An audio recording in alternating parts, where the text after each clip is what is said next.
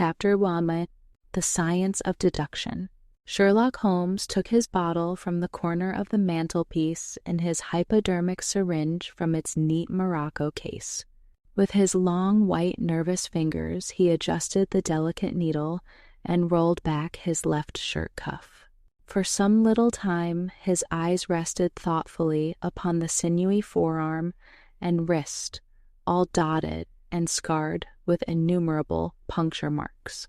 Finally, he thrust the sharp point home, pressed down the tiny piston, and sank back into the velvet-lined armchair with a long sigh of satisfaction. 3 times a day for many months I had witnessed this performance, but custom had not reconciled my mind to it. On the contrary, from day to day I had become more irritable at the sight, and my conscience swelled nightly within me at the thought that I had lacked the courage to protest. Again and again I had registered a vow that I should deliver my soul upon the subject, but there was that in the cool, nonchalant air of my companion which made him the last man with whom one would care to take anything approaching to a liberty. His great powers, his masterly manner, and the experience which I had had of his many extraordinary qualities all made me diffident and backward in crossing him. Yet upon that afternoon, whether it was the bone which I had taken with my lunch, or the additional exasperation produced by the extreme deliberation of his manner, I suddenly felt that I could hold out no longer. "Which is it today?" I asked. "Morphine or cocaine?" He raised his eyes languidly from the old black letter volume which he had opened. "It is cocaine," he said, "a 7% solution. Would you care to try it?" "No, indeed," I answered brusquely. "My constitution has not got over the Afghan campaign yet. I cannot afford to throw any extra strain upon it." He smiled at my vehemence. "Perhaps you are right, Watson," he said. "I suppose that its influence is physically a bad one. I find it, however, so transcendently stimulating and clarifying to the mind that its secondary action is a matter of small moment." "But consider," I said earnestly, "count the cost. Your brain may, as you say, be roused and excited, but it is a pathological and morbid process which involves increased tissue change and may at last leave a permanent weakness. You know, too, what a black reaction comes upon you. Surely the game is hardly worth the candle. Why should you, for a mere passing pleasure, risk the loss of those great powers with which you have been endowed? Remember that I speak not only as one comrade to another, but as a medical man to one for whose constitution he is to some extent answerable." He did not seem offended. On the contrary, he put his fingertips together and leaned his elbows on the arms of his chair, like one who has a relish for conversation. "My mind," he said, "rebels at stagnation. Give me problems, give me work, give me the most abstruse cryptogram or the most intricate analysis, and I am in my own proper atmosphere. I can dispense then with artificial stimulants. But I abhor the dull routine of existence. I crave for mental exaltation. That is why I have chosen my own particular profession, or rather created it, for I am the only one in the world." "The only unofficial detective?" I said, raising my eyebrows. "The only unofficial consulting detective," he answered. "I am the last and highest court of appeal in detection. When Gregson or Lestrade or Athelney Jones are out of their depths, which, by the way, is their normal state, the matter is laid before me. I examine the data as an expert and pronounce a specialist's opinion. I claim no credit in such cases. My name figures in no newspaper. The work itself, the pleasure of finding a field for my peculiar powers, is my highest reward. But you have yourself had some experience of my methods of work in the Jefferson Hope case." "Yes, indeed." said I cordially. I was never so struck by anything in my life. I even embodied it in a small brochure with the somewhat fantastic title of A Study in Scarlet. He shook his head sadly. I glanced over it, said he. Honestly, I cannot congratulate you upon it. Detection is, or ought to be, an exact science, and should be treated in the same cold and unemotional manner. You have attempted to tinge it with romanticism, which produces much the same effect as if you worked a love story or an elopement into the fifth proposition of Euclid. But the romance was there, I remonstrated. I could not tamper with the facts. Some facts should be suppressed, or at least a just sense of proportion should be observed in treating them. The only point in the case which deserved mention was the curious analytical reasoning from effects to causes by which I succeeded in unraveling it. I was annoyed at this criticism of a work which had been specially designed to please him. I confess, too, that I was irritated by the egotism which seemed to demand that every line of my pamphlet should be devoted to his own special doings. More than once during the years that I had lived with him in Baker Street, I had observed that a small vanity underlay my companion's quiet and didactic manner. I made no remark, however, but sat nursing my wounded leg. I had a Giselle bullet through it some time before, and though it did not prevent me from walking, it ached wearily at every change of the weather. My practice has extended recently to the continent, said Holmes after a while, filling up his old briar root pipe. I was consulted last week by François Le Villard, who, as you probably know, has come rather to the front lately in the French detective service. He has all the Celtic power of quick intuition, but he is deficient in the wide range of exact knowledge which is essential to the higher developments of his art. The case was concerned with a will and possessed some features of interest. I was able to refer him to two parallel cases, the one at Riga in 1857 and the other at St. Louis in 1871, which have suggested to him the true solution. Here is the letter which I had this morning acknowledging my assistance. He tossed over, as he spoke, a crumpled sheet of foreign notepaper. I glanced my eyes down it, catching a profusion of notes of admiration, with stray magnifiques, coup de mer, and tour de force, all testifying to the ardent admiration of the Frenchman. He speaks as a pupil to his master, said I. Oh, he rates my assistance too highly, said Sherlock Holmes lightly. He has considerable gifts himself. He possesses 2 out of the 3 qualities necessary for the ideal detective. He has the power of observation and that of deduction. He is only wanting in knowledge, and that may come in time. He is now translating my small works into French. Your works? Oh, didn't you know? He cried, laughing. Yes, I have been guilty of several monographs. They are all upon technical subjects. Here, for example, is one upon the distinction between the ashes of the various tobaccos. In it, I enumerate 140 forms of cigar, cigarette, and pipe tobacco, with colored plates illustrating the difference in the ash. It is a point which is continually turning up in criminal trials, and which is sometimes of supreme importance as a clue. If you can say definitely, for example, that some murder has been done by a man who was smoking an Indian lunka, it obviously narrows your field of search. To the trained eye, there is as much difference between the black ash of a trichinopoly and the white fluff of bird's eye as there is between a cabbage and a potato. You have an extraordinary genius for minutiae, I remarked. I appreciate their importance. Here is my monograph upon the tracing of footsteps, with some remarks upon the uses of plaster of Paris as a preserver of impresses.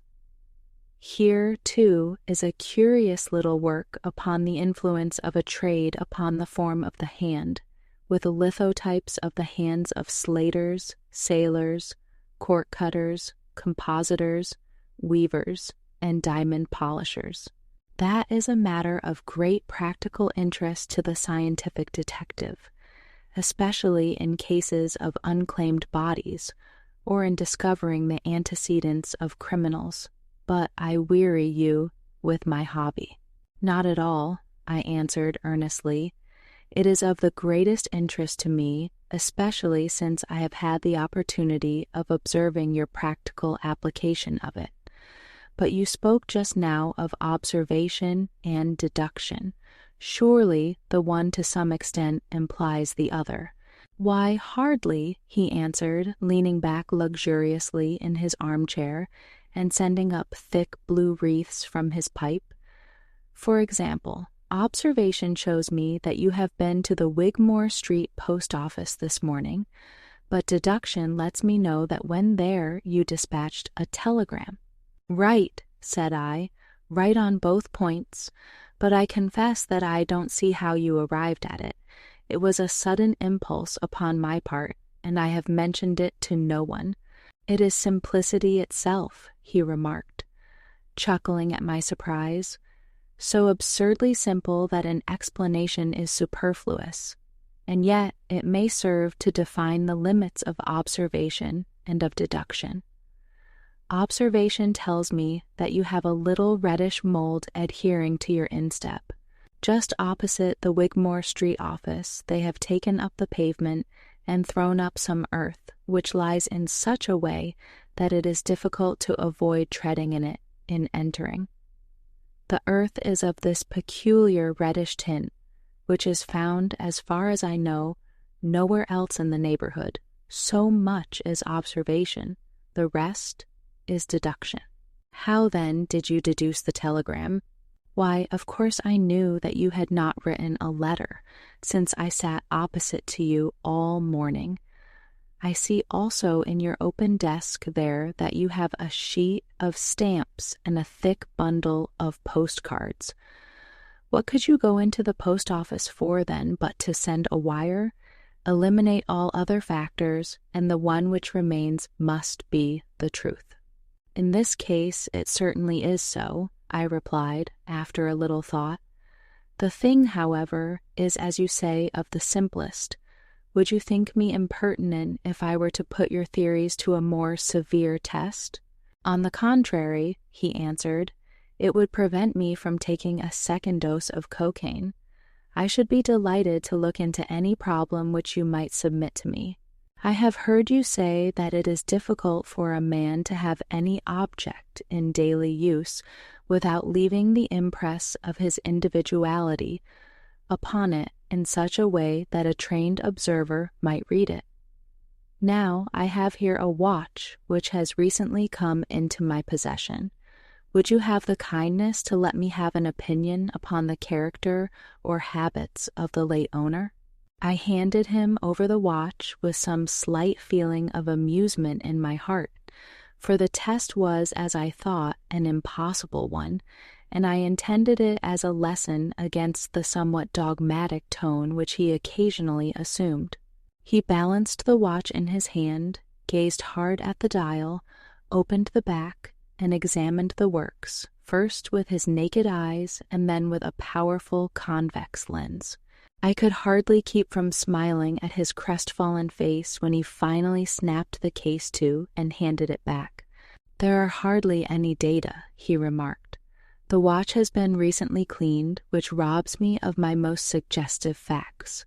You are right, I answered. It was cleaned before being sent to me. In my heart, I accused my companion of putting forward a most lame and impotent excuse to cover his failure. What data could he expect from an uncleaned watch?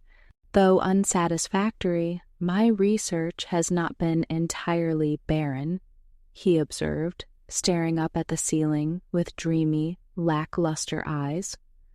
Subject to your correction, I should judge that the watch belonged to your elder brother, who inherited it from your father. That you gather, no doubt, from the HW upon the back? Quite so. The W suggests your own name. The date of the watch is nearly 50 years back, and the initials are as old as the watch, so it was made for the last generation. Jewelry usually descends to the eldest son, and he is most likely to have the same name as the father.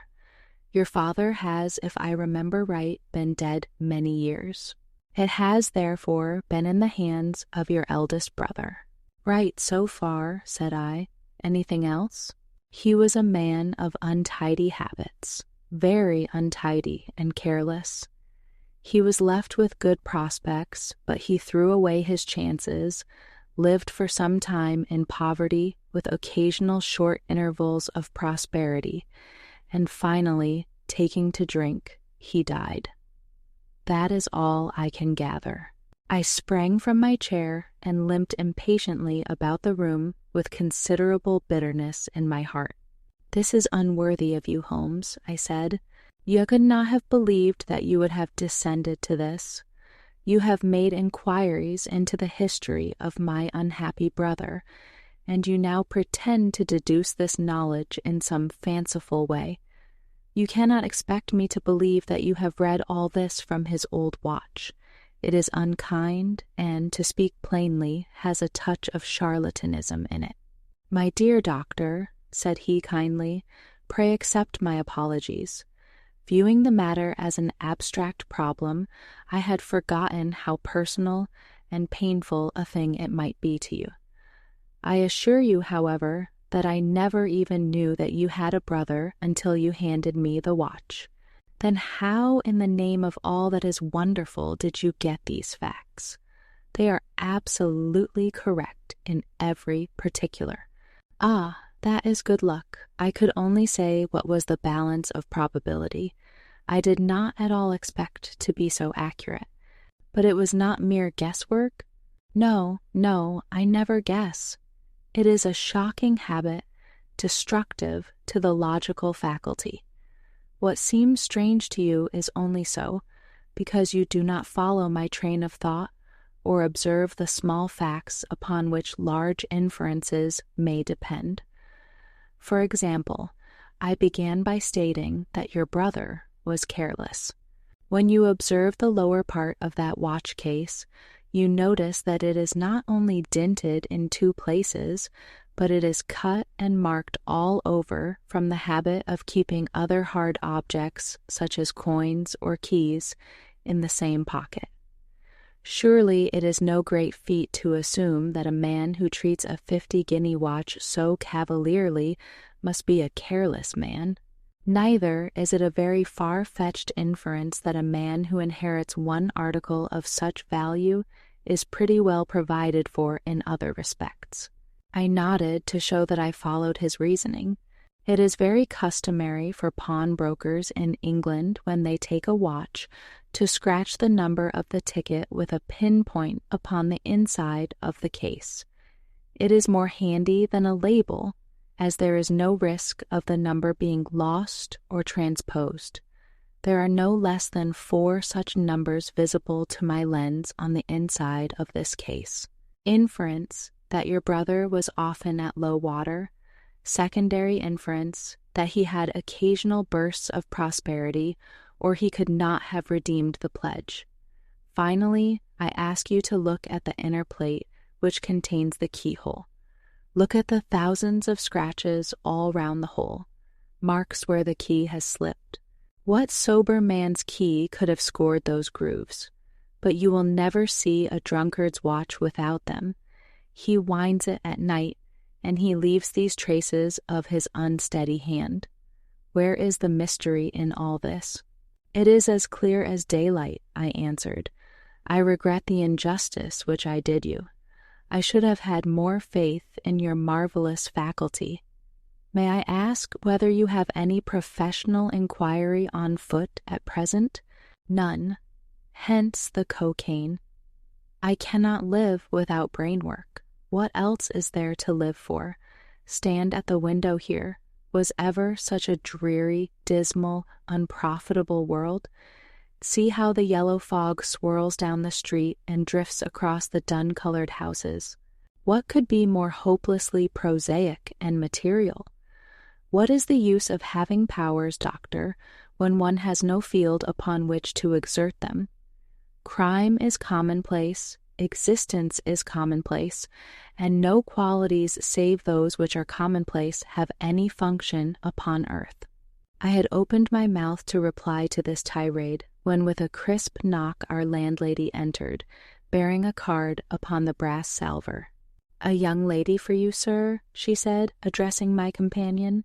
"Miss Mary Morstan," he read. I have no recollection of the name. Ask the young lady to step up, Mrs. Hudson. Don't go, doctor. I should prefer that you remain."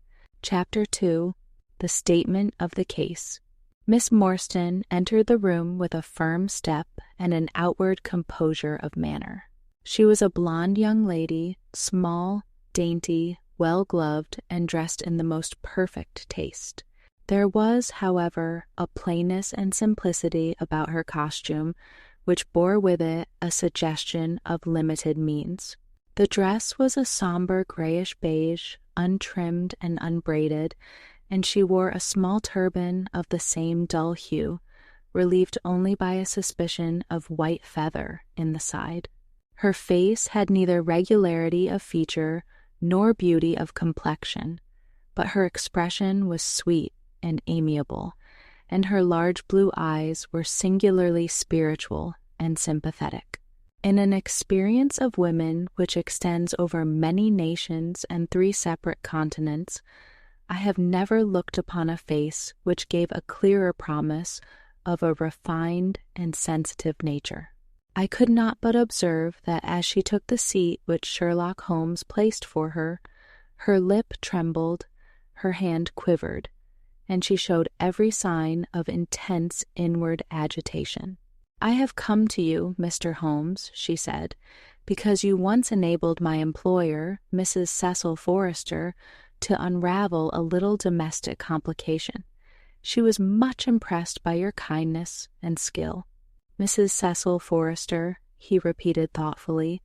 "I believe that I was of some slight service to her. The case, however, as I remember it, was a very simple one. She did not think so, but at least you cannot say the same of mine. I can hardly imagine anything more strange, more utterly inexplicable than the situation in which I find myself." Holmes rubbed his hands and his eyes glistened. He leaned forward in his chair with an expression of extraordinary concentration upon his clear-cut, hawk-like features. "State your case," said he in brisk business tones. I felt that my position was an embarrassing one. "You will, I am sure, excuse me," I said, rising from my chair. To my surprise, the young lady held up her gloved hand to detain me. "If your friend," she said, "would be good enough to stop, he might be of inestimable service to me." I relapsed into my chair. "Briefly," she continued, "the facts are these. My father was an officer in an Indian regiment who sent me home when I was quite a child. My mother was dead, and I had no relative in England. I was placed, however, in a comfortable boarding establishment at Edinburgh, and there I remained until I was 17 years of age. In the year 1878, my father, who was senior captain of his regiment, obtained 12 months' leave and came home. He telegraphed to me from London that he had arrived all safe and directed me to come down at once, giving the Langham Hotel as his address. His message, as I remember, was full of kindness and love. On reaching London, I drove to the Langham and was informed that Captain Morstan was staying there, but that he had gone out the night before and had not yet returned. I waited all day without news of him. That night, on the advice of the manager of the hotel, I communicated with the police, and next morning we advertised in all the papers. Our inquiries led to no result. and from that day to this no word has ever been heard of my unfortunate father. He came home with his heart full of hope to find some peace, some comfort, and instead, she put her hand to her throat, and a choking sob cut short the sentence. "The date?" asked Holmes, opening his notebook. "He disappeared upon the 3rd of December, 1878, nearly 10 years ago. His luggage remained at the hotel. There was nothing in it to suggest a clue. Some clothes, some books, and a considerable number of curiosities from the Andaman Islands. He had been one of the officers in charge of the convict guard there. Had he any friends in town? Tia, only one that we know of, Major Sholto of his own regiment, the 34th Bombay Infantry. The major had retired some little time before and lived at Upper Norwood. We communicated with him, of course, but he did not even know that his brother officer was in England." "A singular case," remarked Holmes. "I have not yet described to you the most singular part. About 6 years ago, to be exact, upon the 4th of May, 1882, an advertisement appeared in the Times asking for the address of Miss Mary Morstan and stating that it would be to her advantage to come forward. There was no name or address appended. I had at that time just entered the family of Mrs. Cecil Forrester in the capacity of governess. By her advice, I published my address in the advertisement column. The same day there arrived through the post a small cardboard box addressed to me, which I found to contain a very large and lustrous pearl. No word of writing was enclosed. Since then, every year upon the same date there has always appeared a similar box, containing a similar pearl, without any clue as to the sender. They have been pronounced by an expert to be of a rare variety and of considerable value. You can see for yourselves that they are very handsome."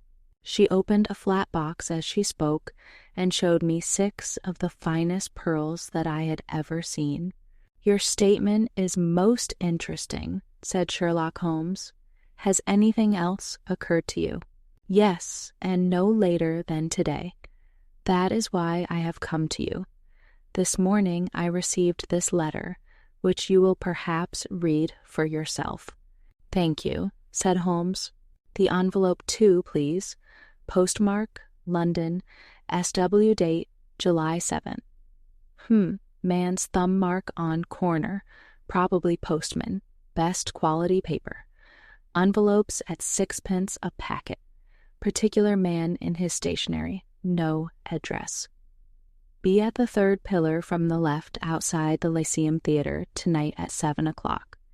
If you are distrustful, bring 2 friends. You are a wronged woman and shall have justice. Do not bring police. If you do, all will be in vain. Your unknown friend." "Well, really, this is a very pretty little mystery. What do you intend to do, Miss Morstan?" "That is exactly what I want to ask you." "Then we shall most certainly go. You and I and— Yes, why, Dr. Watson is the very man. Your correspondent says 2 friends. He and I have worked together before." "But would he come?" she asked, with something appealing in her voice and expression. "I should be proud and happy," said I fervently, "if I can be of any service." "You are both very kind," she answered. "I have led a retired life and have no friends whom I could appeal to. If I am here at 6, it will do, I suppose." "You must not be later," said Holmes. "There is one other point, however. Is this handwriting the same as that upon the pearl box addresses?" "I have them here," she answered, producing 6 pieces of paper. "You are certainly a model client. You have the correct intuition. Let us see now." He spread out the papers upon the table and gave little darting glances from one to the other. They are disguised hands, except the letter, he said presently, but there can be no question as to the authorship. See how the irrepressible Greek E will break out, and see the twirl of the final S. They are undoubtedly by the same person. I should not like to suggest false hopes, Miss Morstan, but is there any resemblance between this hand and that of your father? Nothing could be more unlike. I expected to hear you say so. We shall look out for you, then, at 6. Pray allow me to keep the papers. I may look into the matter before then. It is only 3:30. Au revoir, then. Au revoir, said our visitor, and with a bright, kindly glance from one to the other of us, she replaced her pearl box in her bosom and hurried away. Standing at the window, I watched her walking briskly down the street until the gray turban and white feather were but a speck in the somber crowd. "What a very attractive woman," I exclaimed, turning to my companion. He had lit his pipe again and was leaning back with drooping eyelids. "Is she?" he said languidly. I did not observe. "You really are an automaton, a calculating machine," I cried. "There is something positively inhuman in you at times." He smiled gently. "It is of the first importance," he said, "not to allow your judgment to be biased by personal qualities. A client is to me a mere unit, a factor in a problem. The emotional qualities are antagonistic to clear reasoning. I assure you that the most winning woman I ever knew was hanged for poisoning 3 little children for their insurance money, and the most repellent man of my acquaintance is a philanthropist who has spent nearly $250,000 upon the London poor. In this case, however, I never make exceptions. An exception disproves the rule. Have you ever had occasion to study character in handwriting? What do you make of this fellow's scribble?" "It is legible and regular," I answered. "A man of business habits and some force of character." Holmes shook his head. "Look at his long letters," he said. "They hardly rise above the common herd. That D might be an A, and that EL an E. Men of character always differentiate their long letters, however illegibly they may write. There is vacillation in his K's and self-esteem in his capitals. I am going out now. I have some few references to make. Let me recommend this book, one of the most remarkable ever penned. It is Winwood Reade's Martyrdom of Man. I shall be back in an hour." I sat in the window with the volume in my hand, but my thoughts were far from the daring speculations of the writer. My mind ran upon our late visitor, her smiles, the deep, rich tones of her voice, the strange mystery which overhung her life. If she were 17 at the time of her father's disappearance, she must be 27 now, a sweet age when youth has lost its self-consciousness and become a little sobered by experience. So I sat and mused until such dangerous thoughts came into my head that I hurried away to my desk and plunged furiously into the latest treatise upon pathology. What was I, an army surgeon with a weak leg and a weaker banking account, that I should dare to think of such things? She was a unit, a factor, nothing more. If my future were black, it was better surely to face it like a man than to attempt to brighten it by mere will-o'-the-wisps of the imagination.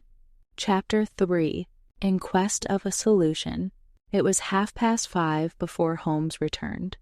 He was bright, eager, and in excellent spirits, a mood which in his case alternated with fits of the blackest depression. "There is no great mystery in this matter," he said, taking the cup of tea which I had poured out for him. "The facts appear to admit of only one explanation." "What? You have solved it already." "Well, that would be too much to say. I have discovered a suggestive fact, that is all. It is, however, very suggestive. The details are still to be added. I have just found, on consulting the back files of the Times, that Major Sholto, of Upper Norwood, late of the 34th Bombay Infantry, died upon the 28th of April, 1882. I may be very obtuse, Holmes, but I fail to see what this suggests. No? You surprise me. Look at it in this way, then. Captain Morstan disappears. The only person in London whom he could have visited is Major Sholto. Major Sholto denies having heard that he was in London. 4 years later, Sholto dies. Within a week of his death, Captain Morstan's daughter receives a valuable present, which is repeated from year to year, and now culminates in a letter which describes her as a wronged woman. What wrong can it refer to except this deprivation of her father? And why should the presents begin immediately after Sholto's death, unless it is that Sholto's heir knows something of the mystery and desires to make compensation? Have you any alternative theory which will meet the facts? But what a strange compensation, and how strangely made! Why, too, should he write a letter now, rather than 6 years ago? Again, the letter speaks of giving her justice. What justice can she have? It is too much to suppose that her father is still alive. There is no other injustice in her case that you know of. There are difficulties. There are certainly difficulties, said Sherlock Holmes pensively. But our expedition of tonight will solve them all. Ah, here is a four-wheeler, and Miss Morstan is inside. Are you all ready? Then we had better go down, for it is a little past the hour. I picked up my hat and my heaviest stick, but I observed that Holmes took his revolver from his drawer and slipped it into his pocket. It was clear that he thought that our night's work might be a serious one. Miss Morstan was muffled in a dark cloak, and her sensitive face was composed, but pale. She must have been more than woman if she did not feel some uneasiness at the strange enterprise upon which we were embarking, yet her self-control was perfect, and she readily answered the few additional questions which Sherlock Holmes put to her. Major Sholto was a very particular friend of Papa's, she said. His letters were full of allusions to the Major. He and Papa were in command of the troops at the Andaman Islands, so they were thrown a great deal together. By the way, a curious paper was found in Papa's desk which no one could understand. I don't suppose that it is of the slightest importance, but I thought you might care to see it, so I brought it with me. It is here. Holmes unfolded the paper carefully and smoothed it out upon his knee. He then very methodically examined it all over with his double lens. It is paper of native Indian manufacture, he remarked. It has at some time been pinned to a board. The diagram upon it appears to be a plan of part of a large building with numerous halls, corridors, and passages. At one point is a small cross done in red ink, and above it is 337 from left, in faded pencil writing. In the left-hand corner is a curious hieroglyphic like 4 crosses in a line with their arms touching. Beside it is written in very rough and coarse characters the sign of the 4, Jonathan Small, Mahomet Singh, Abdullah Khan, Dost Akbar. No, I confess that I do not see how this bears upon the matter, yet it is evidently a document of importance. It has been kept carefully in a pocketbook, for the one side is as clean as the other. It was in his pocketbook that we found it. Preserve it carefully then, Miss Morstan, for it may prove to be of use to us. I begin to suspect that this matter may turn out to be much deeper and more subtle than I at first supposed. I must reconsider my ideas. He leaned back in the cab, and I could see by his drawn brow and his vacant eye that he was thinking intently. Miss Morstan and I chatted in an undertone about our present expedition and its possible outcome, but our companion maintained his impenetrable reserve until the end of our journey. It was a September evening and not yet 7 o'clock, but the day had been a dreary one, and a dense, drizzly fog lay low upon the great city. Mud-colored clouds drooped sadly over the muddy streets. Down the Strand the lamps were but misty splotches of diffused light, which threw a feeble circular glimmer upon the slimy pavement. The yellow glare from the shop windows streamed out into the steamy, vaporous air, and threw a murky, shifting radiance across the crowded thoroughfare. There was, to my mind, something eerie and ghost-like in the endless procession of faces which flitted across these narrow bars of light. Sad faces and glad, haggard and merry. Like all humankind, they flitted from the gloom into the light, and so back into the gloom once more. I am not subject to impressions, but the dull, heavy evening, with the strange business upon which we were engaged, combined to make me nervous and depressed. I could see from Miss Morstan's manner that she was suffering from the same feeling. Holmes alone could rise superior to petty influences. He held his open notebook upon his knee, and from time to time he jotted down figures and memoranda in the light of his pocket lantern. At the Lyceum Theatre, the crowds were already thick at the side entrances. In front, a continuous stream of hansoms and four-wheelers were rattling up, discharging their cargoes of shirt-fronted men and beshawled, Betty-amonded women. We had hardly reached the third pillar, which was our rendezvous, before a small, dark, brisk man in the dress of a coachman accosted us. "Are you the parties who come with Miss Morstan?" he asked. "I am Miss Morstan, and these two gentlemen are my friends," said she. He bent a pair of wonderfully penetrating and questioning eyes upon us. "You will excuse me, miss," he said with a certain dogged manner, "but I was to ask you to give me your word that neither of your companions is a police officer." "I give you my word on that," she answered.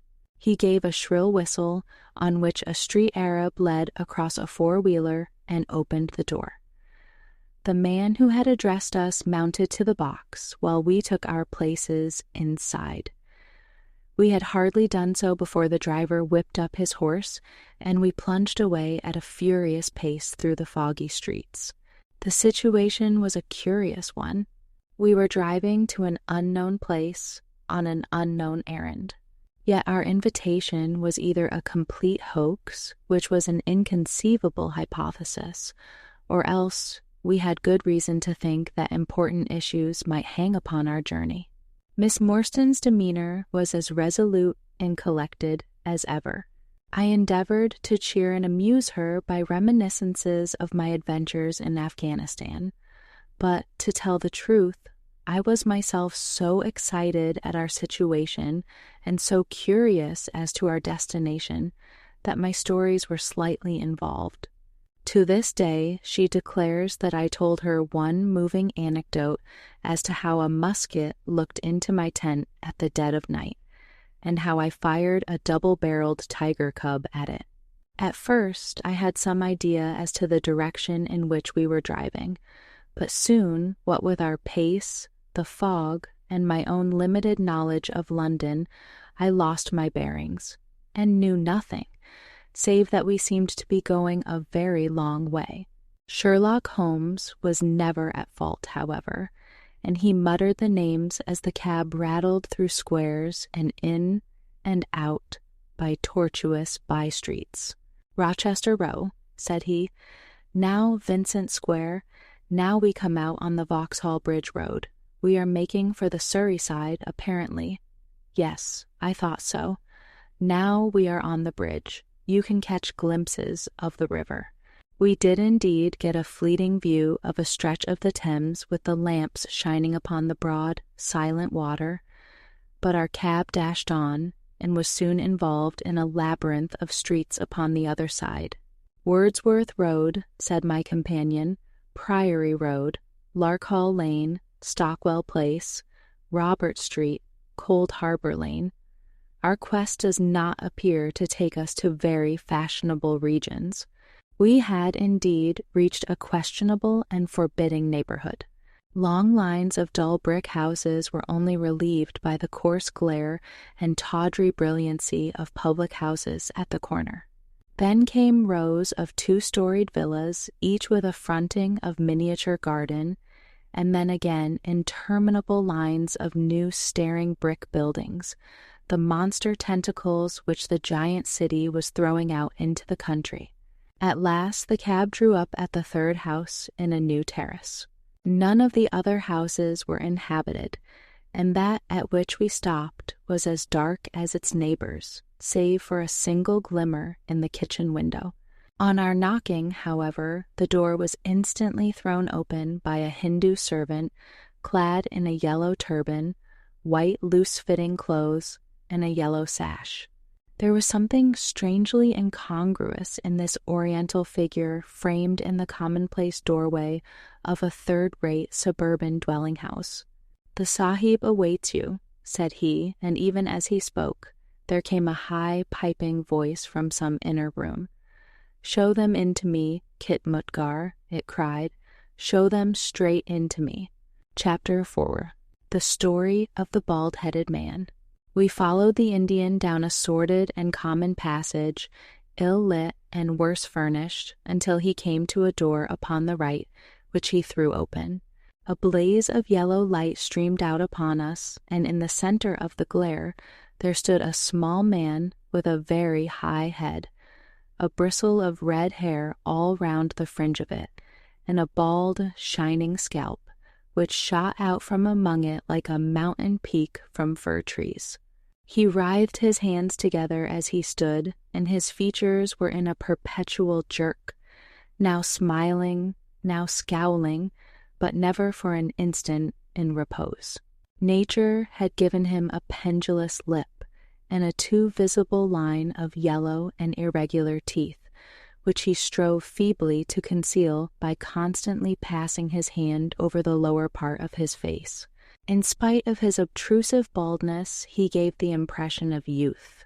In point of fact, he had just turned his 30th year. "Your servant, Miss Morstan," he kept repeating in a thin, high voice. "Your servant, gentlemen. Pray step into my little sanctum, a small place, miss, but furnished to my own liking, an oasis of art in the howling desert of South London." We were all astonished by the appearance of the apartment into which he invited us. In that sorry house, it looked as out of place as a diamond of the first water in a setting of brass. The richest and glossiest of curtains and tapestries draped the walls, looped back here and there to expose some richly mounted painting or oriental vase.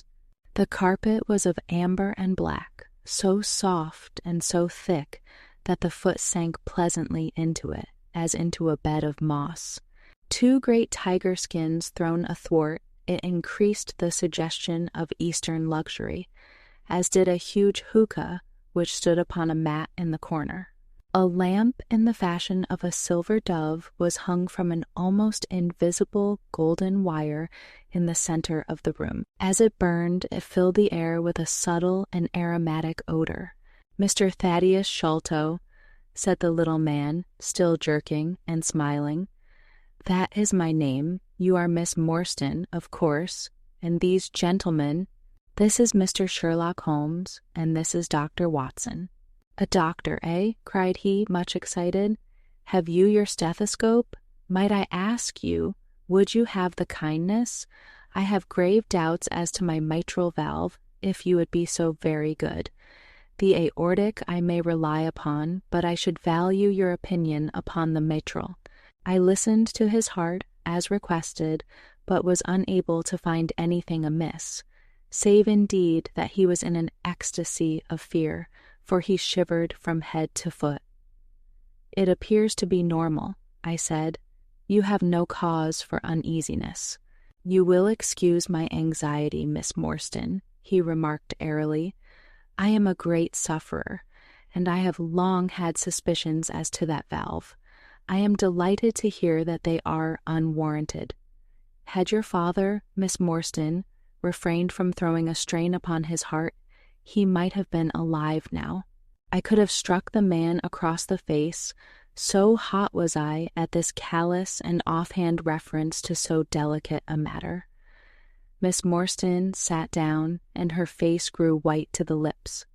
I knew in my heart that he was dead, said she. I can give you every information, said he, and what is more, I can do you justice, and I will too, whatever Brother Bartholomew may say. I am so glad to have your friends here, not only as an escort to you, but also as witnesses to what I am about to do and say. The three of us can show a bold front to Brother Bartholomew, but let us have no outsiders, no police or officials. We can settle everything satisfactorily among ourselves without any interference. Nothing would annoy Brother Bartholomew more than any publicity. He sat down upon a low settee and blinked at us inquiringly with his weak, watery blue eyes. For my part, said Holmes, whatever you may choose to say will go no further. I nodded to show my agreement. That is well, said he. May I offer you a glass of Chianti, Miss Morstan? Or of Tokay? I keep no other wines. Shall I open a flask? No? Well, then, I trust that you have no objection to tobacco smoke, to the mild balsamic odor of the Eastern tobacco. I am a little nervous, and I find my hookah an invaluable sedative. He applied a taper to the great bowl, and the smoke bubbled merrily through the rosewater. We sat all three in a semicircle with our heads advanced and our chins upon our hands, while the strange, jerky little fellow with his high, shining head puffed uneasily in the center. When I first determined to make this communication to you, said he, I might have given you my address, but I feared that you might disregard my request and bring unpleasant people with you. I took the liberty, therefore, of making an appointment in such a way that my man Williams might be able to see you first. I have complete confidence in his discretion, and he had orders, if he were dissatisfied, to proceed no further in the matter. You will excuse these precautions, but I am a man of somewhat retiring, and I might even say refined, tastes, and there is nothing more unaesthetic than a policeman. I have a natural shrinking from all forms of rough materialism. I seldom come in contact with the rough crowd. I live, as you see, with some little atmosphere of elegance around me. I may call myself a patron of the arts. It is my weakness. The landscape is a genuine Corot, and though a connoisseur might perhaps throw a doubt upon that Salvator Rosa, there cannot be the least question about the Bouguereau. I am partial to the modern French school. You will excuse me, Mr. Sholto, said Miss Morstan, but I am here at your request to learn something which you desire to tell me. It is very late, and I should desire the interview to be as short as possible. At the best it must take some time, he answered, for we shall certainly have to go to Norwood and see Brother Bartholomew. We shall all go and try if we can get the better of Brother Bartholomew. He is very angry with me for taking the course which has seemed right to me. I had quite high words with him last night. You cannot imagine what a terrible fellow he is when he is angry.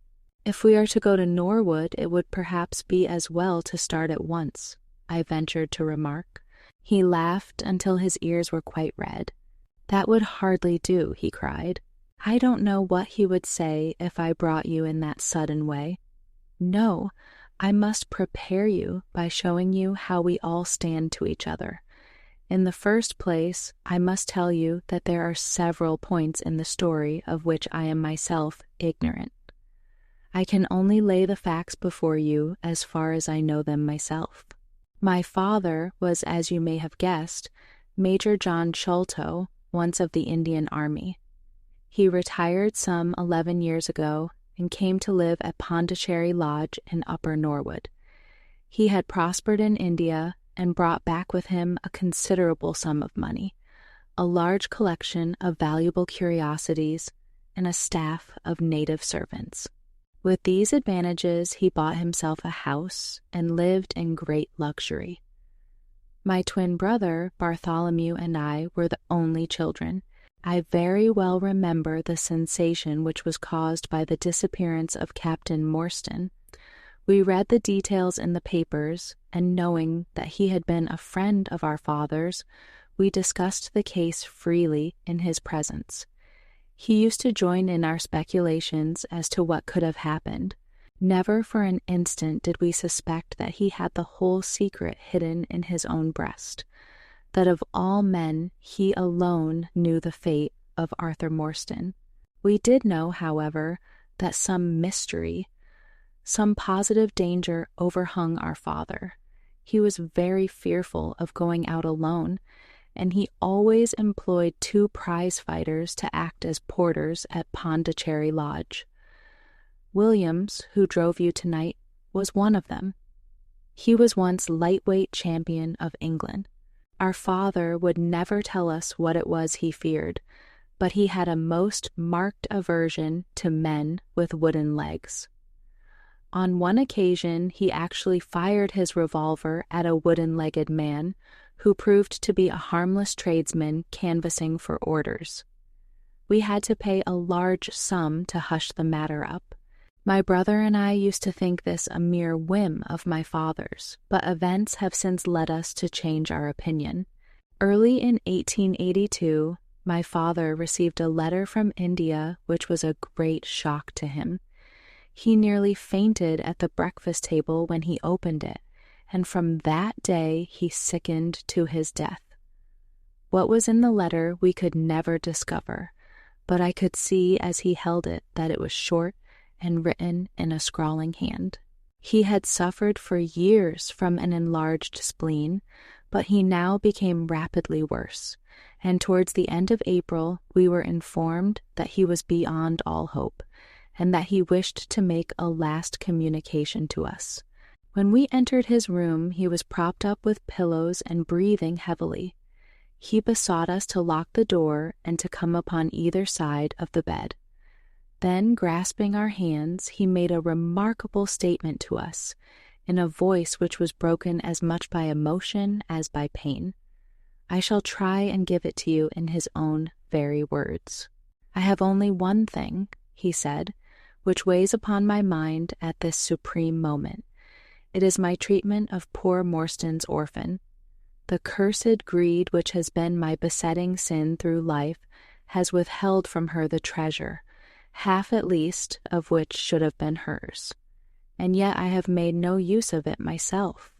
So blind and foolish a thing is avarice.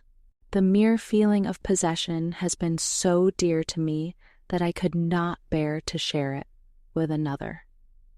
See that chaplet dipped with pearls beside the quinine bottle? Even that I could not bear to part with, although I had got it out with the design of sending it to her. You, my sons, will give her a fair share of the Agra treasure, but send her nothing, not even the chaplet, until I am gone. After all, men have been as bad as this, and have recovered. I will tell you how Morstan died, he continued. He had suffered for years from a weak heart, but he concealed it from everyone. I alone knew it. When in India, he and I, through a remarkable chain of circumstances, came into possession of a considerable treasure. I brought it over to England, and on the night of Morstan's arrival, he came straight over here to claim his share. He walked over from the station and was admitted by my faithful old Lal Chowdar, who is now dead. Morstan and I had a difference of opinion as to the division of the treasure, and we came to heated words. Morstan had sprung out of his chair in a paroxysm of anger, when he suddenly pressed his hand to his side, his face turned a dusky hue, and he fell backwards, cutting his head against the corner of the treasure chest. When I stooped over him, I found, to my horror, that he was dead. For a long time I sat half distracted, wondering what I should do. My first impulse was, of course, to call for assistance, but I could not but recognize that there was every chance that I would be accused of his murder. His death at the moment of a quarrel, and the gash in his head, would be black against me. Again, an official inquiry could not be made without bringing out some facts about the treasure, which I was particularly anxious to keep secret. He had told me that no soul upon earth knew where he had gone. There seemed to be no necessity why any soul ever should know. I was still pondering over the matter when, looking up, I saw my servant, Lal Chowdar, in the doorway. He stole in and bolted the door behind him. "Do not fear, Sahib," he said. "No one need know that you have killed him. Let us hide him away, and who is the wiser?" "I did not kill him," said I. Lal Chowdar shook his head and smiled. "I heard it all, Sahib," said he. "I heard you quarrel, and I heard the blow, but my lips are sealed. All are asleep in the house. Let us put him away together." That was enough to decide me. If my own servant could not believe my innocence, how could I hope to make it good before 12 foolish tradesmen in a jury box? Lal Chowdar and I disposed of the body that night, and within a few days the London papers were full of the mysterious disappearance of Captain Morstan. You will see from what I say that I can hardly be blamed in the matter. My fault lies in the fact that we concealed not only the body, but also the treasure, and that I have clung to Morstan's share as well as to my own. I wish you, therefore, to make restitution. Put your ears down to my mouth. The treasure is hidden in... At this instant a horrible change came over his expression. His eyes stared wildly, his jaw dropped, and he yelled, in a voice which I can never forget, "Keep him out! For Christ's sake, keep him out!" We both stared round at the window behind us, upon which his gaze was fixed. A face was looking in at us out of the darkness. We could see the whitening of the nose where it was pressed against the glass. It was a bearded, hairy face, with wild, cruel eyes and an expression of concentrated malevolence. My brother and I rushed towards the window, but the man was gone. When we returned to my father, his head had dropped and his pulse had ceased to beat. We searched the garden that night, but found no sign of the intruder, save that just under the window a single footmark was visible in the flower bed. But for that one trace, we might have thought that our imaginations had conjured up that wild, fierce face. We soon, however, had another and a more striking proof that there were secret agencies at work all round us. The window of my father's room was found open in the morning, his cupboards and boxes had been rifled, and upon his chest was fixed a torn piece of paper, with the words, "The Sign of the Four," scrawled across it. What the phrase meant, or who our secret visitor may have been, we never knew. As far as we can judge, none of my father's property had been actually stolen, though everything had been turned out. My brother and I naturally associated this peculiar incident with the fear which haunted my father during his life, but it is still a complete mystery to us. The little man stopped to relight his hookah and puffed thoughtfully for a few moments. We had all sat absorbed, listening to his extraordinary narrative. At the short account of her father's death, Miss Morstan had turned deadly white, and for a moment I feared that she was about to faint. She rallied, however, on drinking a glass of water which I quietly poured out for her from a Venetian carafe upon the side table. Sherlock Holmes leaned back in his chair with an abstracted expression and the lids drawn low over his glittering eyes. As I glanced at him, I could not but think how on that very day he had complained bitterly of the commonplaceness of life. Here at least was a problem which would tax his sagacity to the utmost. Mr. Thaddeus Sholto looked from one to the other of us with an obvious pride at the effect which his story had produced, and then continued between the puffs of his overgrown pipe. "My brother and I," said he, "were, as you may imagine, much excited as to the treasure which my father had spoken of. For weeks and for months we dug and delved in every part of the garden without discovering its whereabouts. It was maddening to think that the hiding place was on his very lips at the moment that he died. We could judge the splendor of the missing riches by the chaplet which he had taken out. Over this chaplet, my brother Bartholomew and I had some little discussion. The pearls were evidently of great value, and he was averse to part with them, for, between friends, my brother was himself a little inclined to my father's fault. He thought, too, that if we parted with the chaplet, it might give rise to gossip and finally bring us into trouble. It was all that I could do to persuade him to let me find out Miss Morstan's address and send her a detached pearl at fixed intervals, so that at least she might never feel destitute. It was a kindly thought," said our companion earnestly. "It was extremely good of you." The little man waved his hand deprecatingly. "We were your trustees," he said. That was the view which I took of it, though Brother Bartholomew could not altogether see it in that light. We had plenty of money ourselves. I desired no more. Besides, it would have been such bad taste to have treated a young lady in so scurvy a fashion. Le mauvais goût mène au crime. The French have a very neat way of putting these things. Our difference of opinion on this subject went so far that I thought it best to set up rooms for myself. So I left Pondicherry Lodge, taking the old Khitmutgar and Williams with me. Yesterday, however, I learned that an event of extreme importance has occurred. The treasure has been discovered.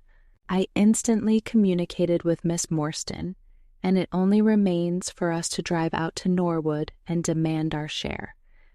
I explained my views last night to Brother Bartholomew, so we shall be expected, if not welcome, visitors." Mr. Thaddeus Sholto ceased and sat twitching on his luxurious settee. We all remained silent, with our thoughts upon the new development which the mysterious business had taken. Holmes was the first to spring to his feet.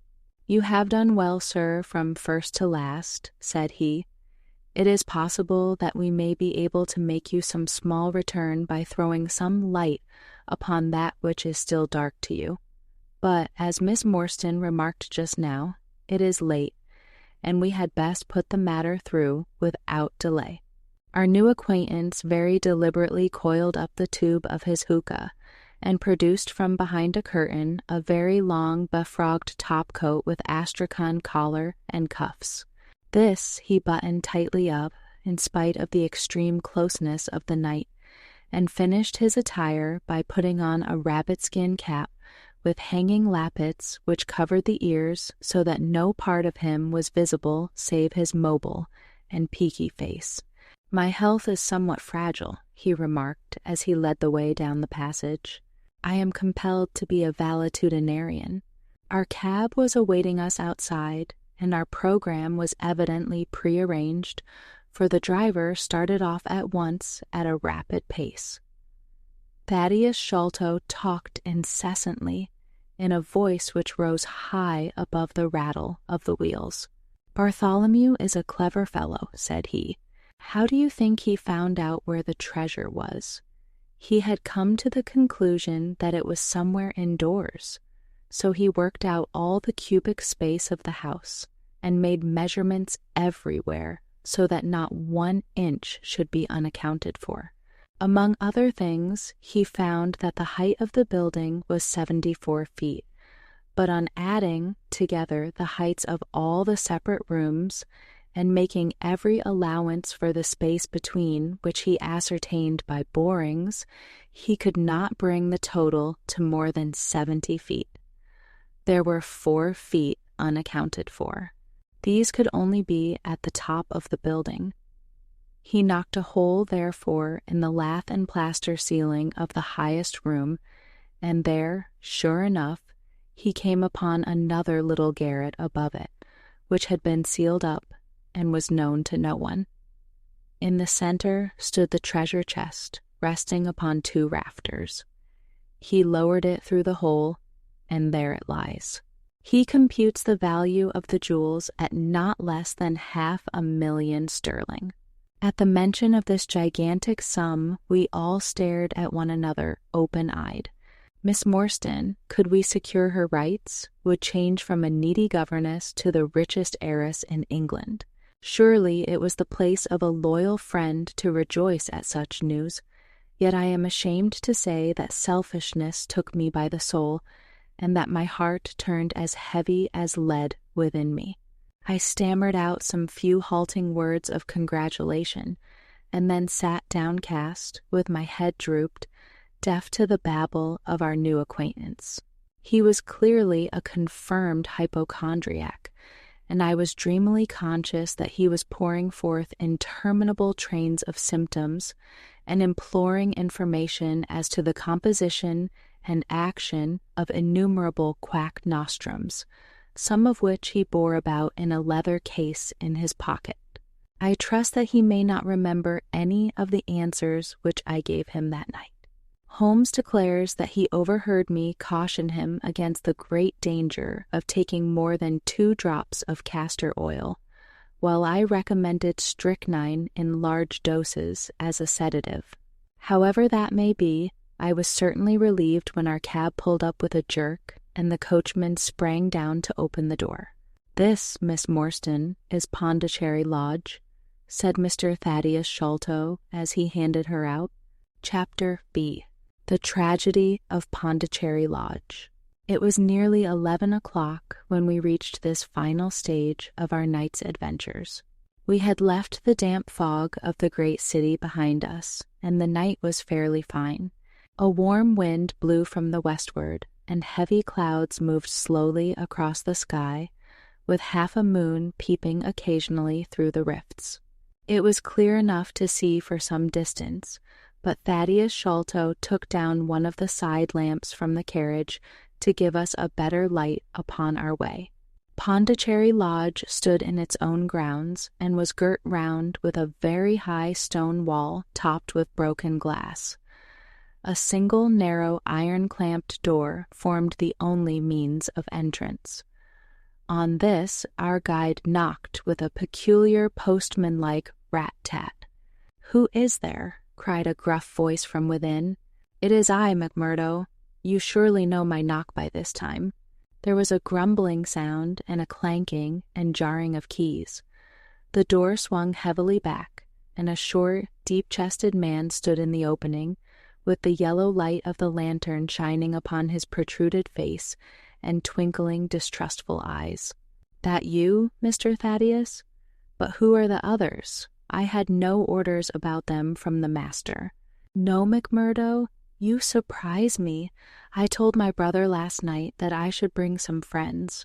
He ain't been out of his room today, Mr. Thaddeus, and I have no orders. You know very well that I must stick to regulations. I can let you in, but your friends must just stop where they are." This was an unexpected obstacle. Thaddeus Sholto looked about him in a perplexed and helpless manner. "This is too bad of you, McMurdo," he said. "If I guarantee them, that is enough for you. There is the young lady, too. She cannot wait on the public road at this hour." "Very sorry, Mr. Thaddeus," said the porter, inexorably. "Folk may be friends o' yours, and yet no friends o' the master's. He pays me well to do my duty, and my duty I'll do. I don't know none o' your friends." "Oh, yes, you do, McMurdo," cried Sherlock Holmes genially. "I don't think you can have forgotten me. Don't you remember the amateur who fought 3 rounds with you at Allison's rooms on the night of your benefit 4 years back?" "Not Mr. Sherlock Holmes," roared the prize-fighter. "God's truth, How could I have mistook you? If instead of standin' there so quiet you had just stepped up and given me that cross hit of yours under the jaw, I'd ha' known you without a question. Ah, you're one that has wasted your gifts, you have. You might have aimed high if you had joined the fancy. You see, Watson, if all else fails me, I have still one of the scientific professions open to me, said Holmes, laughing. Our friend won't keep us out in the cold now, I am sure. In you come, sir, in you come, you and your friends, he answered. Very sorry, Mr. Thaddeus, but orders are very strict. Had to be certain of your friends before I let them in. Inside, a gravel path wound through desolate grounds to a huge clump of a house, square and prosaic, all plunged in shadow save where a moonbeam struck one corner and glimmered in a garret window. The vast size of the building, with its gloom and its deathly silence, struck a chill to the heart. Even Thaddeus Sholto seemed ill at ease, and the lantern quivered and rattled in his hand. I cannot understand it, he said. There must be some mistake. I distinctly told Bartholomew that we should be here, and yet there is no light in his window. I do not know what to make of it. Does he always guard the premises in this way? Asked Holmes. Yes, he has followed my father's custom. He was the favorite son, you know, and I sometimes think that my father may have told him more than he ever told me. That is Bartholomew's window up there, where the moonshine strikes. It is quite bright, but there is no light from within, I think. None, said Holmes, but I see the glint of a light in that little window beside the door. Ah, that is the housekeeper's room. That is where old Mrs. Burnstone sits. She can tell us all about it. But perhaps you would not mind waiting here for a minute or two, for if we all go in together and she has no word of our coming, she may be alarmed. But hush, what is that? He held up the lantern, and his hand shook until the circles of light flickered and wavered all round us. Miss Morstan seized my wrist, and we all stood with thumping hearts, straining our ears. From the great black house there sounded through the silent night the saddest and most pitiful of sounds, the shrill, broken whimpering of a frightened woman. It is Mrs. Burnstone, said Sholto. She is the only woman in the house. Wait here, I shall be back in a moment. He hurried for the door and knocked in his peculiar way. We could see a tall old woman admit him and sway with pleasure at the very sight of him. Oh, Mr. Thaddeus, sir, I am so glad you have come. I am so glad you have come, Mr. Thaddeus, sir.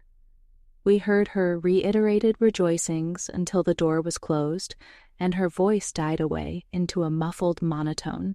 Our guide had left us the lantern. Holmes swung it slowly round and peered keenly at the house and at the great rubbish heaps which cumbered the grounds. Miss Morstan and I stood together, and her hand was in mine. A wondrous subtle thing is love, for here were we two who had never seen each other before that day, between whom no word or even look of affection had ever passed, and yet now in an hour of trouble our hands instinctively sought for each other.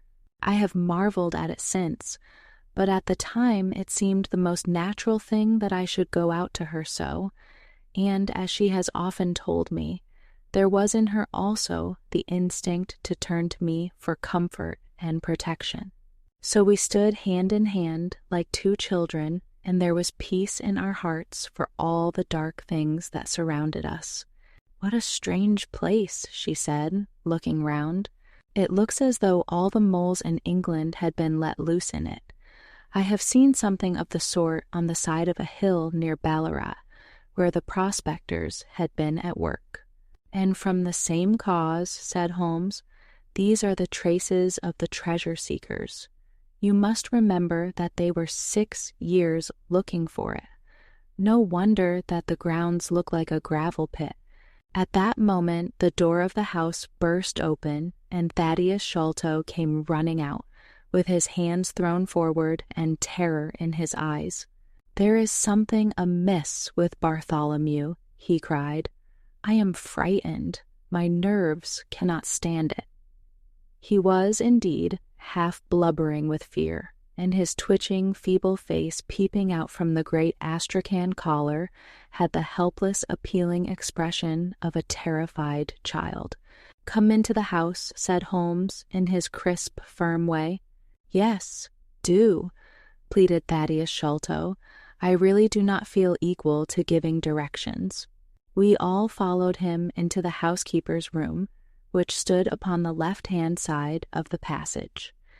The old woman was pacing up and down with a scared look and restless picking fingers, but the sight of Miss Morstan appeared to have a soothing effect upon her. "God bless your sweet, calm face," she cried with an hysterical sob. "It does me good to see you. Oh, but I have been sorely tried this day." Our companion patted her thin, work-worn hand and murmured some few words of kindly, womanly comfort, which brought the color back into the other's bloodless cheeks. "Master has locked himself in and will not answer me," she explained. "All day I have waited to hear from him, for he often likes to be alone. But an hour ago I feared that something was amiss, so I went up and peeped through the keyhole." "You must go up, Mr. Thaddeus. You must go up and look for yourself. I have seen Mr. Bartholomew Sholto in joy and in sorrow for 10 long years, but I never saw him with such a face on him as that." Sherlock Holmes took the lamp and led the way, for Thaddeus Sholto's teeth were chattering in his head. So shaken was he that I had to pass my hand under his arm as we went up the stairs, for his knees were trembling under him. Twice as we ascended, Holmes whipped his lens out of his pocket and carefully examined marks which appeared to me to be mere shapeless smudges of dust upon the cocoa-nut matting which served as a stair carpet. He walked slowly from step to step, holding the lamp and shooting keen glances to right and left. Miss Morstan had remained behind with the frightened housekeeper. The third flight of stairs ended in a straight passage of some length, with a great picture in Indian tapestry upon the right of it and 3 doors upon the left. Holmes advanced along it in the same slow and methodical way, while we kept close at his heels, with our long black shadows streaming backwards down the corridor. The third door was that which we were seeking. Holmes knocked without receiving any answer, and then tried to turn the handle and force it open.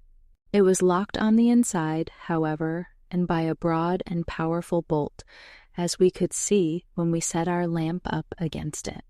The key being turned, however, the hole was not entirely closed.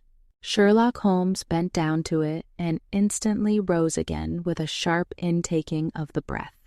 "There is something devilish in this, Watson," said he, more moved than I had ever before seen him. "What do you make of it?"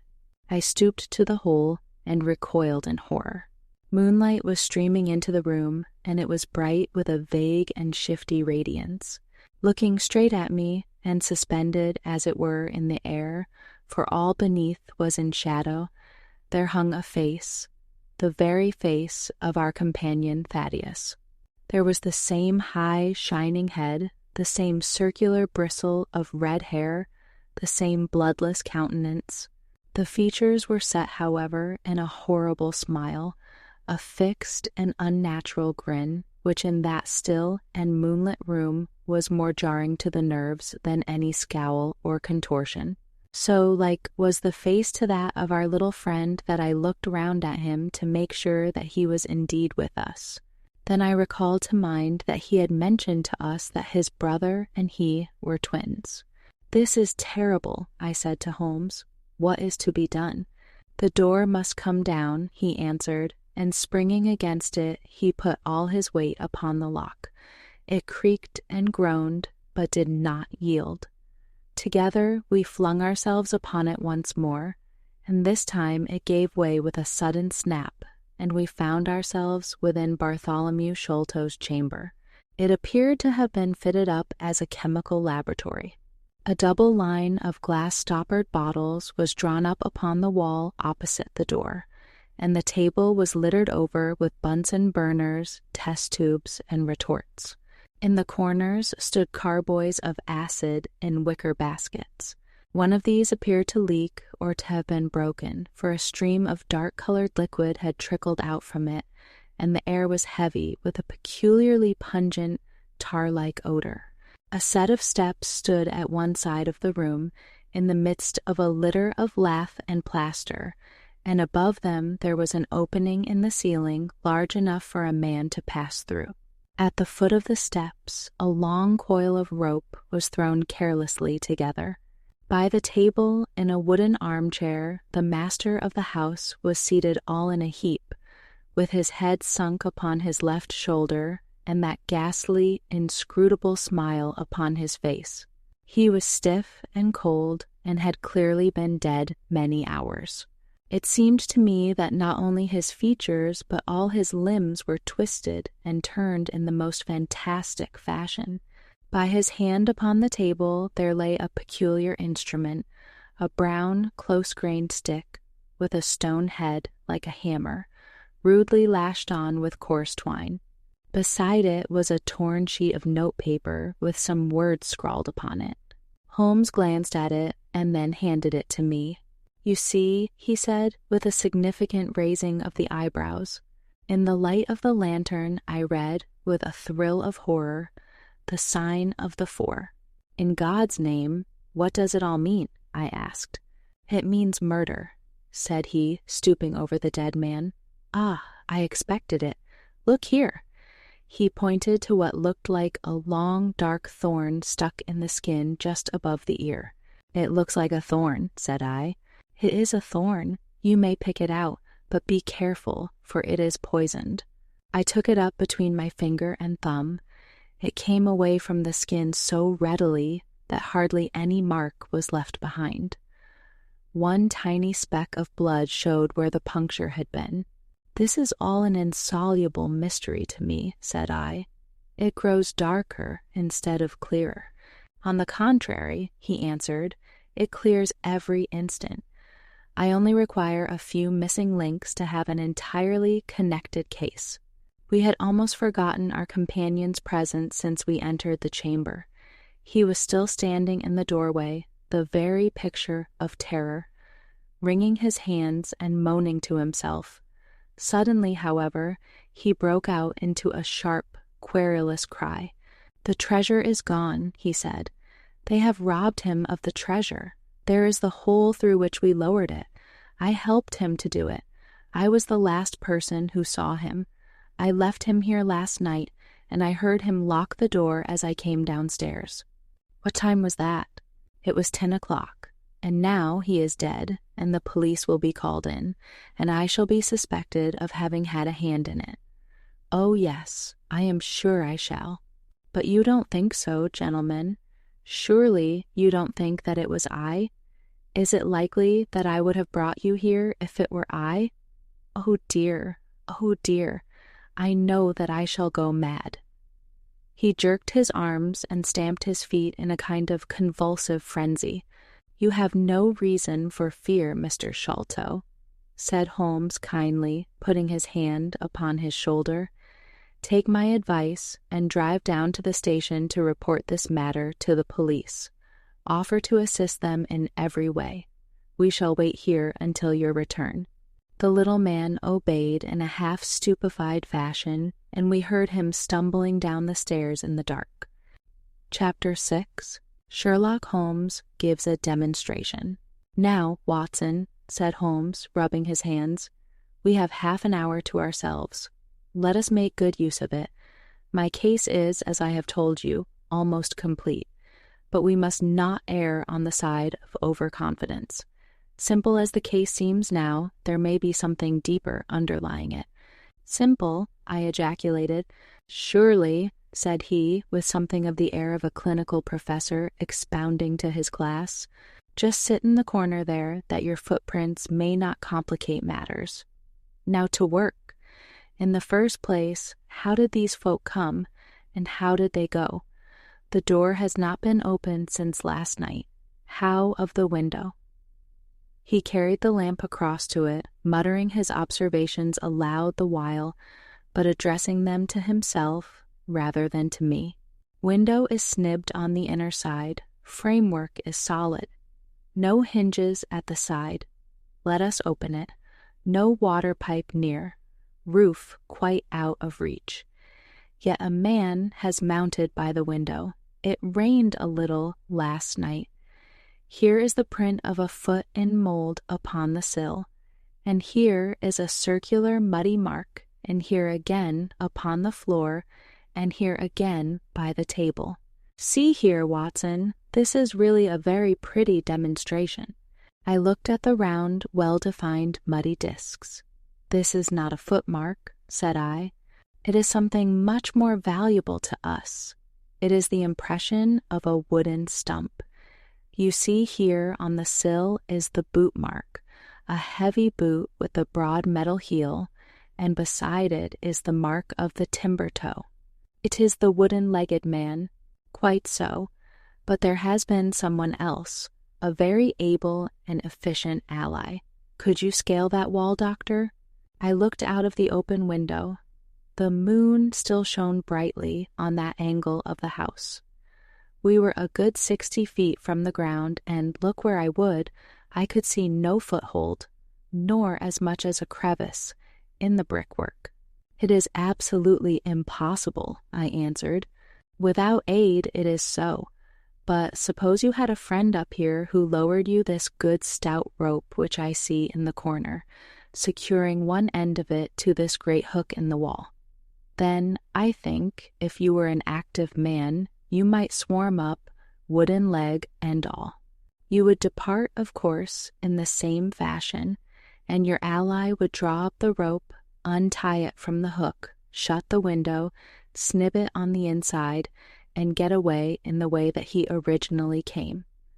As a minor point, it may be noted, he continued, fingering the rope, that our wooden-legged friend, though a fair climber, was not a professional sailor. His hands were far from horny.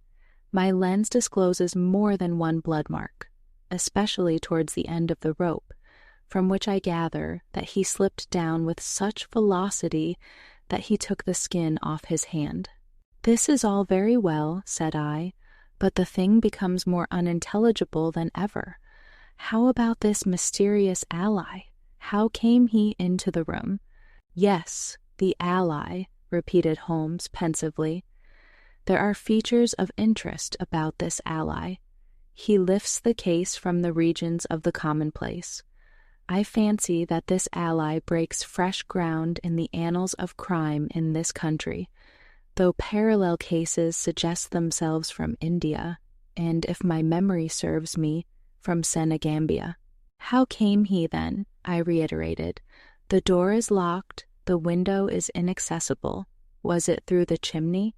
The grate is much too small, he answered. I had already considered that possibility. How then? I persisted. You will not apply my precept, he said, shaking his head.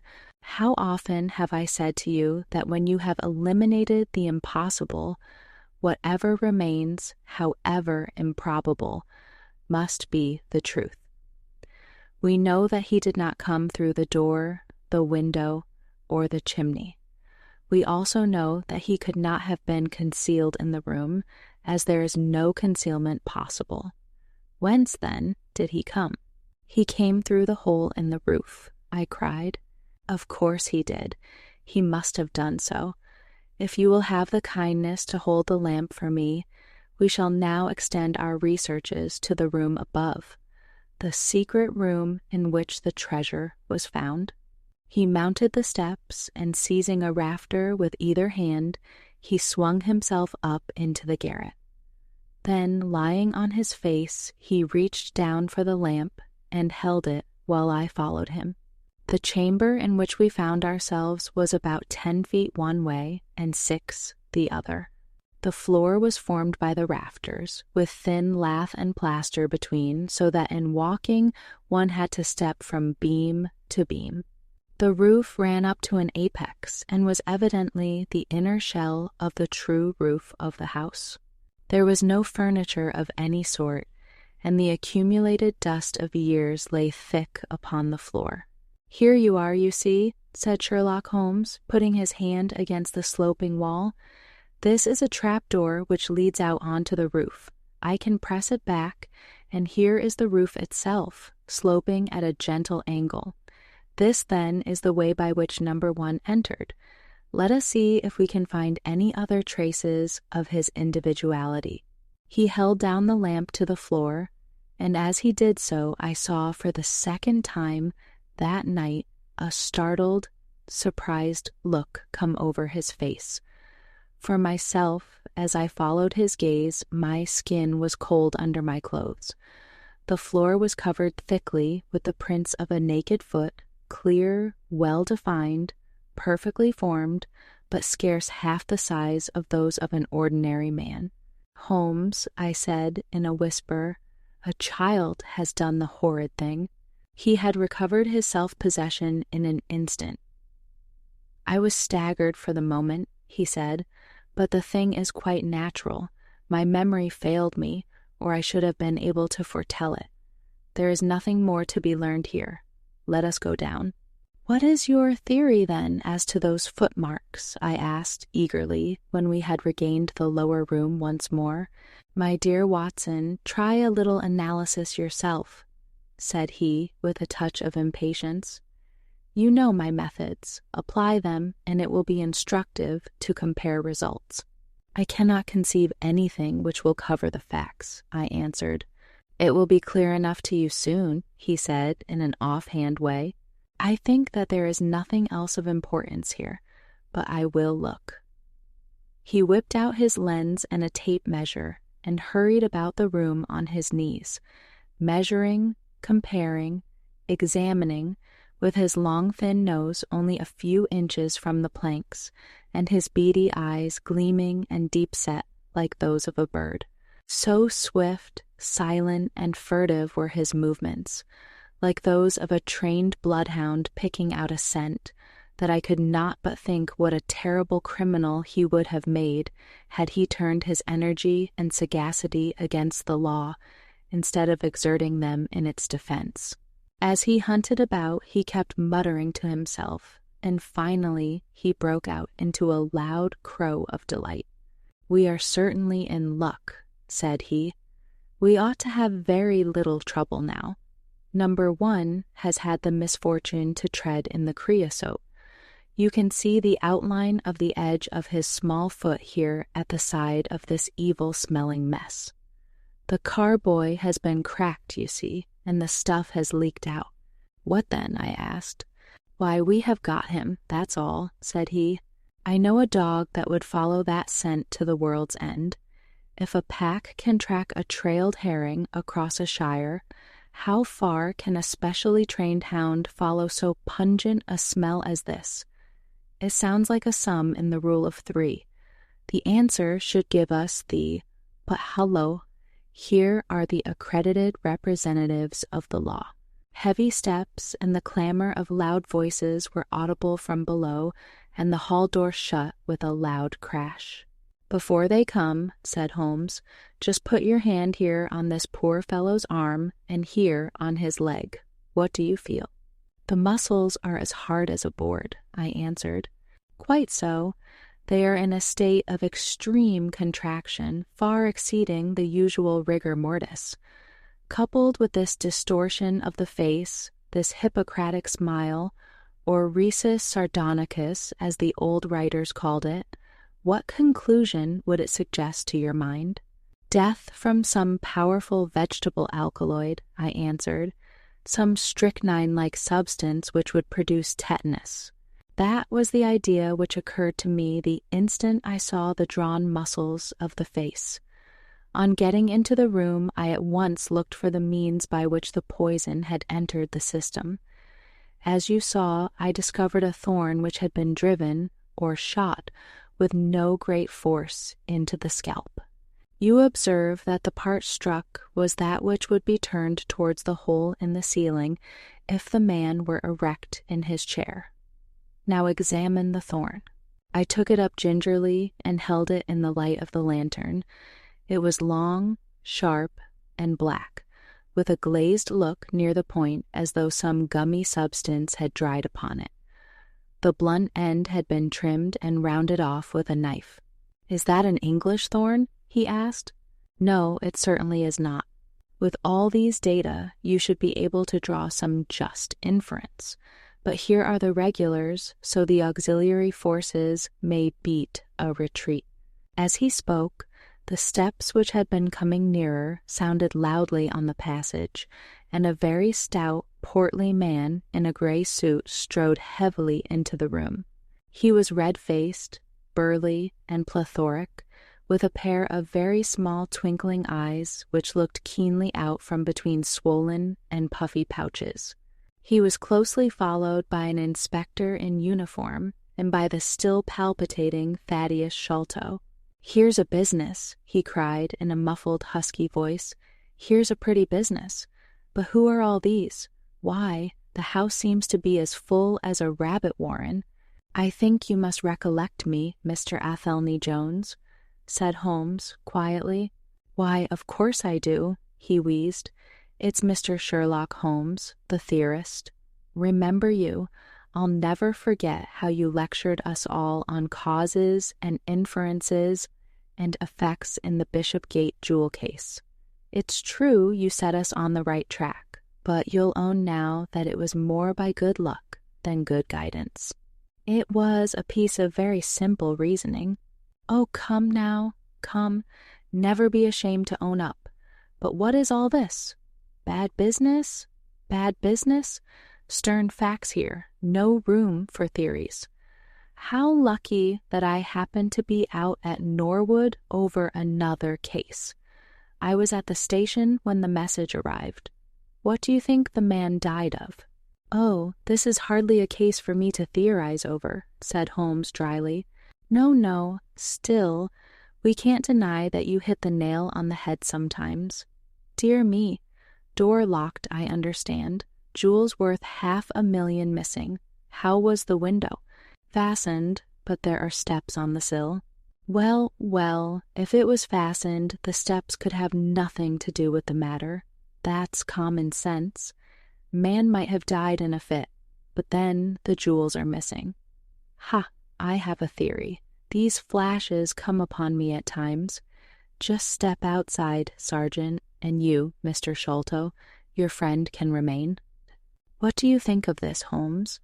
Sholto was on his own confession with his brother last night. The brother died in a fit, on which Sholto walked off with the treasure. How's that? On which the dead man very considerately got up and locked the door on the inside. There's a flaw there. Let us apply common sense to the matter. This Thaddeus Sholto was with his brother. There was a quarrel. So much we know. The brother is dead, and the jewels are gone. So much also we know. No one saw the brother from the time Thaddeus left him. His bed had not been slept in. Thaddeus is evidently in a most disturbed state of mind. His appearance is, well, not attractive. You see that I am weaving my web round Thaddeus. The net begins to close upon him. "You are not quite in possession of the facts yet," said Holmes. "This splinter of wood, which I have every reason to believe to be poisoned, was in the man's scalp where you still see the mark. This card, inscribed as you see it, was on the table, and beside it lay this rather curious stone-headed instrument. How does all that fit into your theory?" "Confirms it in every respect," said the fat detective pompously. "House is full of Indian curiosities. Thaddeus brought this up, and if this splinter be poisonous, Thaddeus may as well have made murderous use of it as any other man. The card is some hocus-pocus, a blind, as like as not. The only question is, how did he depart? Ah, of course, here is a hole in the roof." With great activity, considering his bulk, he sprang up the steps and squeezed through into the garret. and immediately afterwards we heard his exulting voice proclaiming that he had found the trapdoor. "He can find something," remarked Holmes, shrugging his shoulders. "He has occasional glimmerings of reason. Il n'y a pas de sots si incommodes que ceux qui ont de l'esprit." "You see," said Athelney Jones, reappearing down the steps again, "facts are better than mere theories, after all. My view of the case is confirmed. There is a trapdoor communicating with the roof, and it is partly open. It was I who opened it." "Oh, indeed. You did notice it, then?" He seemed a little crestfallen at the discovery. "Well, whoever noticed it, it shows how our gentleman got away." "Inspector." "Yes, sir," from the passage. "Ask Mr. Sholto to step this way. Mr. Sholto, it is my duty to inform you that anything which you may say will be used against you. I arrest you in the Queen's name as being concerned in the death of your brother." "There now, didn't I tell you?" cried the poor little man, throwing out his hands and looking from one to the other of us. "Don't trouble yourself about it, Mr. Sholto," said Holmes. "I think that I can engage to clear you of the charge." "Don't promise too much, Mr. Theorist. Don't promise too much," snapped the detective. "You may find it a harder matter than you think. Not only will I clear him, Mr. Jones, but I will make you a free present of the name and description of one of the two people who were in this room last night. His name, I have every reason to believe, is Jonathan Small. He is a poorly educated man, small, active, with his right leg off and wearing a wooden stump which is worn away upon the inner side. His left boot has a coarse, square-toed sole with an iron band round the heel. He is a middle-aged man, much sunburned, and has been a convict. These few indications may be of some assistance to you, coupled with the fact that there is a good deal of skin missing from the palm of his hand. The other man—" "Ah, the other man?"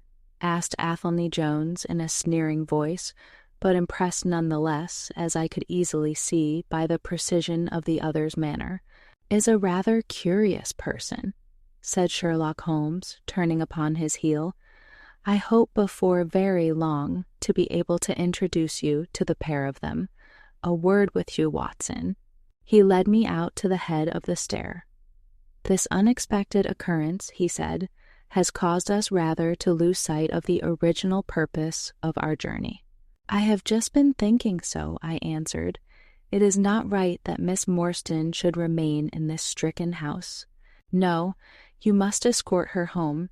She lives with Mrs. Cecil Forrester in Lower Camberwell, so it is not very far. I will wait for you here if you will drive out again, or perhaps you are too tired."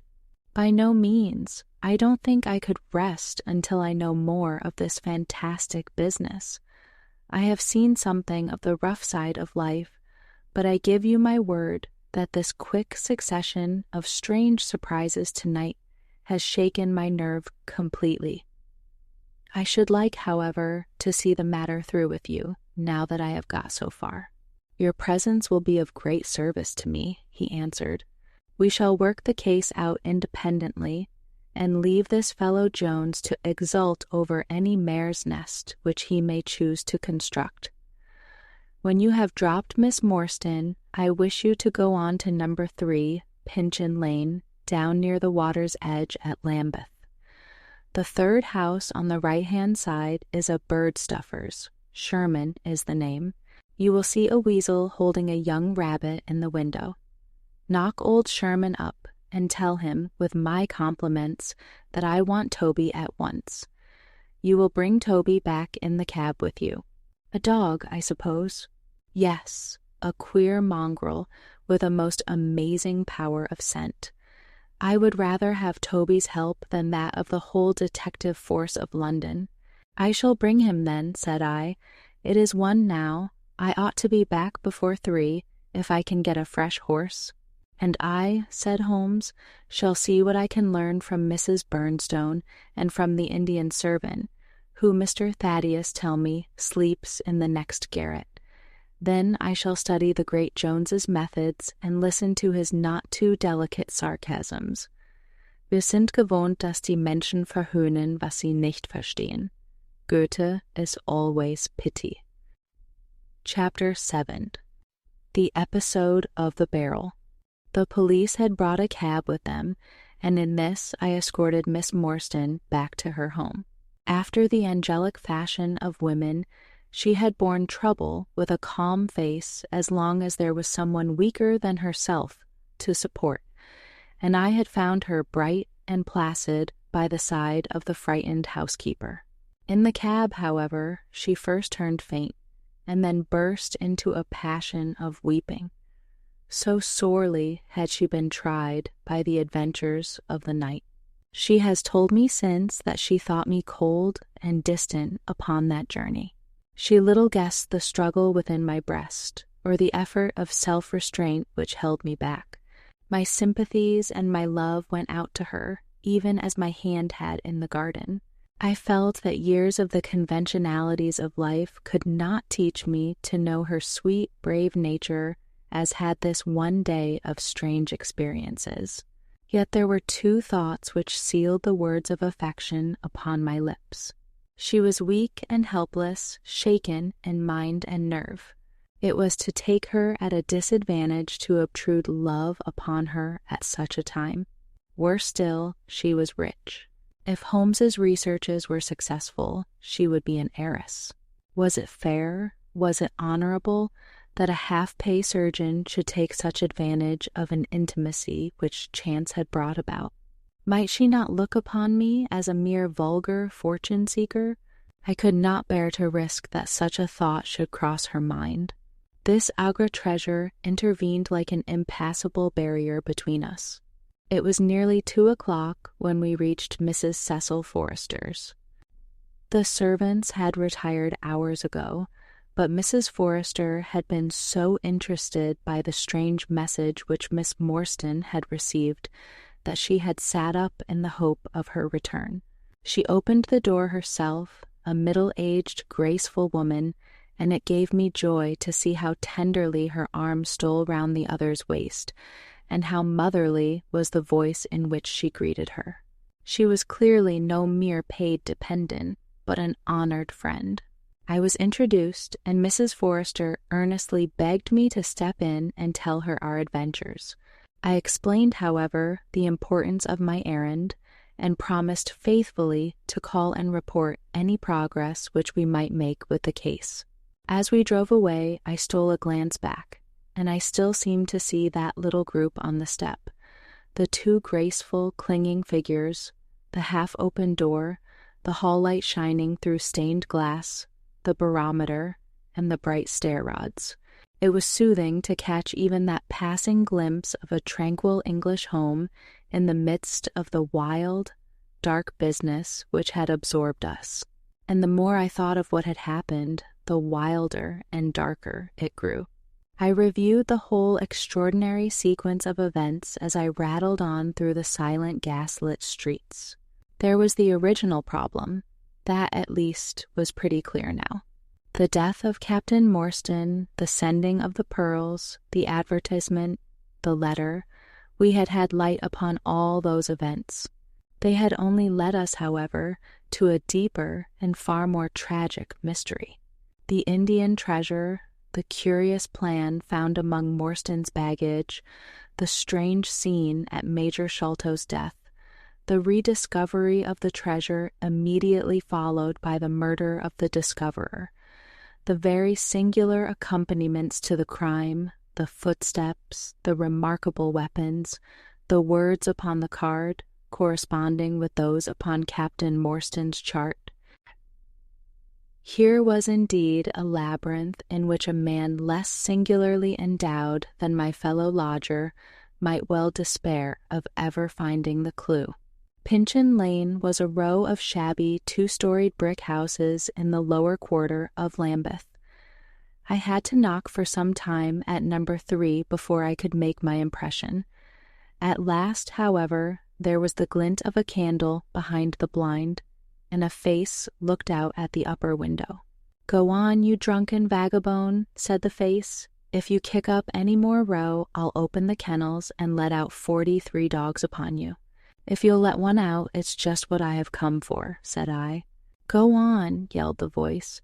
"So help me gracious, I have a wiper in the bag, and I'll drop it on your head if you don't hook it." "But I want a dog," I cried. "I won't be argued with," shouted Mr. Sherman. "Now stand clear, for when I say 3, down goes the wiper." "Mr. Sherlock Holmes," I began, but the words had a most magical effect, for the window instantly slammed down, and within a minute the door was unbarred and open. Mr. Sherman was a lanky, lean old man with stooping shoulders, a stringy neck, and blue-tinted glasses.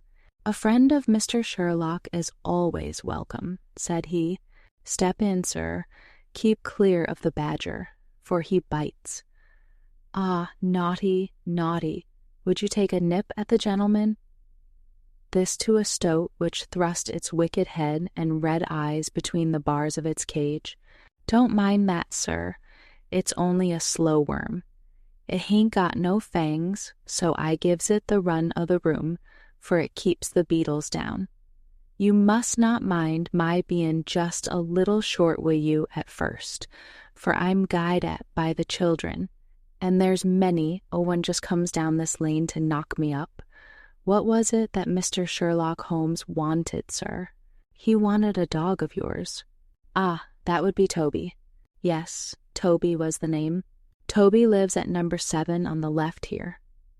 He moved slowly forward with his candle among the queer animal family which he had gathered round him. In the uncertain, shadowy light I could see dimly that there were glancing, glimmering eyes peeping down at us from every cranny and corner. Even the rafters above our heads were lined by solemn fowls, who lazily shifted their weight from one leg to the other as our voices disturbed their slumbers. Toby proved to be an ugly, long-haired, lop-eared creature, half spaniel and half lurcher, brown and white in color, with a very clumsy, waddling gait.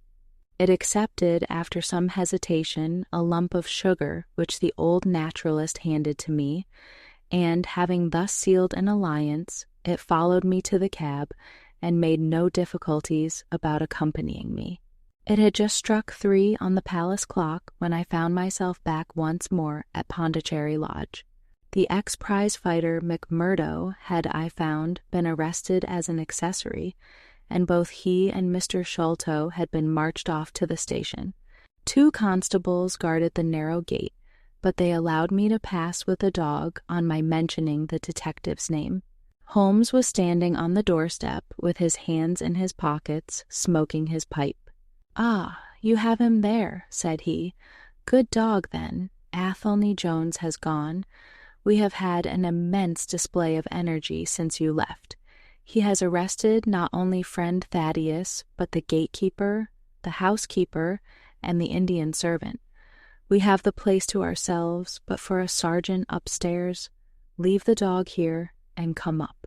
We tied Toby to the hall table and reascended the stairs. The room was as he had left it, save that a sheet had been draped over the central figure. A weary-looking police sergeant reclined in the corner. "Lend me your bull's-eye, sergeant," said my companion. "Now, tie this bit of card round my neck so as to hang it in front of me. Thank you.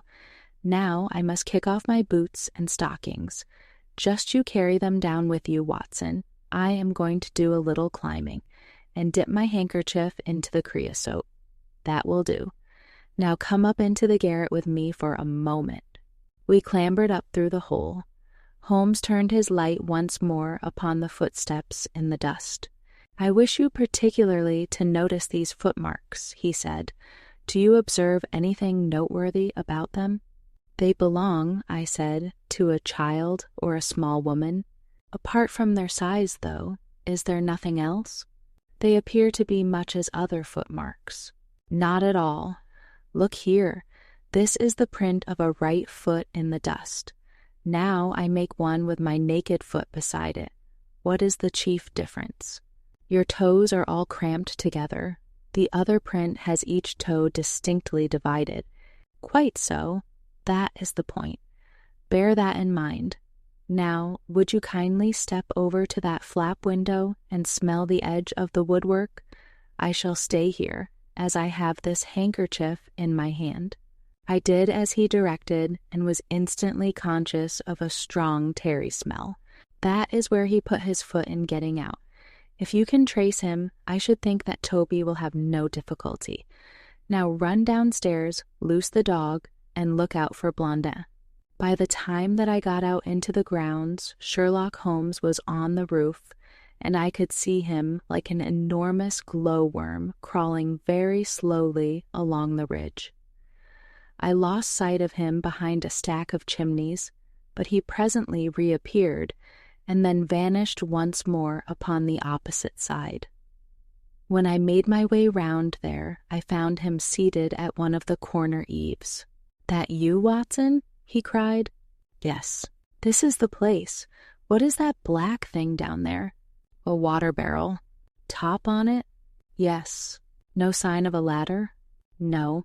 "Confound the fellow. It's a most breakneck place. I ought to be able to come down where he could climb up. The water pipe feels pretty firm. Here goes, anyhow." There was a scuffling of feet, and the lantern began to come steadily down the side of the wall. Then, with a light spring, he came on to the barrel, and from there to the earth. It was easy to follow him, he said, drawing on his stockings and boots. Tiles were loosened the whole way along, and in his hurry he had dropped this. It confirms my diagnosis, as you doctors express it.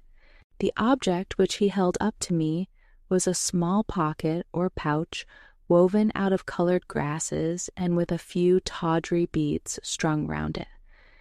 In shape and size it was not unlike a cigarette case. Inside were 6 spines of dark wood, sharp at one end and rounded at the other, like that which had struck Bartholomew Sholto.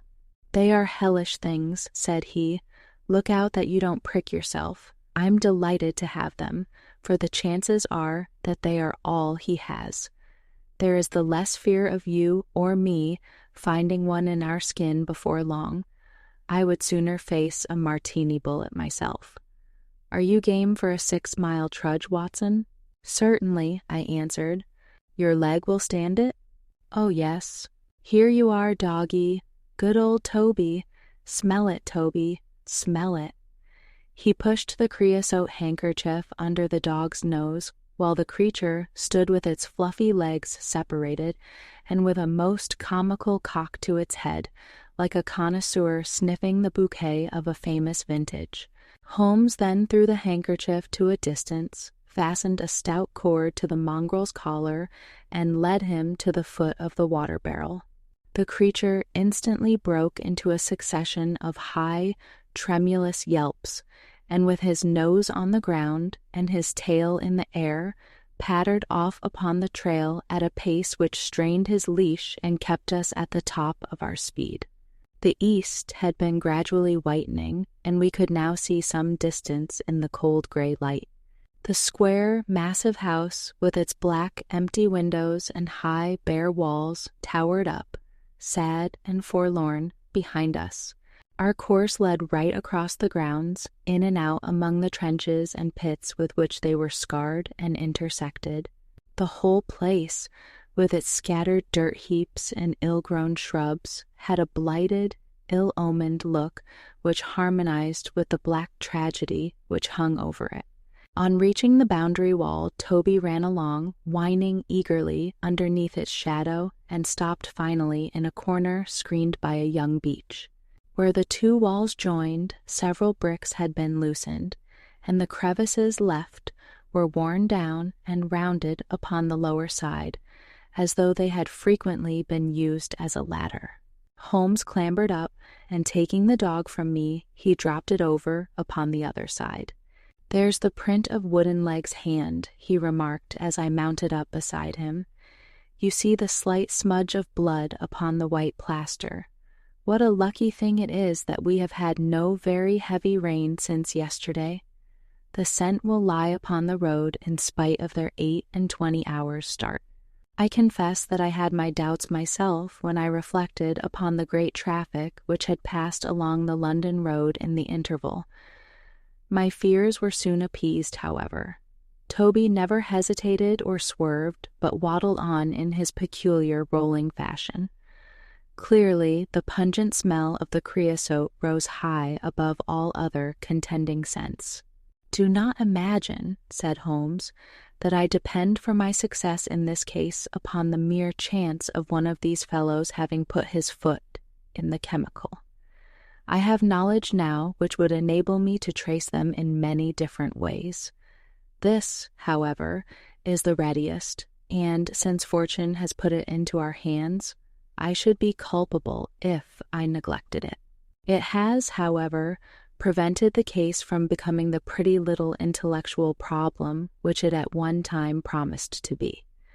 There might have been some credit to be gained out of it, but for this too palpable clue."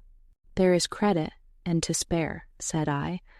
"I assure you, Holmes, that I marvel at the means by which you obtain your results in this case, even more than I did in the Jefferson Hope murder. The thing seems to me to be deeper and more inexplicable. How, for example, could you describe with such confidence the wooden-legged man?" "Pshaw, my dear boy, it was simplicity itself. I don't wish to be theatrical. It is all patent and above board. 2 officers who are in command of a convict guard learn an important secret as to buried treasure. A map is drawn for them by an Englishman named Jonathan Small. You remember that we saw the name upon the chart in Captain Morstan's possession. He had signed it in behalf of himself and his associates, the sign of the 4, as he somewhat dramatically called it. Aided by this chart, the officers, or one of them, gets the treasure and brings it to England, leaving, we will suppose, some condition under which he received it unfulfilled. Now then, why did not Jonathan Small get the treasure himself? The answer is obvious. The chart is dated at a time when Morstan was brought into close association with convicts. Jonathan Small did not get the treasure because he and his associates were themselves convicts and could not get away. "But that is mere speculation," said I. "It is more than that. It is the only hypothesis which covers the facts. Let us see how it fits in with the sequel. Major Sholto remains at peace for some years, happy in the possession of his treasure. Then he receives a letter from India which gives him a great fright. What was that? A letter to say that the men whom he had wronged had been set free, or had escaped. That is much more likely, for he would have known what their term of imprisonment was. It would not have been a surprise to him. What does he do then? He guards himself against a wooden-legged man, a white man, mark you, for he mistakes a white tradesman for him and actually fires a pistol at him. Now, only one white man's name is on the chart. The others are Hindus or Mohammedans. There is no other white man. Therefore, we may say with confidence that the wooden-legged man is identical with Jonathan Small. Does the reasoning strike you as being faulty? No, it is clear and concise. Well now, let us put ourselves in the place of Jonathan Small. Let us look at it from his point of view. He comes to England with the double idea of regaining what he would consider to be his rights, and of having his revenge upon the man who had wronged him. He found out where Sholto lived, and very possibly he established communications with someone inside the house. There is this butler, Lal Rao, whom we have not seen. Mrs. Burnstone gives him far from a good character. Small could not find out, however, where the treasure was hid, for no one ever knew, save the major and one faithful servant who had died. Suddenly, Small learns that the major is on his deathbed. In a frenzy lest the secret of the treasure die with him, he runs the gauntlet of the guards, makes his way to the dying man's window, and is only deterred from entering by the presence of his 2 sons. Mad with hate, however, against the dead man, he enters the room that night, searches his private papers in the hope of discovering some memorandum relating to the treasure, and finally leaves a memento of his visit in the short inscription upon the card. He had doubtless planned beforehand that should he slay the major, he would leave some such record upon the body as a sign that it was not a common murder, but from the point of view of the 4 associates, something in the nature of an act of justice. Whimsical and bizarre conceits of this kind are common enough in the annals of crime and usually afford valuable indications as to the criminal. Do you follow all this? Very clearly. Now, what could Jonathan Small do? He could only continue to keep a secret watch upon the efforts made to find the treasure. Possibly he leaves England and only comes back at intervals. Then comes the discovery of the garret, and he is instantly informed of it. We again trace the presence of some confederate in the household.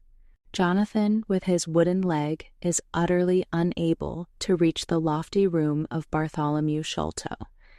He takes with him, however, a rather curious associate who gets over this difficulty but dips his naked foot into creosote, whence comes Toby, and a 6-mile limp for a half-pay officer with a damaged tendo Achilles. But it was the associate, and not Jonathan, who committed the crime. Quite so, and rather to Jonathan's disgust, to judge by the way he stamped about when he got into the room. He bore no grudge against Bartholomew Sholto, and would have preferred if he could have been simply bound and gagged. He did not wish to put his head in a halter. There was no help for it, however. The savage instincts of his companion had broken out, and the poison had done its work.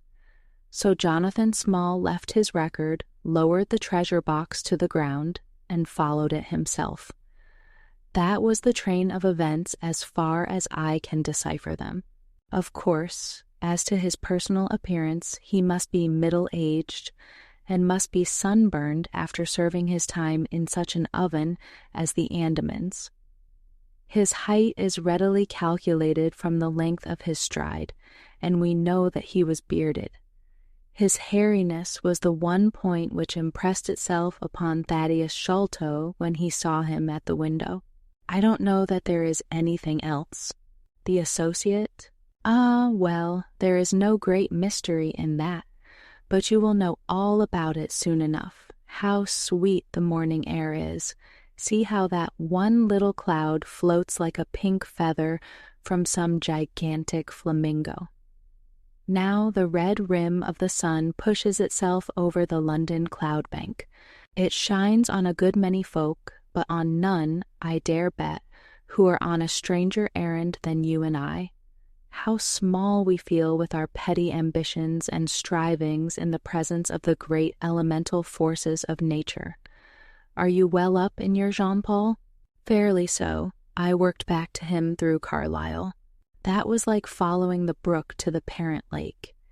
He makes one curious but profound remark. It is that the chief proof of man's real greatness lies in his perception of his own smallness.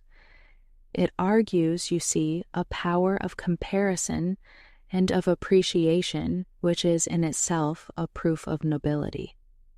There is much food for thought in Richter. You have not a pistol, have you? I have my stick. It is just possible that we may need something of the sort if we get to their lair. Jonathan, I shall leave to you, but if the other turns nasty, I shall shoot him dead. He took out his revolver as he spoke, and having loaded 2 of the chambers, he put it back into the right-hand pocket of his jacket. We had during this time been following the guidance of Toby down the half-rural villa-lined roads which lead to the metropolis. Now, however, we were beginning to come among continuous streets, where laborers and dockmen were already astir, and slatternly women were taking down shutters and brushing doorsteps. At the square-topped corner, public houses business was just beginning, and rough-looking men were emerging, rubbing their sleeves across their beards after their morning wet. Strange dogs sauntered up and stared wonderingly at us as we passed, but our inimitable Toby looked neither to the right nor to the left, but trotted onwards with his nose to the ground and an occasional eager whine which spoke of a hot scent. We had traversed Streatham, Brixton, Camberwell, and now found ourselves in Kennington Lane, having borne away through the side streets to the east of the Oval.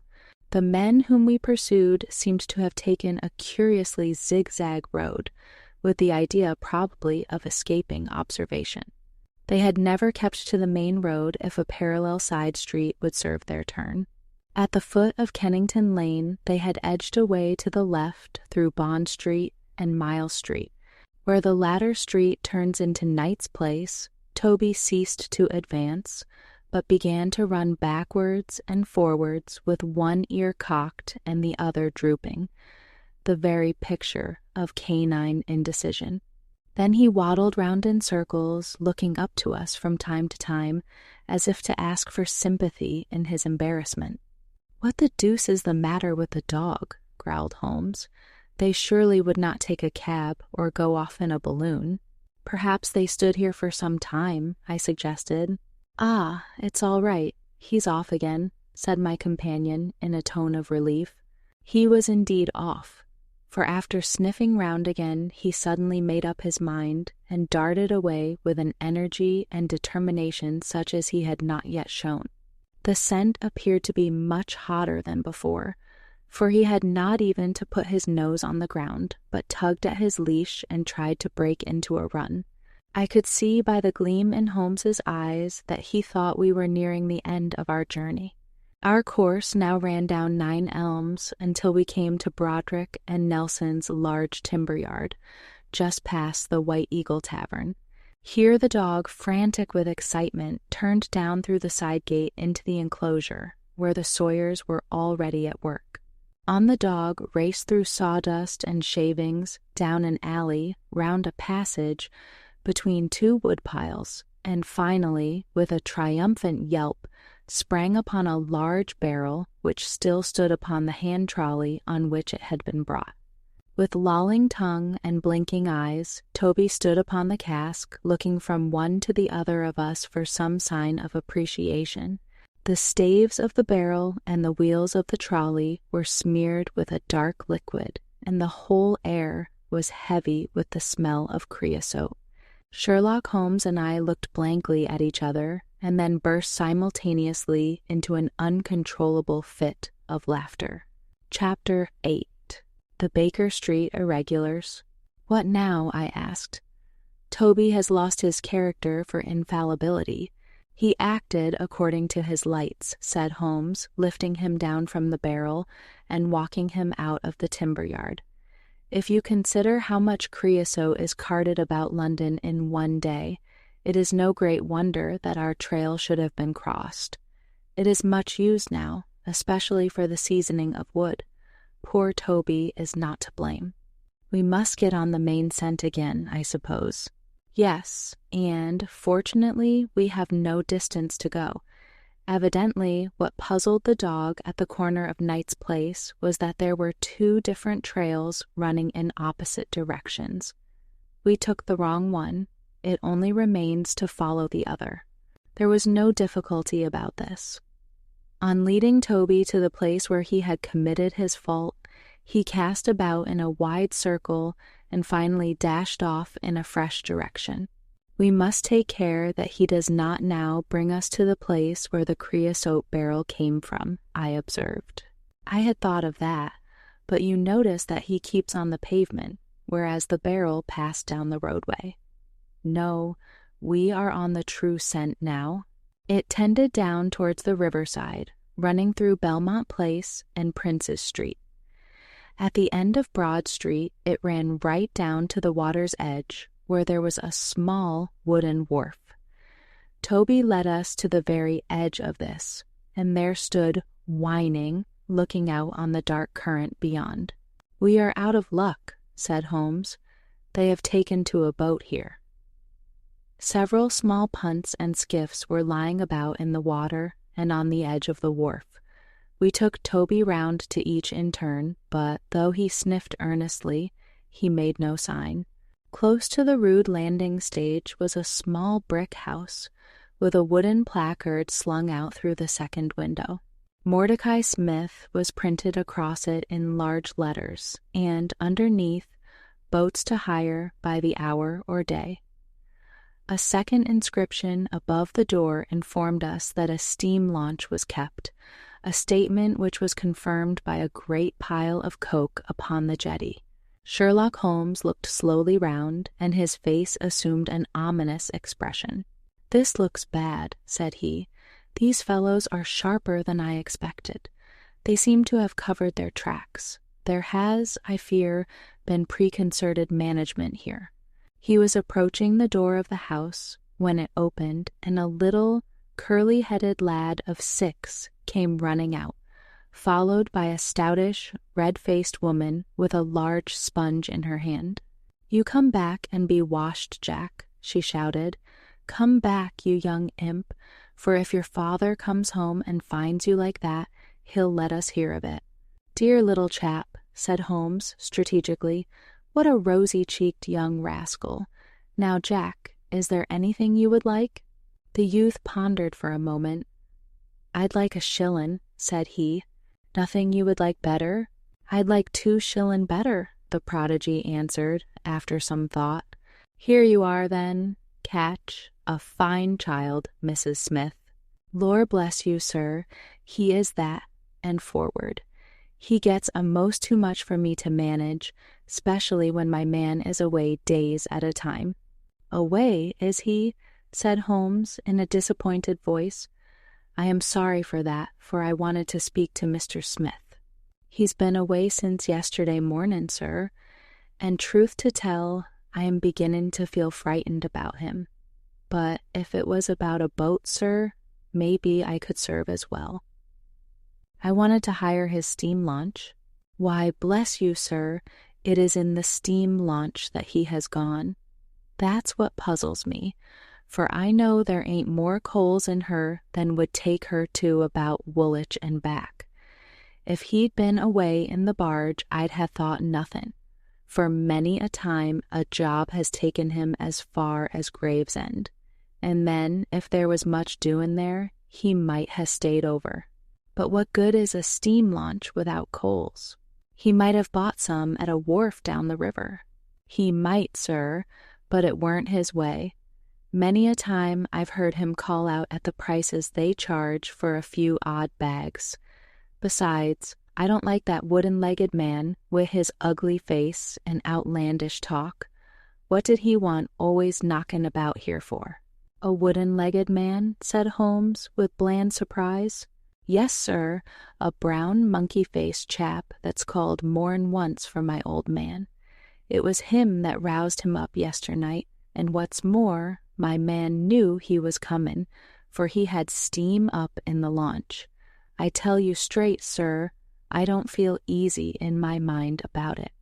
"But, my dear Mrs. Smith," said Holmes, shrugging his shoulders, "you are frightening yourself about nothing. How could you possibly tell that it was the wooden-legged man who came in the night?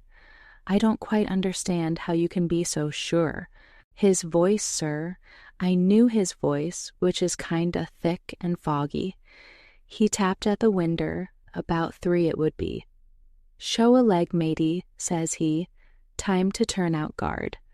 My old man woke up Jim, that's my eldest, and away they went, without so much as a word to me. I could hear the wooden leg clackin' on the stones." "And was this wooden-legged man alone?" Couldn't say, I am sure, sir. I didn't hear no one else. I am sorry, Mrs. Smith, for I wanted a steam launch, and I have heard good reports of let me see, what is her name? The Aurora, sir. Ah, she's not that old green launch with a yellow line, very broad in the beam? No, indeed. She's as trim a little thing as any on the river. She's been fresh painted, black with 2 red streaks. Thanks. I hope that you will hear soon from Mr. Smith. I am going down the river, and if I should see anything of the Aurora, I shall let him know that you are uneasy. A black funnel, you say? No, sir, black with a white band. Ah, of course. It was the sides which were black. Good morning, Mrs. Smith. There is a boatman here with a wherry, Watson. We shall take it and cross the river. The main thing with people of that sort, said Holmes, as we sat in the sheets of the wherry, is never to let them think that their information can be of the slightest importance to you. If you do, they will instantly shut up like an oyster. If you listen to them under protest, as it were, you are very likely to get what you want. Our course now seems pretty clear, said I. What would you do then? I would engage a launch and go down the river on the track of the Aurora. My dear fellow, it would be a colossal task. She may have touched at any wharf on either side of the stream between here and Greenwich. Below the bridge there is a perfect labyrinth of landing places for miles. It would take you days and days to exhaust them, if you set about it alone. Employ the police, then. No, I shall probably call Athelney Jones in at the last moment. He is not a bad fellow, and I should not like to do anything which would injure him professionally, but I have a fancy for working it out myself, now that we have gone so far. Could we advertise, then, asking for information from wharfingers? Worse and worse. Our men would know that the chase was hot at their heels, and they would be off out of the country. As it is, they are likely enough to leave, but as long as they think they are perfectly safe, they will be in no hurry. Jones's energy will be of use to us there, for his view of the case is sure to push itself into the daily press, and the runaways will think that everyone is off on the wrong scent. What are we to do, then? I asked as we landed near Millbank Penitentiary. Take this hansom, drive home, have some breakfast, and get an hour's sleep. It is quite on the cards that we may be afoot tonight again. Stop at a telegraph office, cabby. We will keep Toby, for he may be of use to us yet. We pulled up at the Great Peter Street post office, and Holmes dispatched his wire. Whom do you think that is to? He asked as we resumed our journey. I am sure I don't know. You remember the Baker Street division of the detective police force whom I employed in the Jefferson Hope case? Well, said I, laughing, this is just the case where they might be invaluable. If they fail, I have other resources, but I shall try them first. That wire was to my dirty little lieutenant, Wiggins, and I expect that he and his gang will be with us before we have finished our breakfast. It was between 8 and 9 o'clock now, and I was conscious of a strong reaction after the successive excitements of the night. I was limp and weary, befogged in mind and fatigued in body. I had not the professional enthusiasm which carried my companion on, nor could I look at the matter as a mere abstract intellectual problem. As far as the death of Bartholomew Sholto went, I had heard little good of him, and could feel no intense antipathy to his murderers. The treasure, however, was a different matter. That, or part of it, belonged rightfully to Miss Morstan. While there was a chance of recovering it, I was ready to devote my life to the one object. True, if I found it, it would probably put her forever beyond my reach. Yet it would be a petty and selfish love which would be influenced by such a thought as that. If Holmes could work to find the criminals, I had a tenfold stronger reason to urge me on to find the treasure. A bath at Baker Street and a complete change freshened me up wonderfully. When I came down to our room, I found the breakfast laid and Holmes pouring out the coffee. "Here it is," said he, laughing and pointing to an open newspaper. "The energetic Jones and the ubiquitous reporter have fixed it up between them. But you have had enough of the case.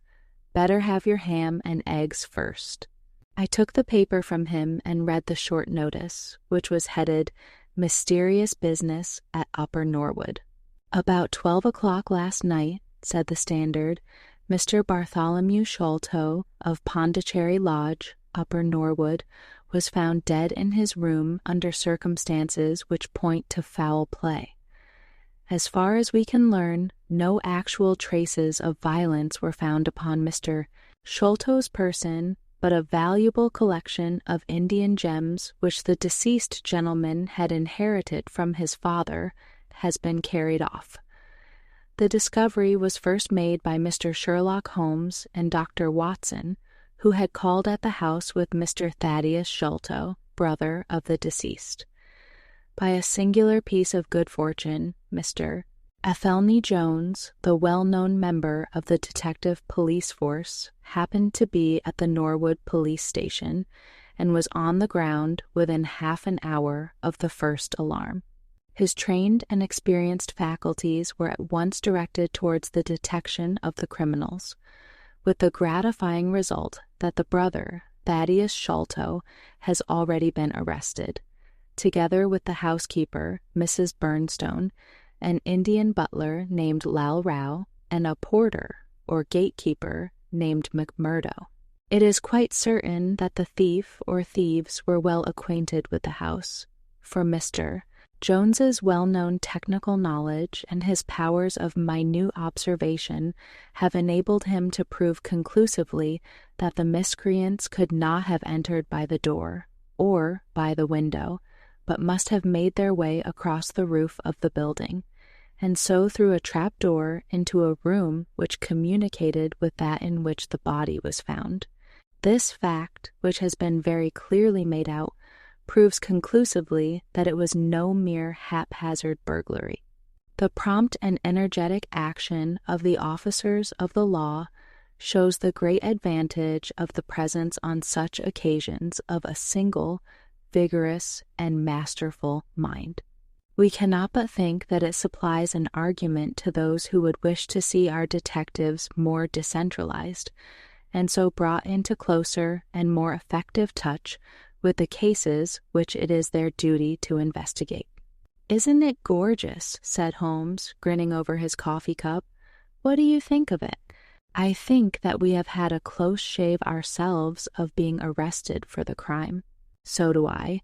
I wouldn't answer for our safety now if he should happen to have another of his attacks of energy." At this moment there was a loud ring at the bell, and I could hear Mrs. Hudson, our landlady, raising her voice in a wail of expostulation and dismay. "By heaven, Holmes," I said, half rising, "I believe that they are really after us." "No, it's not quite so bad as that. It is the unofficial force, the Baker Street irregulars." As he spoke, there came a swift pattering of naked feet upon the stairs, a clatter of high voices, and in rushed a dozen dirty and ragged little street Arabs. There was some show of discipline among them despite their tumultuous entry, for they instantly drew up in line and stood facing us with expectant faces. One of their number, taller and older than the others, stood forward with an air of lounging superiority, which was very funny in such a disreputable little scarecrow. "Got your message, sir," said he, and brought him on sharp. 3 bob and a tanner for tickets. "Here you are," said Holmes, producing some silver. "In future they can report to you, Wiggins, and you to me. I cannot have the house invaded in this way. However, it is just as well that you should all hear the instructions. I want to find the whereabouts of a steam launch called the Aurora, owner Mordecai Smith, black with 2 red streaks, funnel black with a white band, She is down the river somewhere. I want one boy to be at Mordecai Smith's landing stage opposite Millbank to say if the boat comes back. You must divide it out among yourselves and do both banks thoroughly. Let me know the moment you have news. Is that all clear?" "Yes, Governor," said Wiggins. "The old scale of pay and a guinea to the boy who finds the boat. Here's a day in advance. Now off you go." He handed them a shilling each, and away they buzzed down the stairs, and I saw them a moment later streaming down the street. "If the launch is above water, they will find her," said Holmes as he rose from the table and lit his pipe.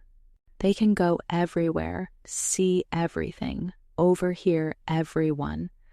I expect to hear before evening that they have spotted her. In the meanwhile, we can do nothing but await results. We cannot pick up the broken trail until we find either the Aurora or Mr. Mordecai Smith. Toby could eat these scraps, I dare say. Are you going to bed, Holmes?" "No, I am not tired. I have a curious constitution. I never remember feeling tired by work, though idleness exhausts me completely. I am going to smoke and to think over this queer business to which my fair client has introduced us. If ever man had an easy task, this of ours ought to be. Wooden-legged men are not so common, but the other man must, I should think, be absolutely unique. That other man again. I have no wish to make a mystery of him to you anyway, but you must have formed your own opinion. Now do consider the data. Diminutive footmarks, toes never fettered by boots, naked feet, stone-headed wooden mace, great agility, small poisoned darts. What do you make of all this?" "A savage," I exclaimed.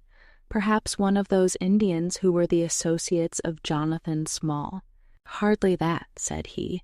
"When first I saw signs of strange weapons, I was inclined to think so, but the remarkable character of the footmarks caused me to reconsider my views.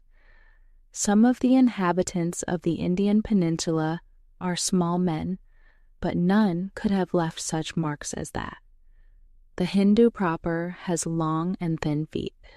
The sandal-wearing Mohammedan has the great toe well separated from the others, because the thong is commonly passed between. These little darts, too, could only be shot in one way. They are from a blowpipe. Now, then, where are we to find our savage?" "South American," I hazarded. He stretched his hand up and took down a bulky volume from the shelf. "This is the first volume of a gazetteer which is now being published. It may be looked upon as the very latest authority. What have we here? Andaman Islands, situated 340 miles to the north of Sumatra in the Bay of Bengal. What's all this? Moist climate, coral reefs, sharks, Port Blair, convict barracks, Rutland Island, cottonwoods. Ah, here we are. The aborigines of the Andaman Islands may perhaps claim the distinction of being the smallest race upon this earth, though some anthropologists prefer the Bushmen of Africa, the Digger Indians of America, and the Terra del Fuegians. The average height is rather below 4 feet, although many full-grown adults may be found who are very much smaller than this.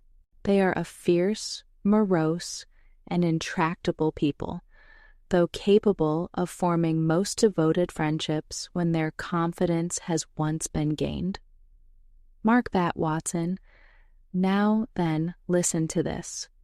They are naturally hideous, having large, misshapen heads, small, fierce eyes, and distorted features. Their feet and hands, however, are remarkably small. So intractable and fierce are they that all the efforts of the British official have failed to win them over in any degree. They have always been a terror to shipwrecked crews, braining the survivors with their stone-headed clubs, or shooting them with their poisoned arrows. These massacres are invariably concluded by a cannibal feast. Nice, amiable people, Watson. If this fellow had been left to his own unaided devices, this affair might have taken an even more ghastly turn. I fancy that, even as it is, Jonathan Small would give a good deal not to have employed him. But how came he to have so singular a companion? Ah, that is more than I can tell. Since, however, we had already determined that Small had come from the Andamans, it is not so very wonderful that this islander should be with him. No doubt we shall know all about it in time. Look here, Watson, you look regularly done. Lie down there on the sofa and see if I can put you to sleep. He took up his violin from the corner, and as I stretched myself out, he began to play some low, dreamy, melodious air. His own, no doubt, for he had a remarkable gift for improvisation.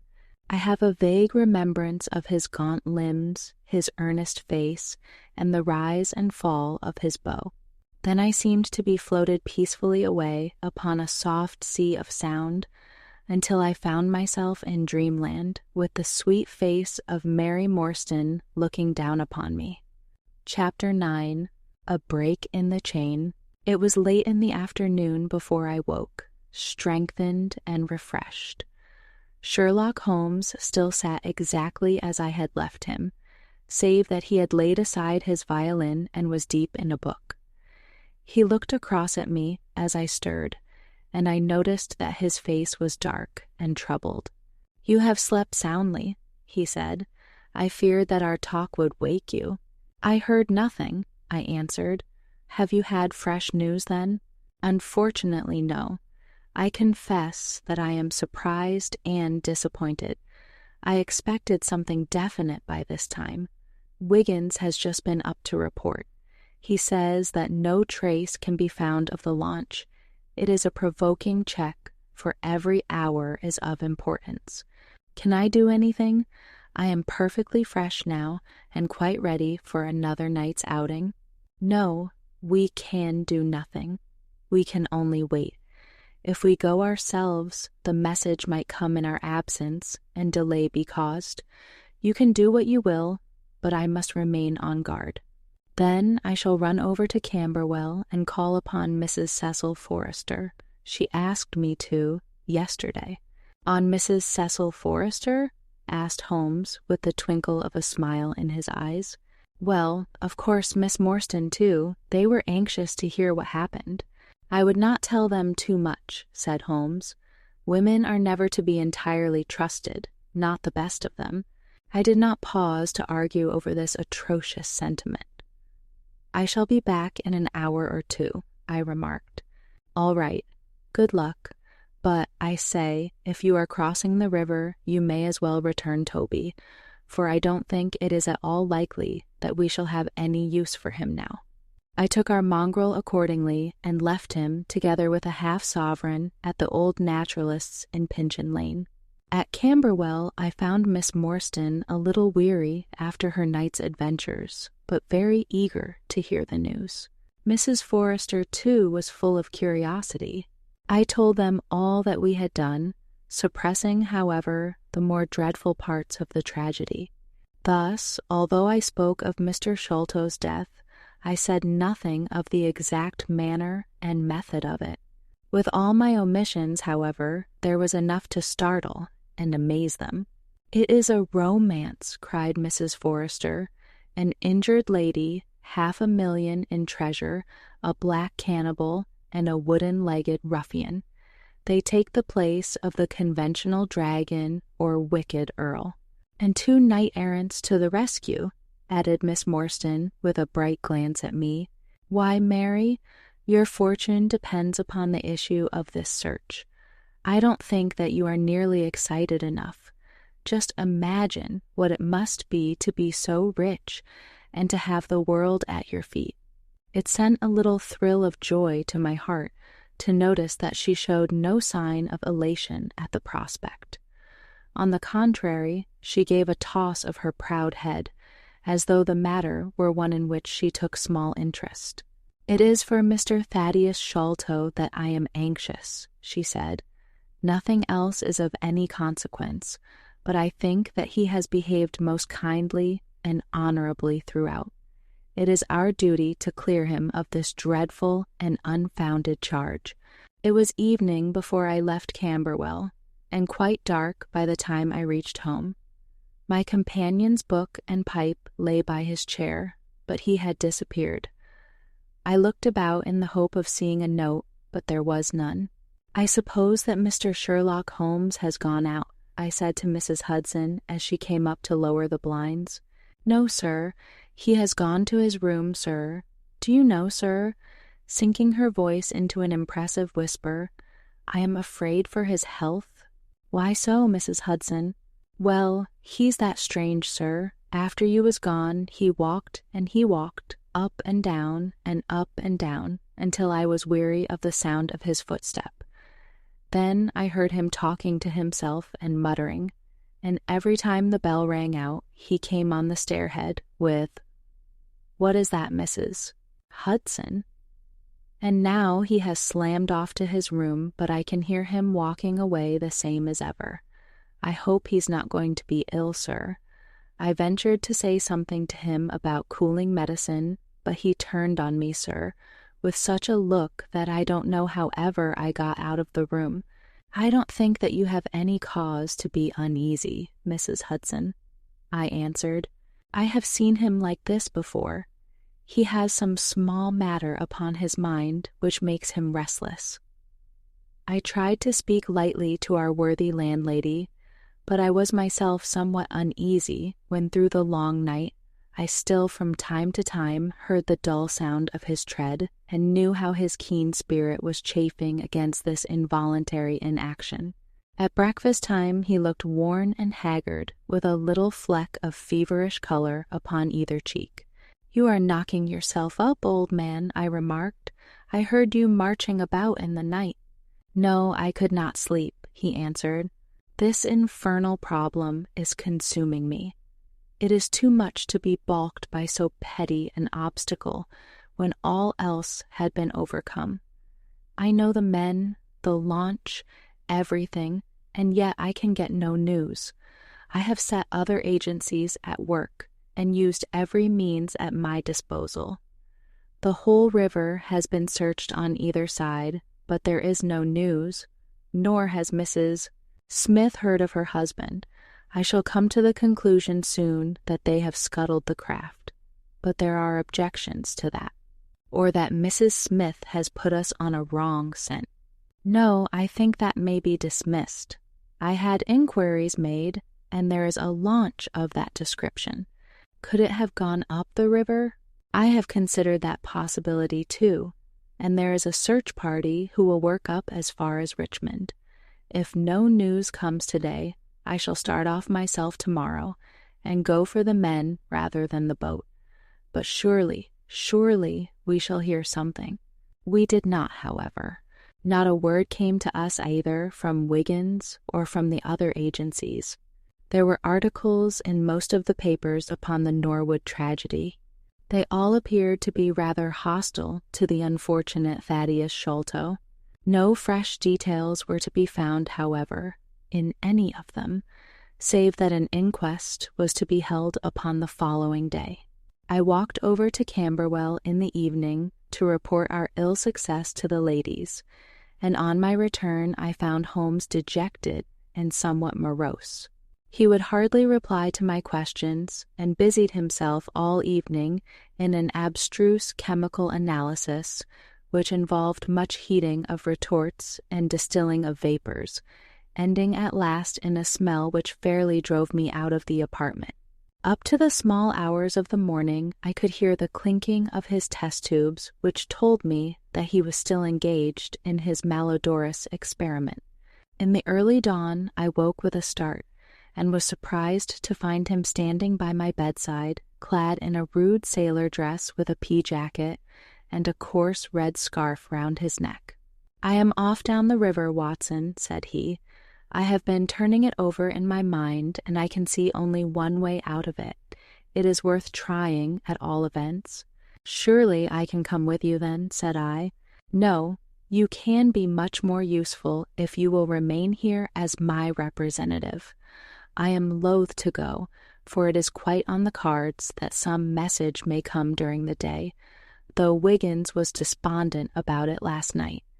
I want you to open all notes and telegrams and to act on your own judgment if any news should come. Can I rely upon you? Most certainly. I am afraid that you will not be able to wire to me, for I can hardly tell yet where I may find myself. If I am in luck, however, I may not be gone so very long.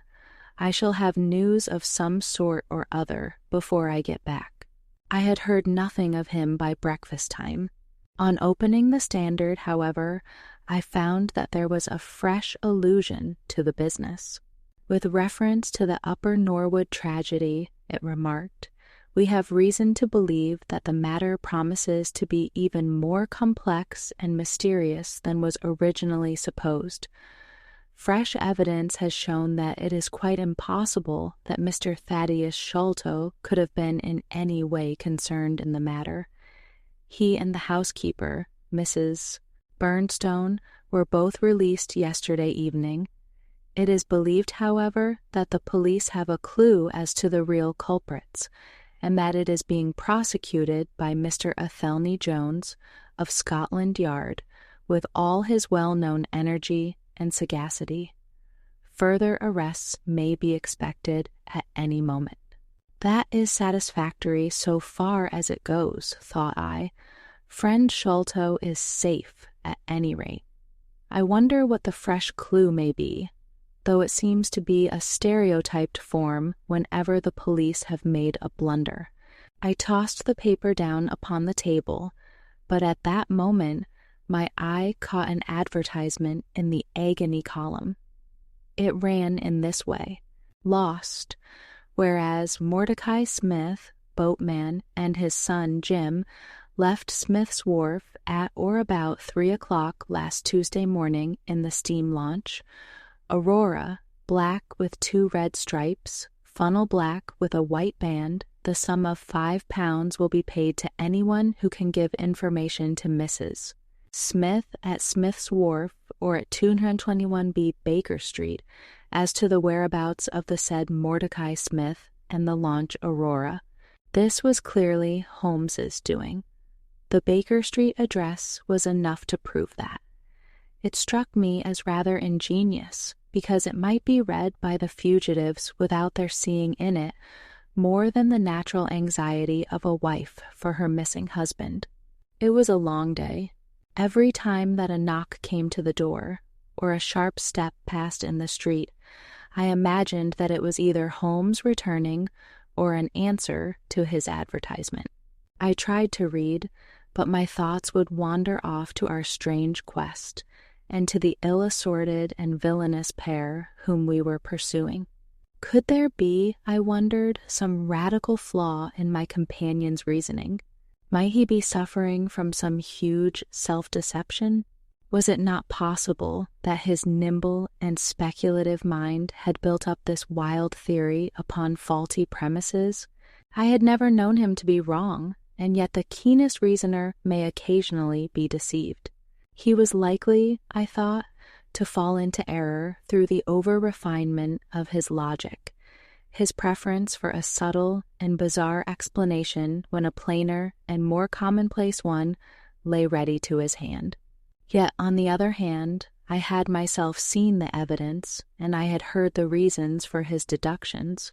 When I looked back on the long chain of curious circumstances, many of them trivial in themselves, but all tending in the same direction, I could not disguise from myself that even if Holmes's explanation were incorrect, the true theory must be equally outre and startling. At 3 o'clock in the afternoon there was a loud peal at the bell, an authoritative voice in the hall, and, to my surprise, no less a person than Mr. Athelney Jones was shown up to me. Very different was he, however, from the brusque and masterful professor of common sense who had taken over the case so confidently at Upper Norwood. His expression was downcast and his bearing meek and even apologetic. "Good day, sir. Good day," said he. "Mr. Sherlock Holmes is out, I understand." "Yes, and I cannot be sure when he will be back, but perhaps you would care to wait. Take that chair and try one of these cigars." "Thank you. I don't mind if I do," said he, mopping his face with a red bandana handkerchief. "And a whiskey and soda? Well, half a glass. It is very hot for the time of year, and I have had a good deal to worry and try me. You know my theory about this Norwood case? I remember that you expressed one. Well, I have been obliged to reconsider it. I had my net drawn tightly round Mr. Sholto, sir, when pop he went through a hole in the middle of it. He was able to prove an alibi which could not be shaken. From the time that he left his brother's room, he was never out of sight of someone or other. So it could not be he who climbed over roofs and through trapdoors. It's a very dark case, and my professional credit is at stake. I should be very glad of a little assistance." "We all need help sometimes," said I. "Your friend Mr. Sherlock Holmes is a wonderful man, sir," said he in a husky and confidential voice. "He's a man who is not to be beat. I have known that young man go into a good many cases, but I never saw the case yet that he could not throw a light upon. He is irregular in his methods, and a little quick, perhaps, in jumping at theories, but on the whole, I think he would have made a most promising officer, and I don't care who knows it. I have had a wire from him this morning, by which I understand that he has got some clue to this Sholto business. Here is the message." He took the telegram out of his pocket and handed it to me. It was dated from Poplar at 12 o'clock. "Go to Baker Street at once," it said. "If I have not returned, wait for me. I am close on the track of the Sholto gang. You can come with us tonight if you want to be in at the finish." "This sounds well. He has evidently picked up the scent again," said I. "Ah, then he has been at fault too," exclaimed Jones with evident satisfaction. "Even the best of us are thrown off sometimes. Of course this may prove to be a false alarm, but it is my duty as an officer of the law to allow no chance to slip. But there is someone at the door. Perhaps this is he." A heavy step was heard ascending the stair, with a great wheezing and rattling as from a man who was sorely put to it for breath. Once or twice he stopped as though the climb were too much for him, but at last he made his way to our door and entered. His appearance corresponded to the sounds which we had heard. He was an aged man, clad in seafaring garb, with an old pea jacket buttoned up to his throat. His back was bowed, his knees were shaky, and his breathing was painfully asthmatic. As he leaned upon a thick oaken cudgel, his shoulders heaved in the effort to draw the air into his lungs. He had a colored scarf round his chin, and I could see little of his face save a pair of keen dark eyes, overhung by bushy white brows and long gray side whiskers. Altogether, he gave me the impression of a respectable master mariner who had fallen into years and poverty. "What is it, my man?" I asked. He looked about him in the slow, methodical fashion of old age. "Is Mr. Sherlock Holmes here?" said he. "No, but I am acting for him. You can tell me any message you have for him." "It was to him himself I was to tell it," said he.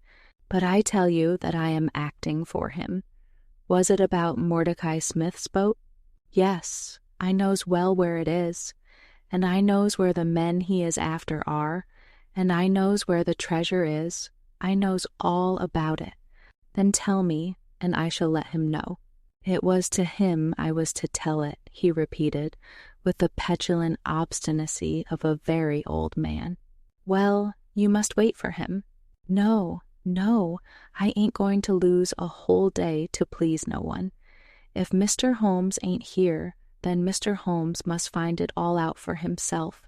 I don't care about the look of either of you, and I won't tell a word." He shuffled towards the door, but Athelney Jones got in front of him. "Wait a bit, my friend," said he.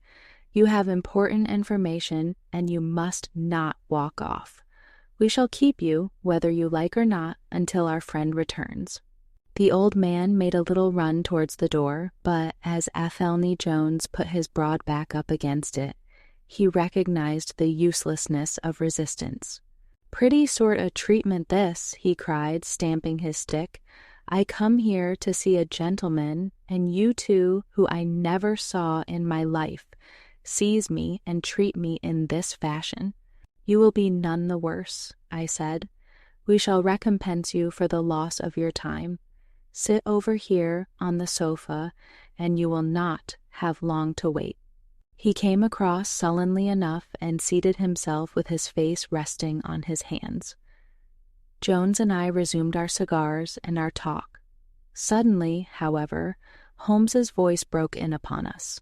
"I think that you might offer me a cigar too," he said. We both started in our chairs. There was Holmes sitting close to us with an air of quiet amusement. "Holmes," I exclaimed, "you here? But where is the old man?" "Here is the old man," said he, holding out a heap of white hair. "Here he is, wig, whiskers, eyebrows, and all. I thought my disguise was pretty good, but I hardly expected that it would stand that test." "Ah, you rogue," cried Jones, highly delighted. "You would have made an actor, and a rare one. You had the proper workhouse cough, and those weak legs of yours are worth £10 a week. I thought I knew the glint of your eye, though. You didn't get away from us so easily, you see." "I have been working in that get-up all day," said he, lighting his cigar. "You see, a good many of the criminal classes begin to know me, especially since our friend here took to publishing some of my cases. So I can only go on the warpath under some simple disguise like this. You got my wire?" "Yes, that was what brought me here." "How has your case prospered?" "It has all come to nothing. I have had to release 2 of my prisoners, and there is no evidence against the other 2. Never mind, we shall give you 2 others in the place of them, but you must put yourself under my orders. You are welcome to all the official credit, but you must act on the line that I point out. Is that agreed?" "Entirely, if you will help me to the men." "Well then, in the first place I shall want a fast police boat, a steam launch, to be at the Westminster Stairs at 7 o'clock. "That is easily managed. There is always one about there, but I can step across the road and telephone to make sure. Then I shall want 2 staunch men in case of resistance. There will be 2 or 3 in the boat. What else? When we secure the men, we shall get the treasure. I think that it would be a pleasure to my friend here to take the box round to the young lady to whom half of it rightfully belongs. Let her be the first to open it." Watson?" "It would be a great pleasure to me.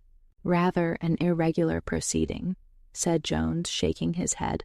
"However, the whole thing is irregular, and I suppose we must wink at it. The treasure must afterwards be handed over to the authorities until after the official investigation." "Certainly, that is easily managed. One other point. I should much like to have a few details about this matter from the lips of Jonathan Small himself. You know I like to work the detail of my cases out. There is no objection to my having an unofficial interview with him, either here in my rooms or elsewhere, as long as he is efficiently guarded. Well, you are master of the situation.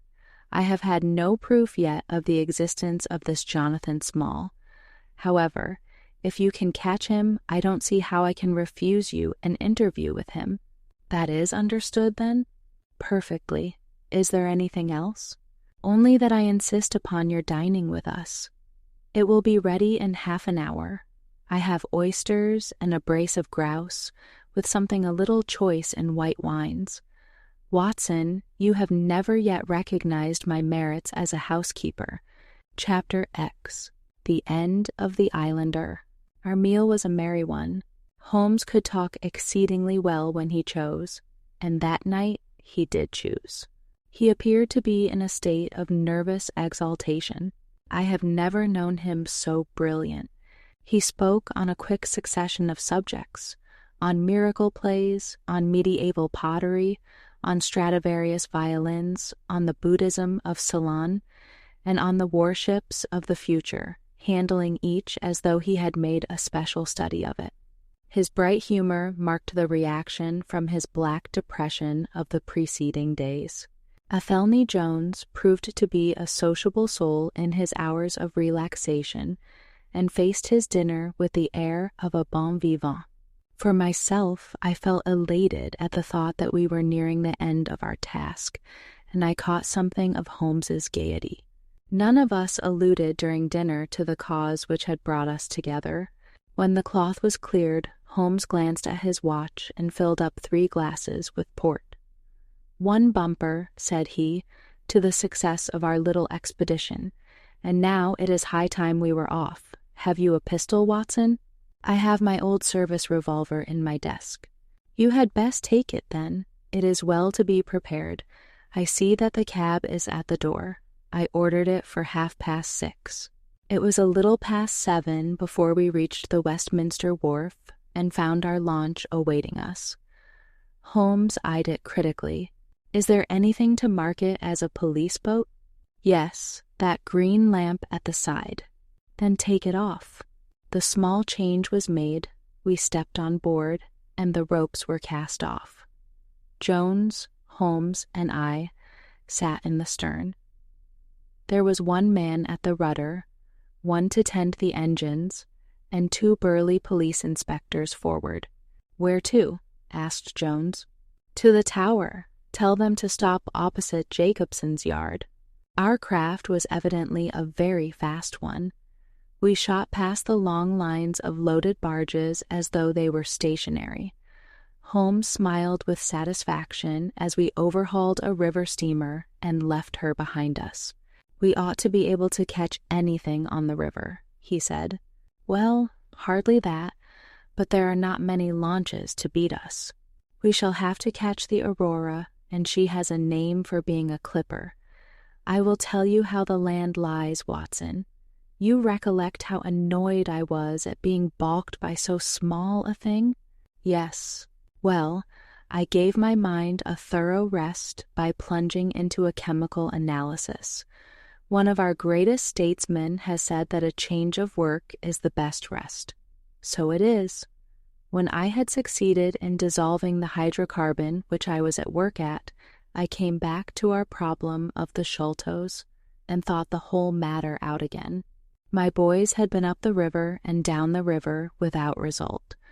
The launch was not at any landing stage or wharf, nor had it returned.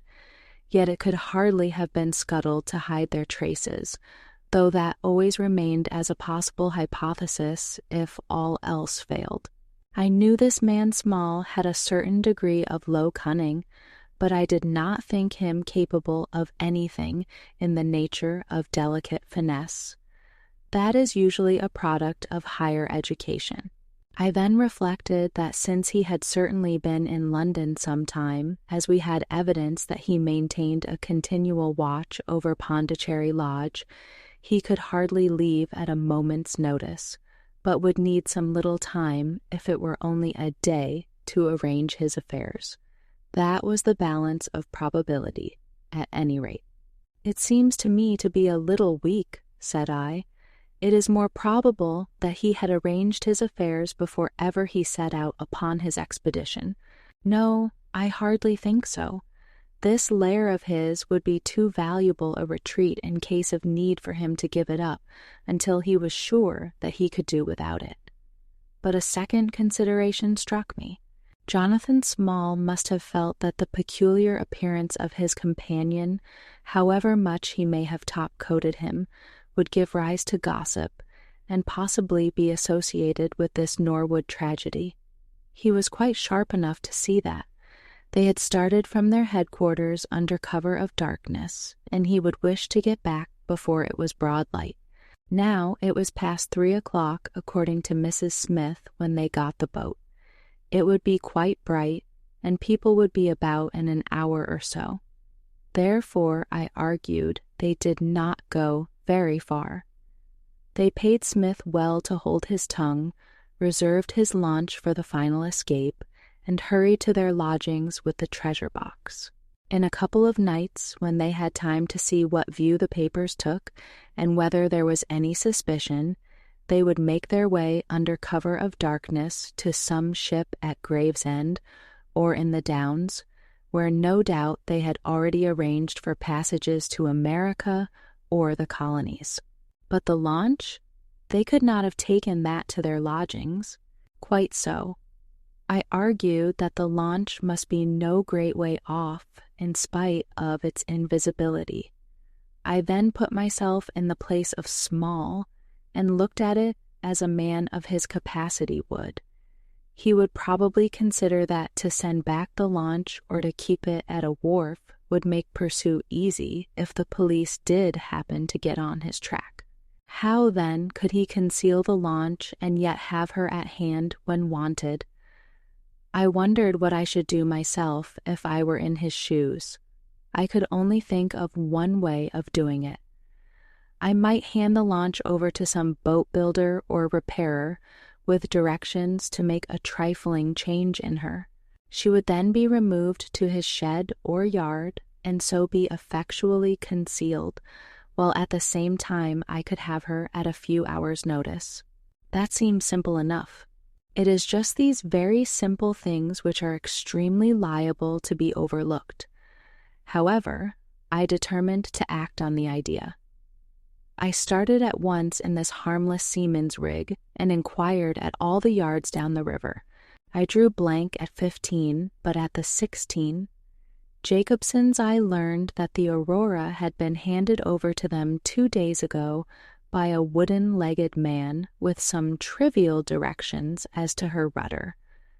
"There ain't naught amiss with her rudder," said the foreman. "There she lies with the red streaks." At that moment, who should come down but Mordecai Smith, the missing owner? He was rather the worse for liquor. I should not, of course, have known him, but he bellowed out his name and the name of his launch.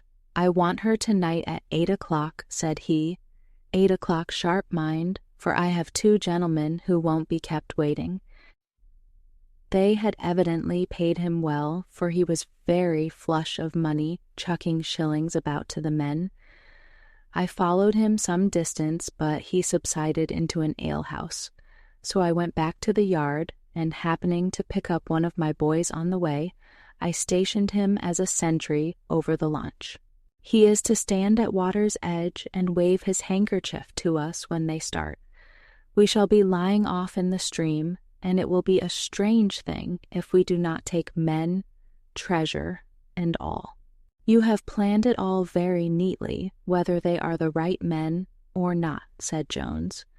But if the affair were in my hands, I should have had a body of police in Jacobson's yard and arrested them when they came down, which would have been never. This man Small is a pretty shrewd fellow. He would send a scout on ahead, and if anything made him suspicious, lie snug for another week. But you might have stuck to Mordecai Smith, and so been led to their hiding place, said I. In that case, I should have wasted my day. I think that it is 100 to 1 against Smith knowing where they live. As long as he has liquor and good pay, why should he ask questions? They send him messages what to do. No, I thought over every possible course, and this is the best. While this conversation had been proceeding, we had been shooting the long series of bridges which span the Thames. As we passed the city, the last rays of the sun were gilding the cross upon the summit of St. Paul's. It was twilight before we reached the tower. That is Jacobson's yard, said Holmes, pointing to a bristle of masts and rigging on the Surrey side. Cruise gently up and down here under cover of this string of lighters. He took a pair of night glasses from his pocket and gazed some time at the shore. "I see my sentry at his post," he remarked, "but no sign of a handkerchief. Suppose we go downstream a short way and lie in wait for them," said Jones, eagerly. We were all eager by this time, even the policemen and stokers, who had a very vague idea of what was going forward. "We have no right to take anything for granted," Holmes answered. "It is certainly 10 to 1 that they go downstream, but we cannot be certain. From this point we can see the entrance of the yard, and they can hardly see us. It will be a clear night and plenty of light. We must stay where we are. See how the folk swarm over yonder in the gaslight. They are coming from work in the yard. Dirty-looking rascals, but I suppose everyone has some little immortal spark concealed about him. You would not think it to look at them. There is no a priori probability about it. A strange enigma is man. Someone calls him a soul concealed in an animal," I suggested. "Winwood Reade is good upon the subject," said Holmes. "He remarks that while the individual man is an insoluble puzzle, in the aggregate he becomes a mathematical certainty. You can, for example, never foretell what any one man will do, but you can say with precision what an average number will be up to. Individuals vary, but percentages remain constant. So says the statistician. But do I see a handkerchief? Surely there is a white flutter over yonder." "Yes, it is your boy," I cried. "I can see him plainly." "And there is the Aurora," exclaimed Holmes, "and going like the devil. Full speed ahead, engineer. Make after that launch with the yellow light. By heaven, I shall never forgive myself if she proves to have the heels of us." She had slipped unseen through the yard entrance and passed behind 2 or 3 small craft, so that she had fairly got her speed up before we saw her. Now she was flying down the stream, near in to the shore, going at a tremendous rate. Jones looked gravely at her and shook his head. "She is very fast," he said. "I doubt if we shall catch her." "We must catch her," cried Holmes between his teeth. "Heap it on, stokers. Make her do all she can. If we burn the boat, we must have them." We were fairly after her now. The furnaces roared, and the powerful engines whizzed and clanked like a great metallic heart. Her sharp, steep prow cut through the river water and sent 2 rolling waves to right and to left of us. With every throb of the engines, we sprang and quivered like a living thing. One great yellow lantern in our bows threw a long, flickering funnel of light in front of us. Right ahead, a dark blur upon the water showed where the Aurora lay, and the swirl of white foam behind her spoke of the pace at which she was going. We flashed past barges, steamers, merchant vessels, in and out, behind this one and round the other. Voices hailed us out of the darkness, but still the Aurora thundered on, and still we followed close upon her track. "Pile it on, men, pile it on," cried Holmes, looking down into the engine room, while the fierce glow from below beat upon his eager, aquiline face. "Get every pound of steam you can." "I think we gain a little," said Jones, with his eyes on the Aurora. "I am sure of it," said I. "We shall be up with her in a very few minutes." At that moment, however, as our evil fate would have it, a tug with 3 barges in tow blundered in between us. It was only by putting our helm hard down that we avoided a collision, and before we could round them and recover our way, the Aurora had gained a good 200 yards. She was still, however, well in view, and the murky, uncertain twilight was setting into a clear, starlit night. Our boilers were strained to their utmost, and the frail shell vibrated and creaked with the fierce energy which was driving us along. We had shot through the pool, past the West India docks, down the long Deptford reach, and up again after rounding the Isle of Dogs. The dull blur in front of us resolved itself now clearly enough into the dainty Aurora. Jones turned our searchlight upon her, so that we could plainly see the figures upon her deck. One man sat by the stern with something black between his knees over which he stooped. Beside him lay a dark mass which looked like a Newfoundland dog. The boy held the tiller, while against the red glare of the furnace I could see old Smith, stripped to the waist and shoveling coals for dear life. They may have had some doubt at first as to whether we were really pursuing them, but now, as we followed every winding and turning which they took, there could no longer be any question about it. At Greenwich, we were about 300 paces behind them. At Blackwall, we could not have been more than 250. I have coursed many creatures in many countries during my checkered career, but never did sport give me such a wild thrill as this mad, flying manhunt down the Thames. Steadily we drew in upon them, yard by yard. In the silence of the night we could hear the panting and clanking of their machinery. The man in the stern still crouched upon the deck, and his arms were moving as though he were busy, while every now and then he would look up and measure with a glance the distance which still separated us. Nearer we came, and nearer. Jones yelled to them to stop. We were not more than 4 boats' lengths behind them, both boats flying at a tremendous pace. It was a clear reach of the river, with Barking Level upon one side and the melancholy Plumstead Marshes upon the other. At our hail, the man in the stern sprang up from the deck and shook his 2 clenched fists at us, cursing the while in a high, cracked voice. He was a good-sized, powerful man, and as he stood poising himself with legs astride, I could see that from the thigh downwards there was but a wooden stump upon the right side. At the sound of his strident, angry cries, there was movement in the huddled bundle upon the deck.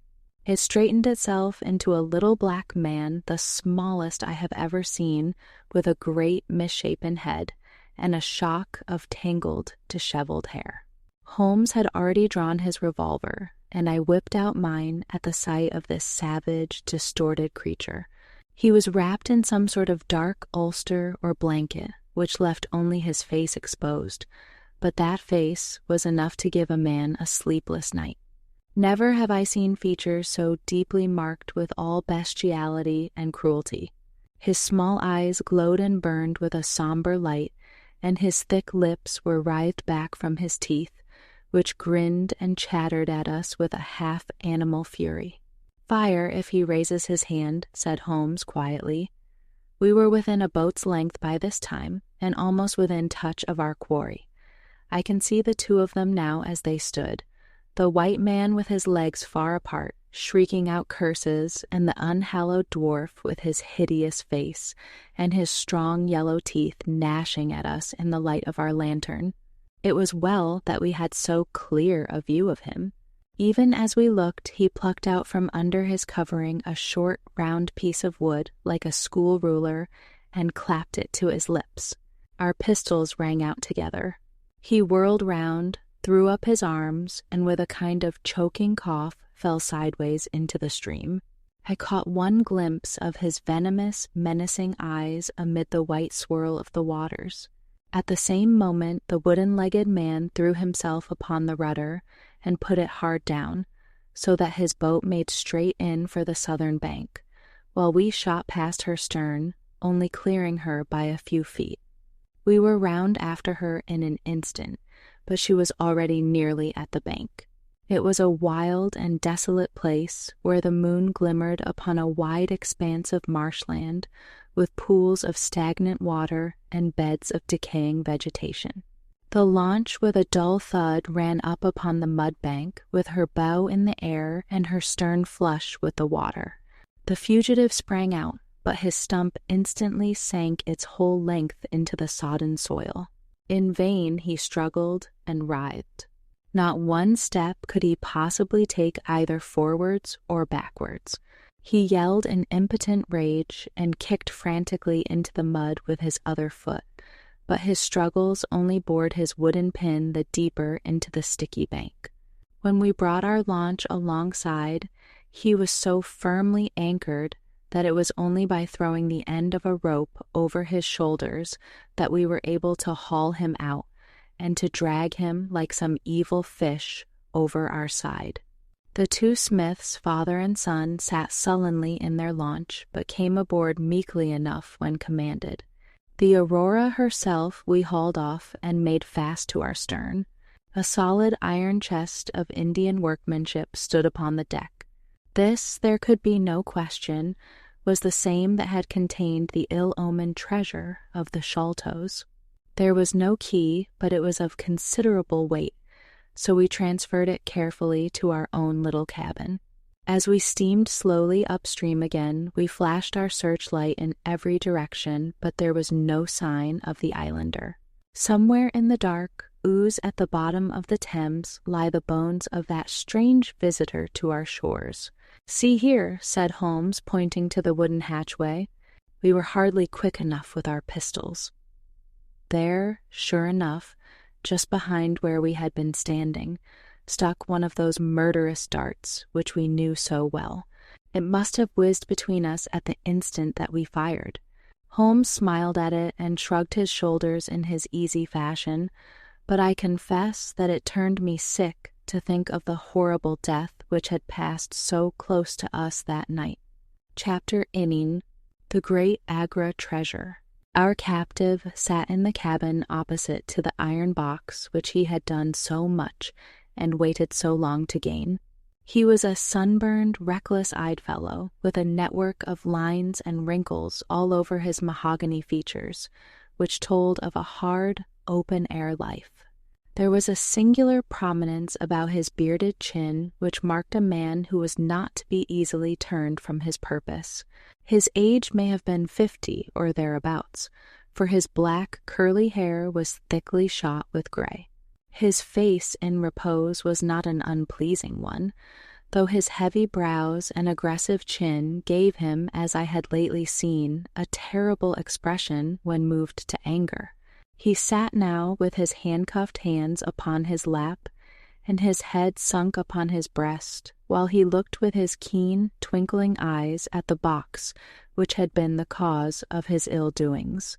It seemed to me that there was more sorrow than anger in his rigid and contained countenance. Once he looked up at me with a gleam of something like humor in his eyes. "Well, Jonathan Small," said Holmes, lighting a cigar, "I am sorry that it has come to this." "And so am I, sir," he answered frankly. "I don't believe that I can swing over the job. I give you my word on the book that I never raised hand against Mr. Sholto. It was that little hellhound Tonga who shot one of his cursed darts into him. I had no part in it, sir. I was as grieved as if it had been my blood relation. I welted the little devil with the slack end of the rope for it, but it was done, and I could not undo it again. Have a cigar," said Holmes, "and you had best take a pull out of my flask, for you are very wet.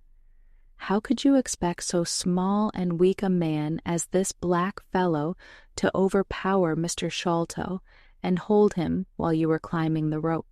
You seem to know as much about it as if you were there, sir. The truth is that I hoped to find the room clear.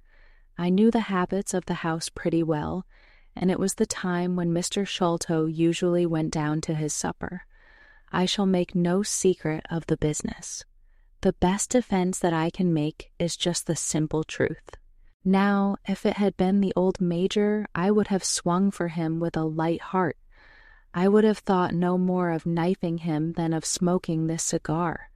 But it's cursed hard that I should be lagged over this young Sholto, with whom I had no quarrel whatever. You are under the charge of Mr. Athelney Jones, of Scotland Yard. He is going to bring you up to my rooms, and I shall ask you for a true account of the matter. You must make a clean breast of it, for if you do, I hope that I may be of use to you. I think I can prove that the poison acts so quickly that the man was dead before ever you reached the room." "That he was, sir. I never got such a turn in my life as when I saw him grinning at me with his head on his shoulder as I climbed through the window. It fairly shook me, sir. I'd have half killed Tonga for it if he had not scrambled off.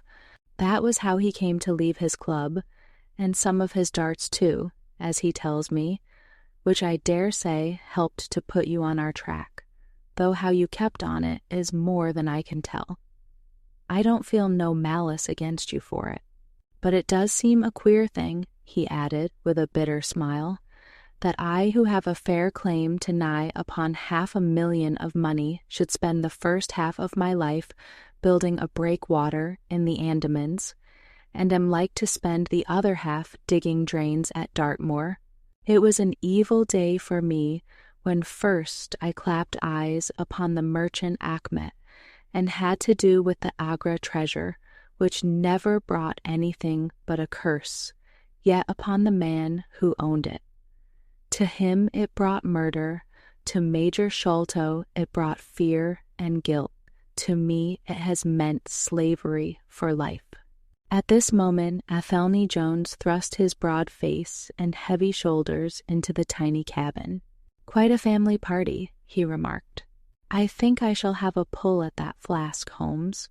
Well, I think we may all congratulate each other. Pity we didn't take the other alive, but there was no choice. I say, Holmes, you must confess that you cut it rather fine. It was all we could do to overhaul her." "All is well that ends well," said Holmes, "but I certainly did not know that the Aurora was such a clipper.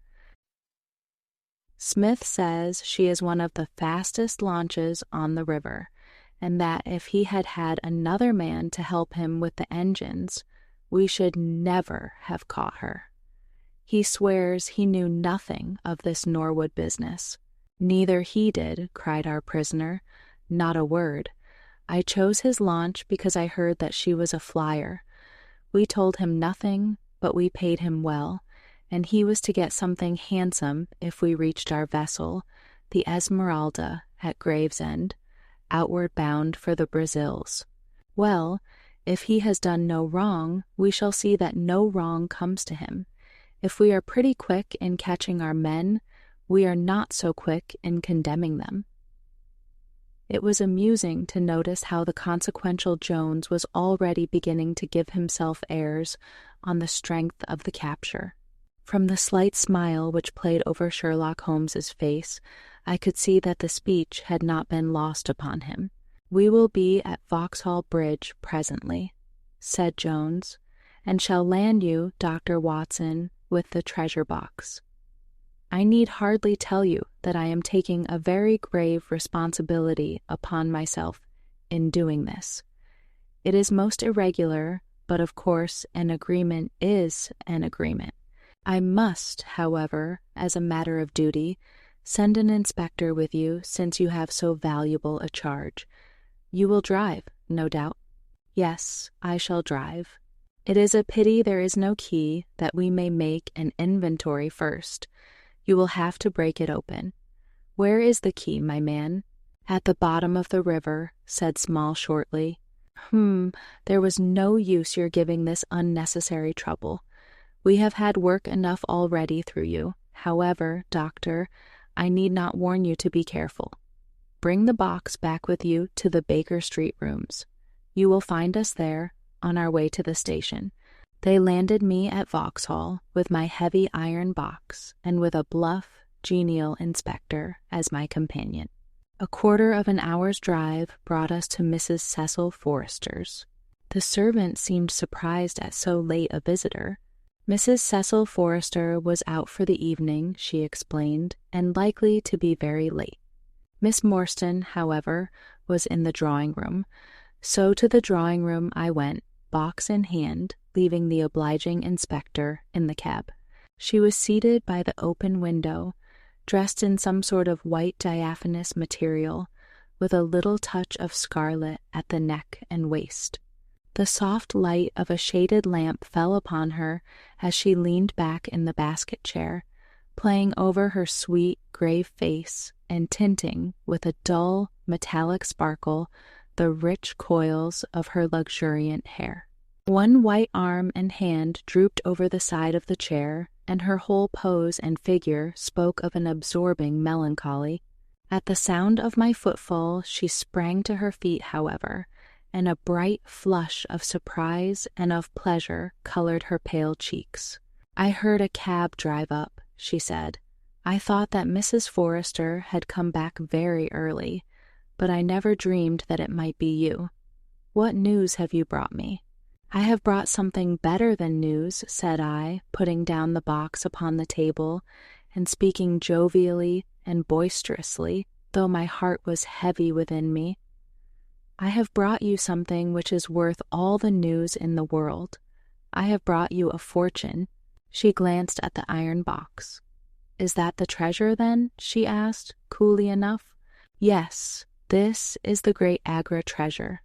Half of it is yours, and half is Thaddeus Sholto's. You will have a couple of 100,000 each. Think of that. An annuity of 10,000 pounds. There will be few richer young ladies in England. Is it not glorious?" I think that I must have been rather overacting my delight, and that she detected a hollow ring in my congratulations, for I saw her eyebrows rise a little, and she glanced at me curiously. "If I have it," said she, "I owe it to you." "No, no," I answered, "not to me, but to my friend Sherlock Holmes. With all the will in the world, I could never have followed up a clue which has taxed even his analytical genius. As it was, we very nearly lost it at the last moment." "Pray sit down and tell me all about it, Dr. Watson," said she. I narrated briefly what had occurred since I had seen her last.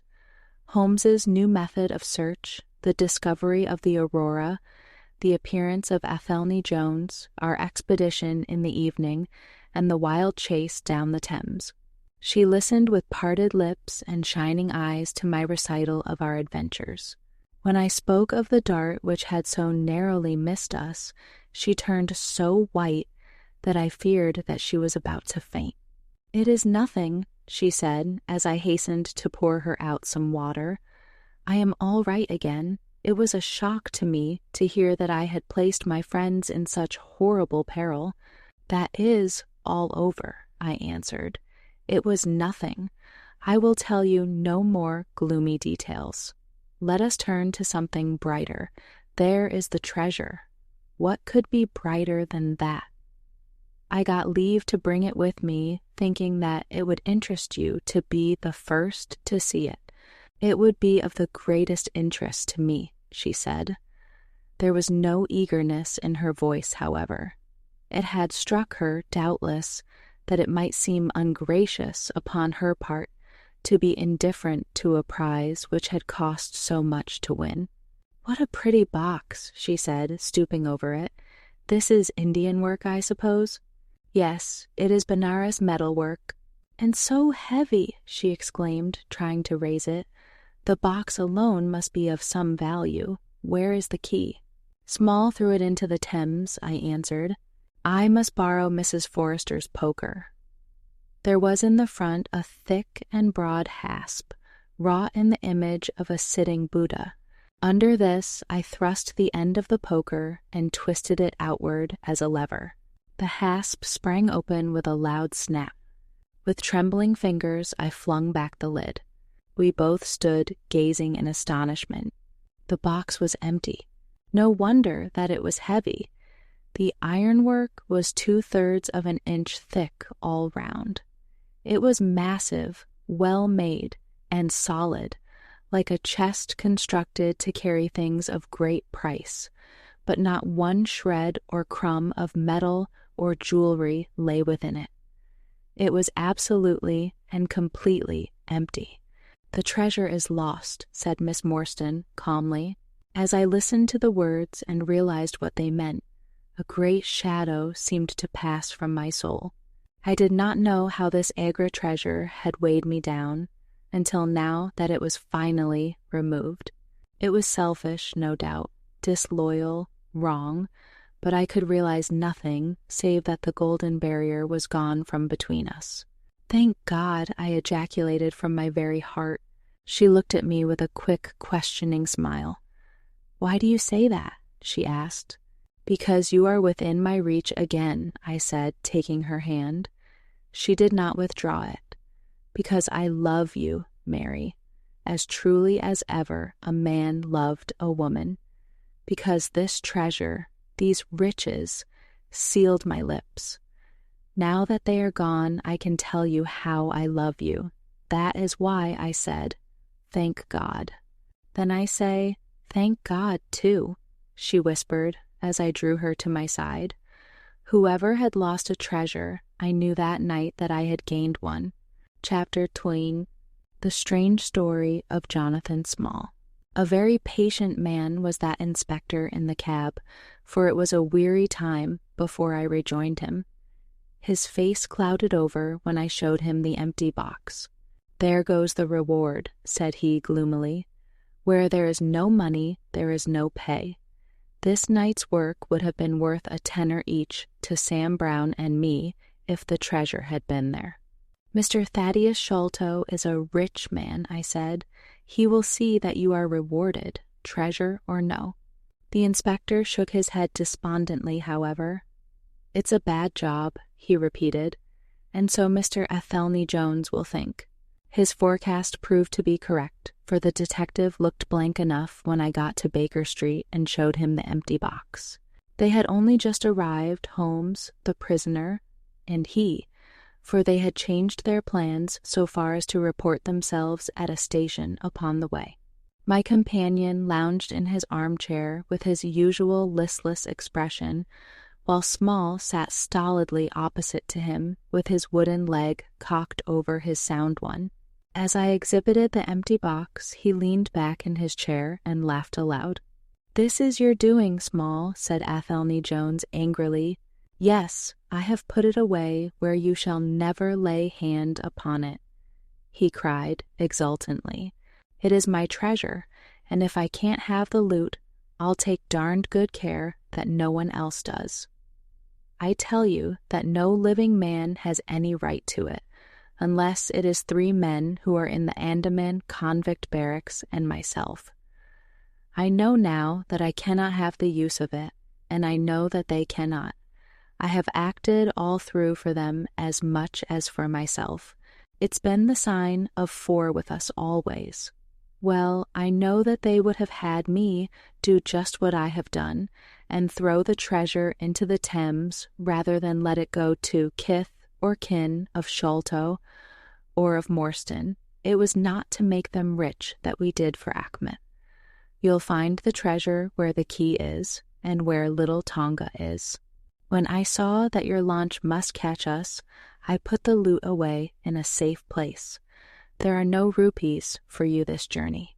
"You are deceiving us, Small," said Athelney Jones sternly.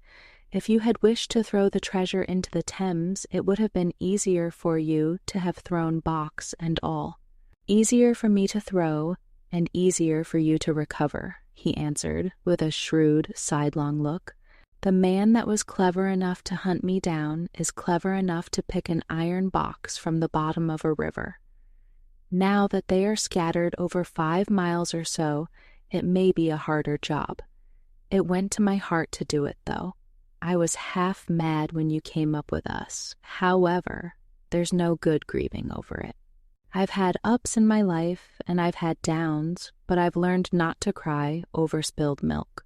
"This is a very serious matter, Small," said the detective. "If you had helped justice, instead of thwarting it in this way, you would have had a better chance at your trial." "Justice," snarled the ex-convict. "A pretty justice! Whose loot is this, if it is not ours? Where is the justice that I should give it up to those who have never earned it? Look how I have earned it. 20 long years in that fever-ridden swamp, all day at work under the mangrove tree, all night chained up in the filthy convict huts, bitten by mosquitoes, racked with ague, bullied by every cursed black-faced policeman who loved to take it out of a white man. That was how I earned the Agra treasure. And you talk to me of justice because I cannot bear to feel that I have paid this price only that another may enjoy it." I would rather swing a score of times or have one of Tonga's darts in my hide than live in a convict's cell and feel that another man is at his ease in a palace with the money that should be mine. Small had dropped his mask of stoicism, and all this came out in a wild whirl of words, while his eyes blazed, and the handcuffs clanked together with the impassioned movement of his hands. I could understand, as I saw the fury and the passion of the man, that it was no groundless or unnatural terror which had possessed Major Sholto when he first learned that the injured convict was upon his track. "You forget that we know nothing of all this," said Holmes quietly. "We have not heard your story, and we cannot tell how far justice may originally have been on your side. Well, sir, you have been very fair-spoken to me, though I can see that I have you to thank that I have these bracelets upon my wrists. Still, I bear no grudge for that. It is all fair and above board. If you want to hear my story, I have no wish to hold it back. What I say to you is God's truth, every word of it." "Thank you. You can put the glass beside me here, and I'll put my lips to it if I am dry. I am a Worcestershire man myself, born near Pershore. I dare say you would find a heap of Smalls living there now if you were to look. I have often thought of taking a look round there, but the truth is that I was never much of a credit to the family, and I doubt if they would be so very glad to see me. They were all steady, chapel-going folk, small farmers, well-known and respected over the countryside, while I was always a bit of a rover. At last, however, when I was about 18, I gave them no more trouble, for I got into a mess over a girl, and could only get out of it again by taking the Queen's shilling and joining the 3rd Buffs, which was just starting for India. I wasn't destined to do much soldiering, however. I had just got past the goose step and learned to handle my musket when I was fool enough to go swimming in the Ganges. Luckily for me, my company sergeant, John Holder, was in the water at the same time, and he was one of the finest swimmers in the service. A crocodile took me just as I was halfway across and nipped off my right leg as clean as a surgeon could have done it, just above the knee. What with the shock and the loss of blood, I fainted and should have drowned if Holder had not caught hold of me and paddled for the bank. I was 5 months in hospital over it, and when at last I was able to limp out of it with this timber toe strapped to my stump, I found myself invalided out of the army and unfitted for any active occupation. I was, as you can imagine, pretty down on my luck at this time, for I was a useless cripple, though not yet in my 20th year. However, my misfortune soon proved to be a blessing in disguise. A man named Abel White, who had come out there as an indigo planter, wanted an overseer to look after his coolies and keep them up to their work. He happened to be a friend of our colonel's, who had taken an interest in me since the accident. To make a long story short, the colonel recommended me strongly for the post, and as the work was mostly to be done on horseback, my leg was no great obstacle, for I had enough knee left to keep good grip on the saddle. What I had to do was to ride over the plantation, to keep an eye on the men as they worked, and to report the idlers. The pay was fair, I had comfortable quarters, and altogether I was content to spend the remainder of my life in indigo planting. Mr. Abel White was a kind man, and he would often drop into my little shanty and smoke a pipe with me, for white folk out there feel their hearts warm to each other, as they never do here at home. Well, I was never in luck's way long. Suddenly, without a note of warning, the Great Mutiny broke upon us. 1 month India lay as still and peaceful, to all appearance, as Surrey or Kent. The next, there were 200,000 black devils let loose, and the country was a perfect hell. Of course you know all about it, gentlemen, a deal more than I do, very like, since reading is not in my line. I only know what I saw with my own eyes. Our plantation was at a place called Mutra, near the border of the northwest provinces. Night after night the whole sky was alight with the burning bungalows, and day after day we had small companies of Europeans passing through our estate with their wives and children on their way to Agra, where were the nearest troops. Mr. Abel White was an obstinate man. He had it in his head that the affair had been exaggerated, and that it would blow over as suddenly as it had sprung up. There he sat on his veranda, drinking whiskey pegs and smoking cheroots, while the country was in a blaze about him. Of course we stuck by him, I and Dawson, who, with his wife, used to do the book work and the managing. Well, one fine day the crash came. I had been away on a distant plantation and was riding slowly home in the evening when my eye fell upon something all huddled together at the bottom of a steep nullah. I rode down to see what it was, and the cold struck through my heart when I found it was Dawson's wife, all cut into ribbons and half eaten by jackals and native dogs.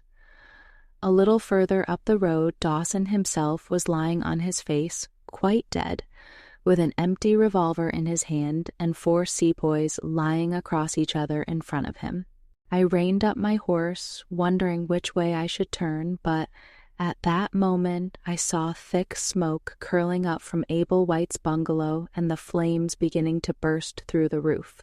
I knew then that I could do my employer no good, but would only throw my own life away if I meddled in the matter. From where I stood, I could see hundreds of the black fiends, with their red coats still on their backs, dancing and howling round the burning house. Some of them pointed at me, and a couple of bullets sang past my head, so I broke away across the paddy fields and found myself late at night safe within the walls at Agra. As it proved, however, there was no great safety there either. The whole country was up like a swarm of bees. Wherever the English could collect in little bands, they held just the ground that their guns commanded. Everywhere else, they were helpless fugitives.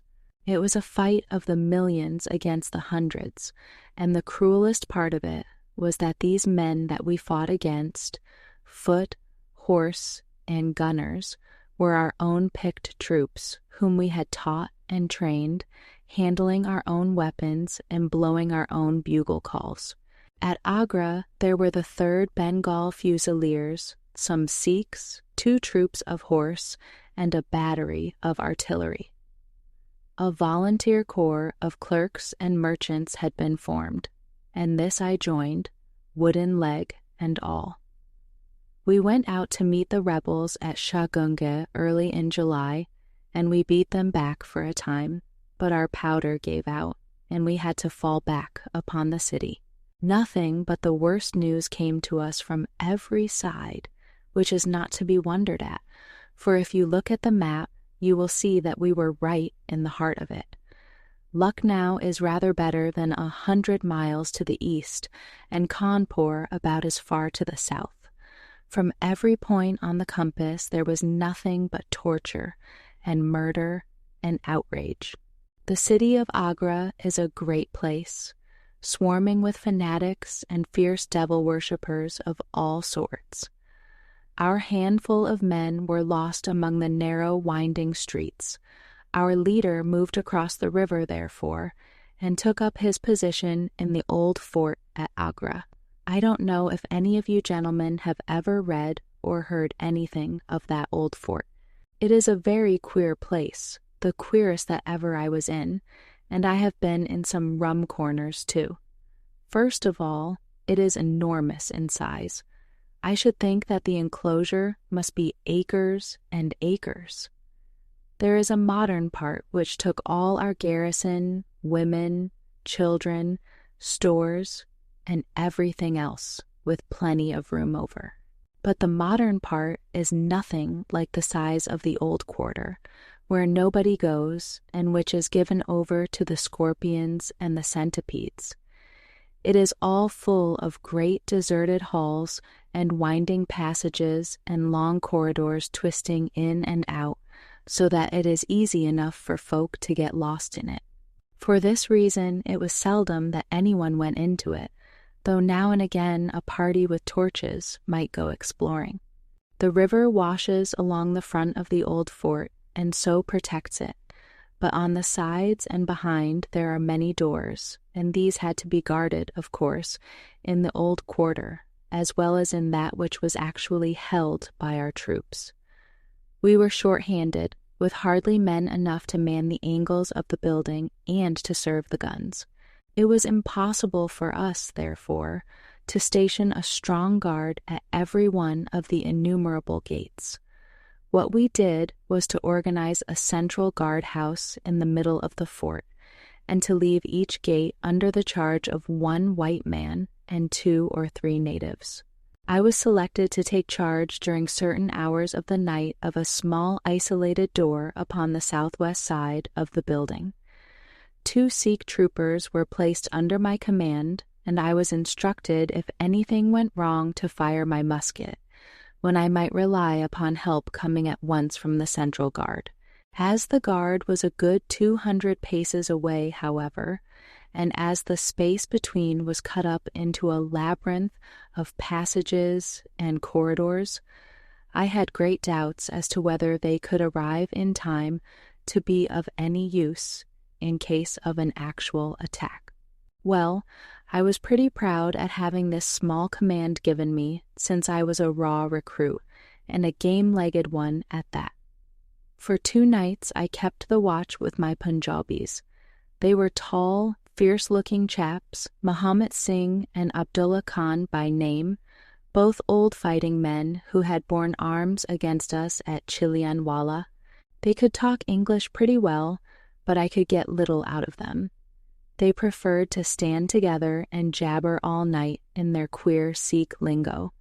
For myself, I used to stand outside the gateway, looking down on the broad, winding river and on the twinkling lights of the great city. The beating of drums, the rattle of tom-toms, and the yells and howls of the rebels, drunk with opium and with bang, were enough to remind us all night of our dangerous neighbors across the stream. Every 2 hours, the officer of the night used to come round to all the posts to make sure that all was well. The 3rd night of my watch was dark and dirty, with a small, driving rain. It was dreary work standing in the gateway hour after hour in such weather.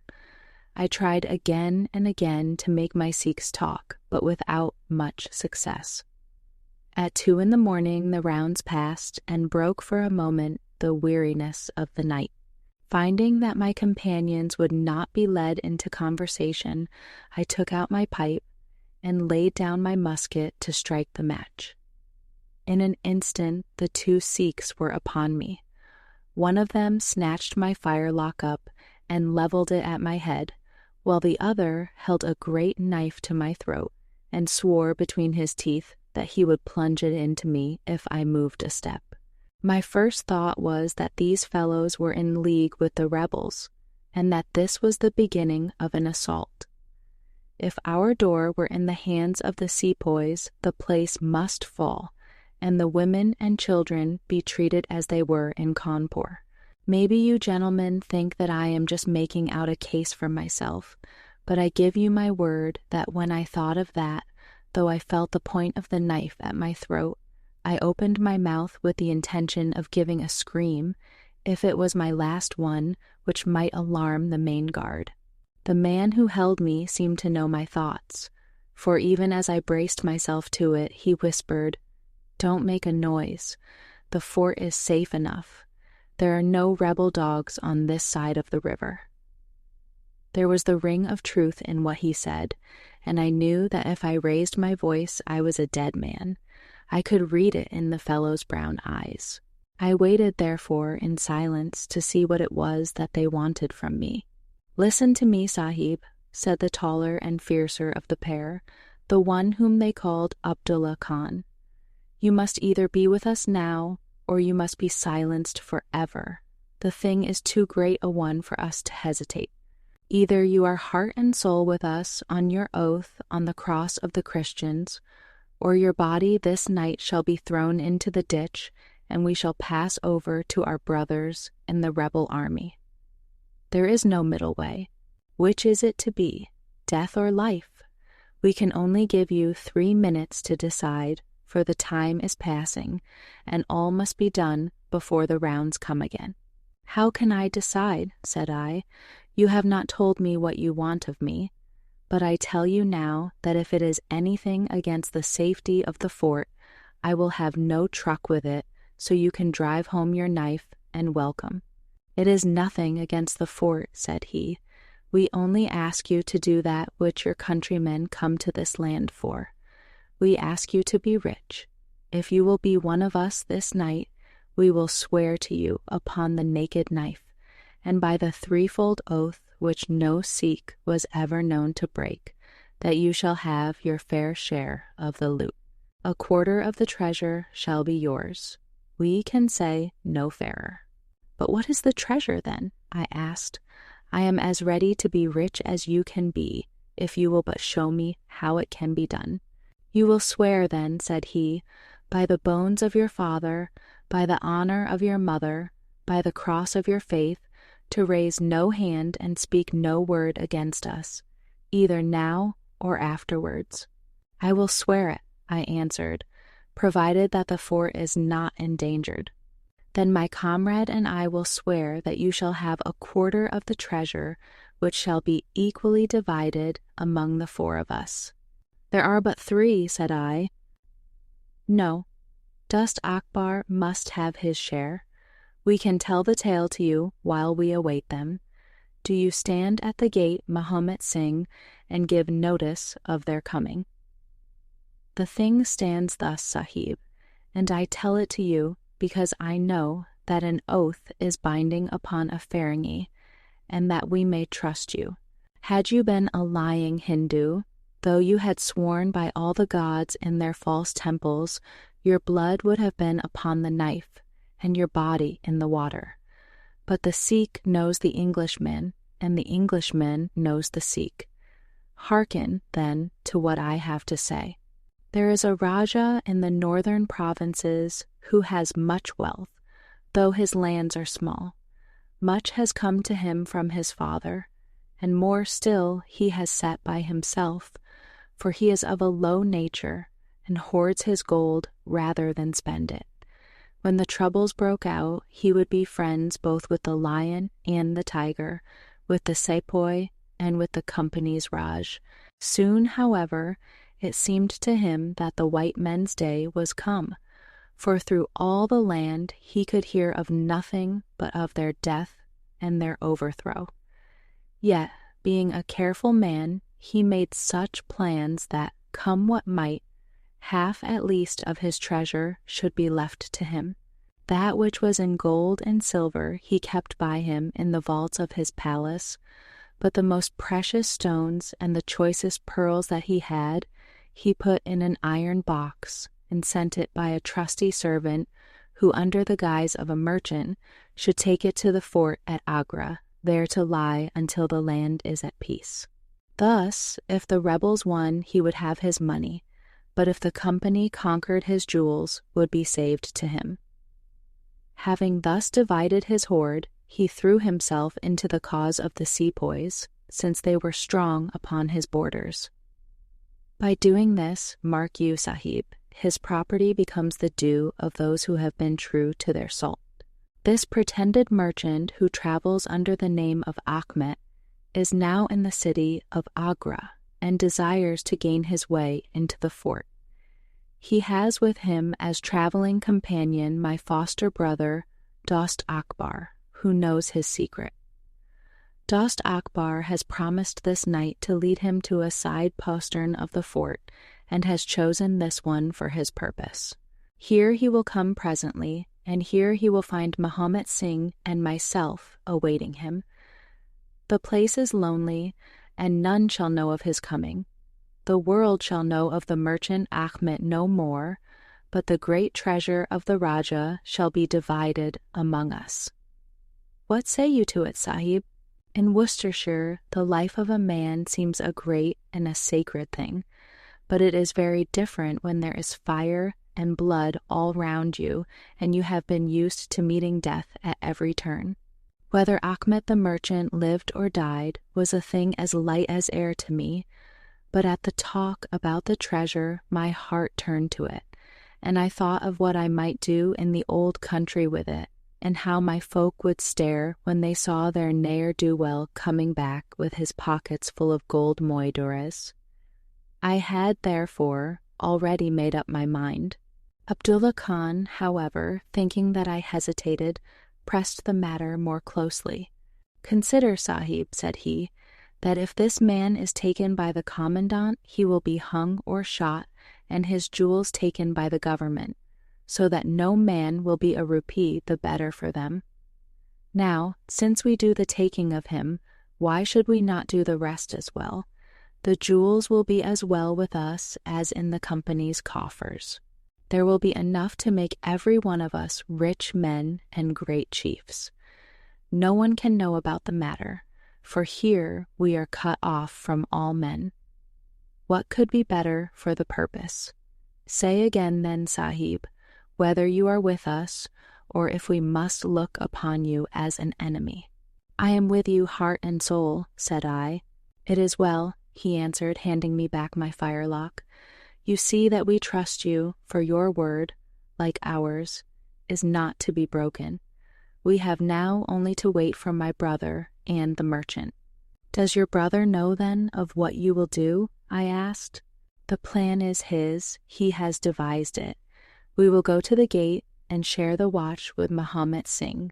The rain was still falling steadily, for it was just the beginning of the wet season. Brown, heavy clouds were drifting across the sky, and it was hard to see more than a stone cast. A deep moat lay in front of our door, but the water was in places nearly dried up, and it could easily be crossed. It was strange to me to be standing there with those two wild Punjabis waiting for the man who was coming to his death. Suddenly, my eye caught the glint of a shaded lantern at the other side of the moat. It vanished among the mound heaps and then appeared again, coming slowly in our direction. "Here they are," I exclaimed. "You will challenge him, Sahib, as usual," whispered Abdullah. "Give him no cause for fear. Send us in with him, and we shall do the rest while you stay here on guard. Have the lantern ready to uncover, that we may be sure that it is indeed the man." The light had flickered onwards, now stopping and now advancing, until I could see two dark figures upon the other side of the moat. I let them scramble down the sloping bank, splash through the mire, and climb halfway up to the gate before I challenged them. "Who goes there?" said I in a subdued voice. "Friends," came the answer. I uncovered my lantern and threw a flood of light upon them. The first was an enormous Sikh, with a black beard which swept nearly down to his cummerbund. Outside of a show, I have never seen so tall a man. The other was a little, fat, brown fellow with a great yellow turban and a bundle in his hand done up in a shawl. He seemed to be all in a quiver with fear, for his hands twitched as if he had the ague, and his head kept turning to left and right with two bright little twinkling eyes, like a mouse when he ventures out from his hole. It gave me the chills to think of killing him, but I thought of the treasure, and my heart set as hard as a flint within me. When he saw my white face, he gave a little chirrup of joy and came running up towards me. "Your protection, Sahib," he panted. "Your protection for the unhappy merchant Achmet. I have traveled across Rajputana that I might seek the shelter of the fort at Agra. I have been robbed and beaten and abused because I have been the friend of the company. It is a blessed night this, when I am once more in safety, I and my poor possessions." "What have you in the bundle?" I asked. "An iron box," he answered, which contains 1 or 2 little family matters which are of no value to others, but which I should be sorry to lose. Yet I am not a beggar, and I shall reward you, young Sahib, and your governor also, if he will give me the shelter I ask." I could not trust myself to speak longer with the man. The more I looked at his fat, frightened face, the harder did it seem that we should slay him in cold blood. It was best to get it over. "Take him to the main guard," said I. The 2 Sikhs closed in upon him on each side, and the giant walked behind while they marched in through the dark gateway. Never was a man so compassed round with death. I remained at the gateway with the lantern.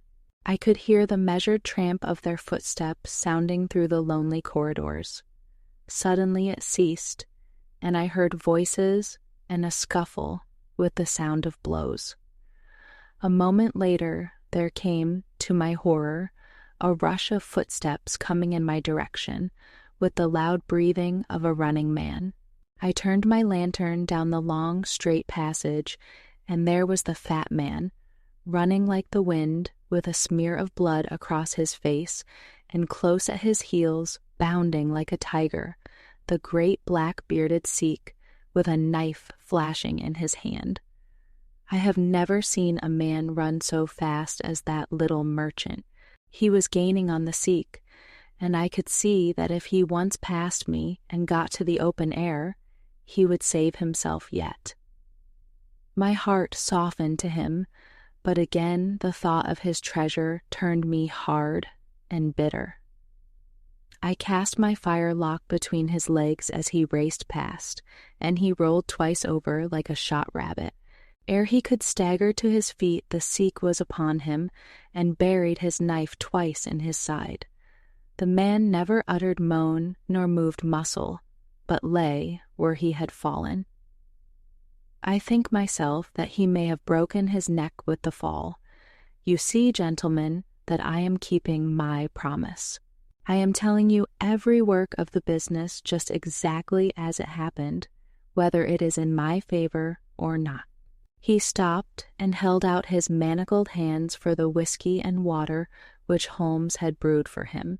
For myself, I confess that I had now conceived the utmost horror of the man, not only for this cold-blooded business in which he had been concerned, but even more for the somewhat flippant and careless way in which he narrated it.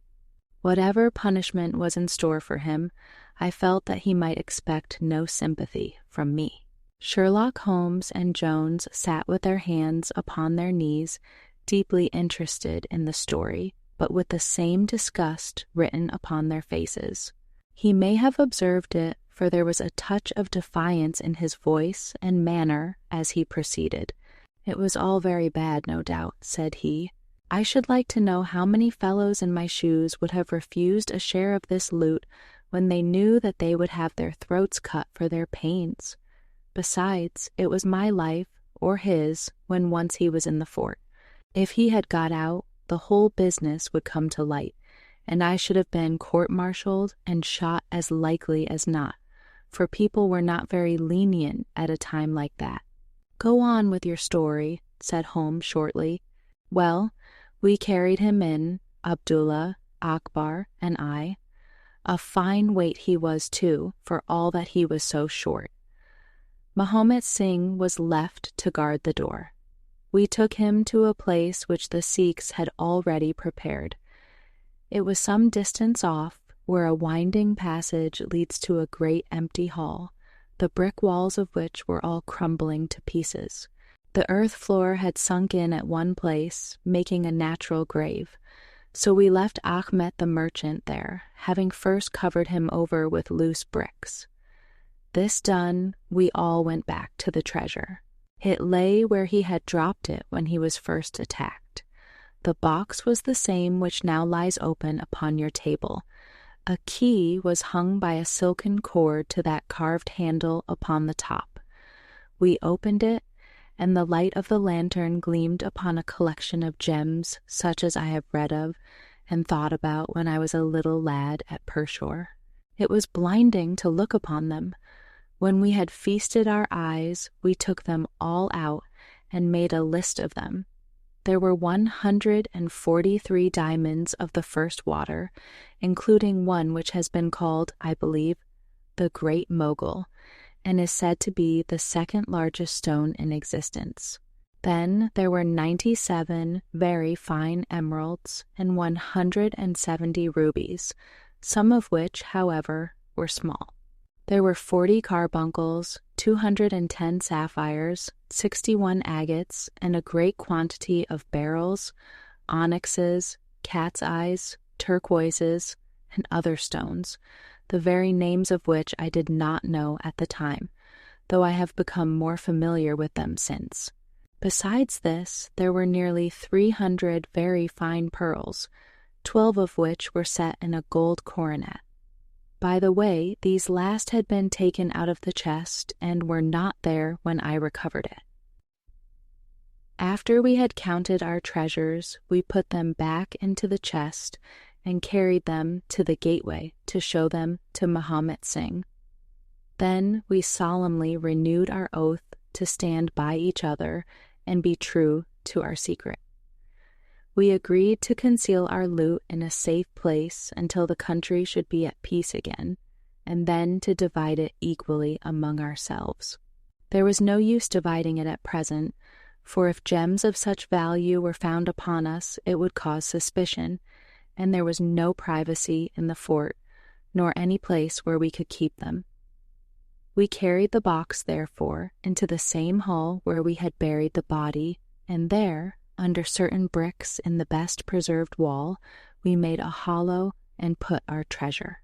We made careful note of the place, and next day I drew 4 plans, one for each of us, and put the sign of the 4 of us at the bottom, for we had sworn that we should each always act for all, so that none might take advantage. That is an oath that I can put my hand to my heart and swear that I have never broken. Well, there's no use my telling you, gentlemen, what came of the Indian mutiny. After Wilson took Delhi and Sir Colin relieved Lucknow, the back of the business was broken. Fresh troops came pouring in, and Nana Sahib made himself scarce over the frontier. A flying column under Colonel Great came round to Agra and cleared the Pandys away from it. Peace seemed to be settling upon the country, and we 4 were beginning to hope that the time was at hand when we might safely go off with our shares of the plunder. In a moment, however, our hopes were shattered by our being arrested as the murderers of Ahmed. It came about in this way. When the Rajah put his jewels into the hands of Ahmed, he did it because he knew that he was a trusty man. They are suspicious folk in the East, however. So what does this Rajah do but take a second, even more trusty servant and set him to play the spy upon the first? This second man was ordered never to let Ahmed out of his sight, and he followed him like his shadow. He went after him that night and saw him pass through the doorway. Of course, he thought he had taken refuge in the fort, and applied for admission there himself next day, but could find no trace of Ahmed. This seemed to him so strange that he spoke about it to a sergeant of guides, who brought it to the ears of the commandant. A thorough search was quickly made, and the body was discovered. Thus, at the very moment that we thought that all was safe, we were all 4 seized and brought to trial on a charge of murder. 3 of us, because we had held the gate that night, and the 4th, because he was known to have been in the company of the murdered man. Not a word about the jewels came out at the trial, for the Rajah had been deposed and driven out of India, so no one had any particular interest in them. The murder, however, was clearly made out, and it was certain that we must all have been concerned in it. The 3 Sikhs got penal servitude for life, and I was condemned to death, though my sentence was afterwards commuted into the same as the others. It was rather a queer position that we found ourselves in then. There we were, all 4 tied by the leg, and with precious little chance of ever getting out again, while we each held a secret which might have put each of us in a palace if we could only have made use of it. It was enough to make a man eat his heart out to have to stand the kick and the cuff of every petty jack in office, to have rice to eat and water to drink, when that gorgeous fortune was ready for him outside, just waiting to be picked up. It might have driven me mad, but I was always a pretty stubborn one, so I just held on and bided my time. At last it seemed to me to have come. I was changed from Agra to Madras, and from there to Blair Island in the Andamans. There are very few white convicts at this settlement, and as I had behaved well from the first, I soon found myself a sort of privileged person. I was given a hut in Hopetown, which is a small place on the slopes of Mount Harriet, and I was left pretty much to myself. It is a dreary, fever-stricken place, and all beyond our little clearings was infested with wild cannibal natives, who were ready enough to blow a poisoned dart at us if they saw a chance. There was digging and ditching and yam planting and a dozen other things to be done, so we were busy enough all day, though in the evening we had a little time to ourselves. Among other things, I learned to dispense drugs for the surgeon, and picked up a smattering of his knowledge. All the time I was on the lookout for a chance of escape, but it is hundreds of miles from any other land, and there is little or no wind in those seas, so it was a terribly difficult job to get away. The surgeon, Dr. Somerton, was a fast, sporting young chap, and the other young officers would meet in his rooms of an evening and play cards. The surgery, where I used to make up my drugs, was next to his sitting room, with a small window between us. Often, if I felt lonesome, I used to turn out the lamp in the surgery, and then, standing there, I could hear their talk and watch their play. I am fond of a hand at cards myself, and it was almost as good as having one to watch the others. There was Major Sholto, Captain Morstan, and Lieutenant Bromley Brown, who were in command of the native troops, and there was the surgeon himself, and 2 or 3 prison officials, crafty old hands who played a nice, sly, safe game. A very snug little party they used to make. Well, there was one thing which very soon struck me, and that was that the soldiers used always to lose and the civilians to win. Mind, I don't say that there was anything unfair, but so it was. These prison chaps had done little else than play cards ever since they had been at the Andamans, and they knew each other's game to a point, while the others just played to pass the time and threw their cards down anyhow. Night after night the soldiers got up poorer men, and the poorer they got, the more keen they were to play. Major Sholto was the hardest hit. He used to pay in notes and gold at first, but soon it came to notes of hand and for big sums. He sometimes would win for a few deals just to give him heart, and then the luck would set in against him worse than ever. All day he would wander about as black as thunder, and he took to drinking a deal more than was good for him. One night he lost even more heavily than usual. I was sitting in my hut when he and Captain Morstan came stumbling along on the way to their quarters. They were bosom friends, those two, and never far apart. The Major was raving about his losses. "It's all up, Morstan," he was saying as they passed my hut. "I shall have to send in my papers. I am a ruined man." "Nonsense, old chap," said the other, slapping him upon the shoulder. "I've had a nasty facer myself, but—" That was all I could hear, but it was enough to set me thinking. A couple of days later, Major Sholto was strolling on the beach, so I took the chance of speaking to him. "I wish to have your advice, Major," said I. "Well, Small, what is it?" he asked, taking his cheroot from his lips. "I wanted to ask you, sir," said I, "who is the proper person to whom hidden treasure should be handed over? I know where 500,000 worth lies, and as I cannot use it myself, I thought perhaps the best thing that I could do would be to hand it over to the proper authorities, and then perhaps they would get my sentence shortened for me. 500,000, Small, he gasped, looking hard at me to see if I was in earnest. Quite that, sir, in jewels and pearls. It lies there ready for anyone. And the queer thing about it is that the real owner is outlawed and cannot hold property, so that it belongs to the first comer. To government, Small, he stammered, to government.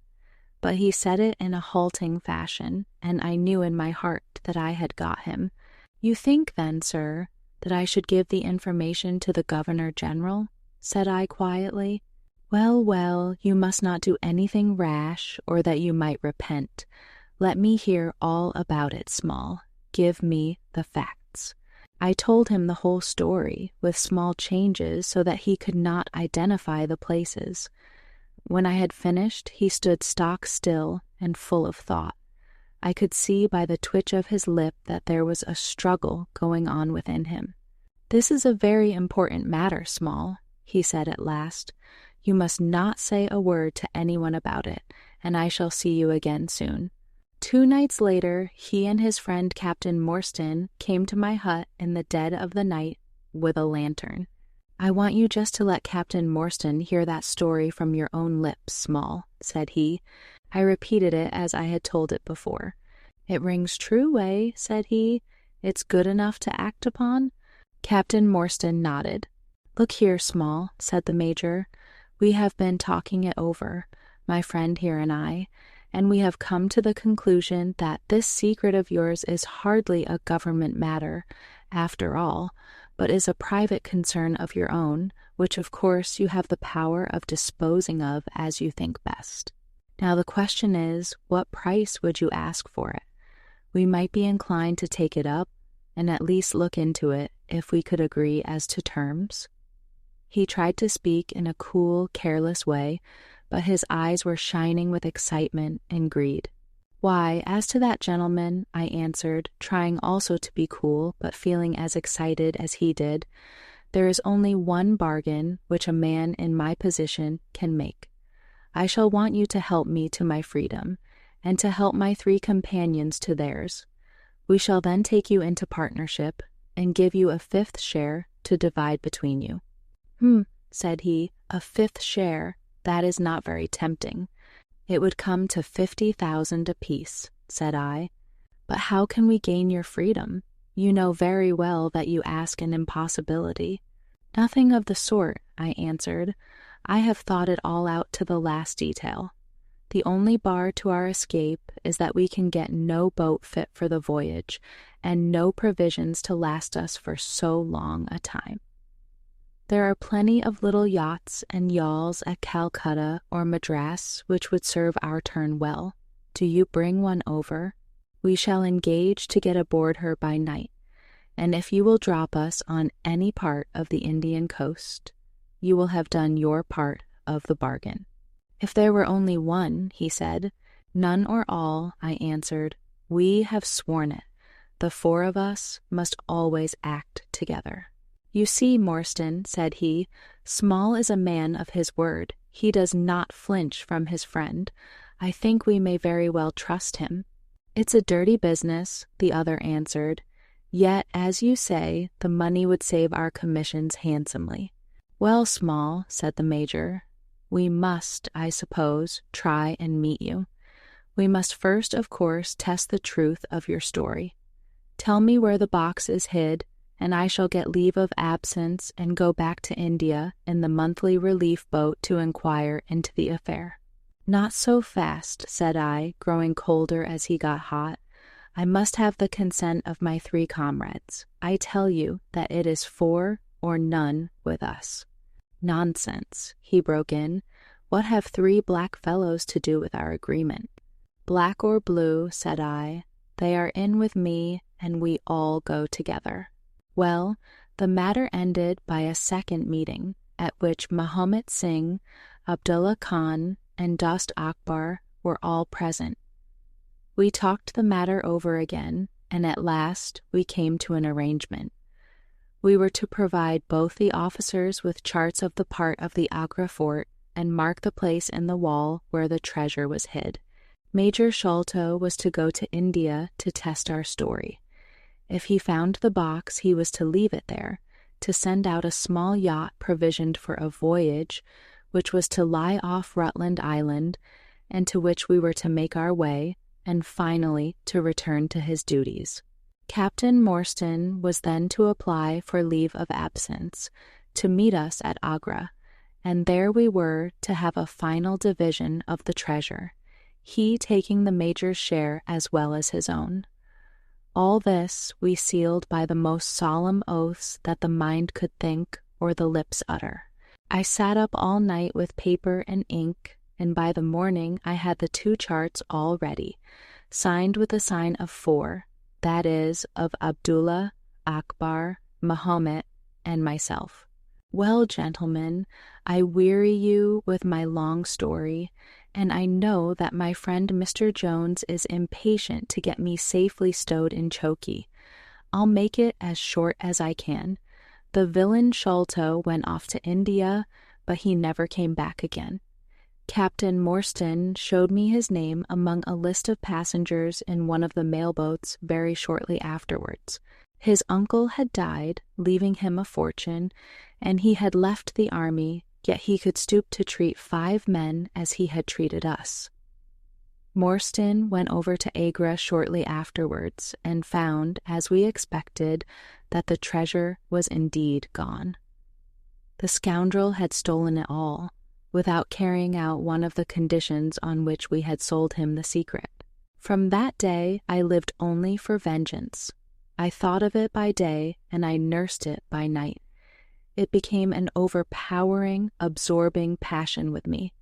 I cared nothing for the law, nothing for the gallows. To escape, to track down Sholto, to have my hand upon his throat, that was my one thought. Even the Agra treasure had come to be a smaller thing in my mind than the slaying of Sholto.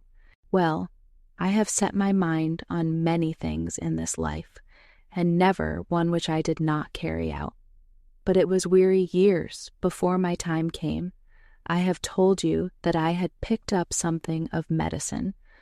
One day when Dr. Somerton was down with a fever, a little Andaman islander was picked up by a convict gang in the woods. He was sick to death and had gone to a lonely place to die. I took him in hand, though he was as venomous as a young snake, and after a couple of months I got him all right and able to walk. He took a kind of fancy to me then, and would hardly go back to his woods, but was always hanging about my hut. I learned a little of his lingo from him, and this made him all the fonder of me. Tongafor, that was his name, was a fine boatman, and owned a big, roomy canoe of his own. When I found that he was devoted to me and would do anything to serve me, I saw my chance of escape. I talked it over with him. He was to bring his boat round on a certain night to an old wharf which was never guarded, and there he was to pick me up. I gave him directions to have several gourds of water and a lot of yams, cocoa nuts, and sweet potatoes. He was staunch and true, was little Tonga. No man ever had a more faithful mate. At the night named he had his boat at the wharf. As it chanced, however, there was one of the convict guard down there, a vile Pathan who had never missed a chance of insulting and injuring me. I had always vowed vengeance, and now I had my chance. It was as if fate had placed him in my way that I might pay my debt before I left the island. He stood on the bank with his back to me and his carbine on his shoulder. I looked about for a stone to beat out his brains with, but none could I see. Then a queer thought came into my head and showed me where I could lay my hand on a weapon. I sat down in the darkness and unstrapped my wooden leg. With 3 long hops I was on him. He put his carbine to his shoulder, but I struck him full and knocked the whole front of his skull in. You can see the split in the wood now where I hit him. We both went down together, for I could not keep my balance, but when I got up, I found him still lying quiet enough. I made for the boat, and in an hour we were well out at sea. Tonga had brought all his earthly possessions with him, his arms and his gods. Among other things, he had a long bamboo spear and some Andaman cocoa-nut matting, with which I made a sort of sail. For 10 days we were beating about, trusting to luck, and on the 11th we were picked up by a trader, which was going from Singapore to Jeddah with a cargo of Malay pilgrims. They were a rum crowd, and Tonga and I soon managed to settle down among them. They had one very good quality. They let you alone and asked no questions. Well, if I were to tell you all the adventures that my little chum and I went through, you would not thank me, for I would have you here until the sun was shining. Here and there we drifted about the world, something always turning up to keep us from London. All the time, however, I never lost sight of my purpose. I would dream of Sholto at night. 100 times I have killed him in my sleep. At last, however, some 3 or 4 years ago, we found ourselves in England. I had no great difficulty in finding where Sholto lived, and I set to work to discover whether he had realized the treasure or if he still had it. I made friends with someone who could help me. I name no names, for I don't want to get anyone else in a hole, and I soon found that he still had the jewels. Then I tried to get at him in many ways, but he was pretty sly, and had always 2 prize fighters, besides his sons and his Khitmutgar, on guard over him. One day, however, I got word that he was dying. I hurried at once to the garden, mad that he should slip out of my clutches like that, and looking through the window, I saw him lying in his bed, with his sons on each side of him. I'd have come through and taken my chance with the 3 of them, only even as I looked at him his jaw dropped, and I knew that he was gone. I got into his room that same night, though, and I searched his papers to see if there was any record of where he had hidden our jewels. There was not a line, however, so I came away, bitter and savage as a man could be. Before I left, I bethought me that if I ever met my Sikh friends again, it would be a satisfaction to know that I had left some mark of our hatred. So I scrawled down the sign of the 4 of us, as it had been on the chart, and I pinned it on his bosom. It was too much that he should be taken to the grave without some token from the men whom he had robbed and befooled. We earned a living at this time by my exhibiting poor Tonga at fairs and other such places as the Black Cannibal. He would eat raw meat and dance his war dance, so we always had a hatful of pennies after a day's work. I still heard all the news from Pondicherry Lodge, and for some years there was no news to hear, except that they were hunting for the treasure.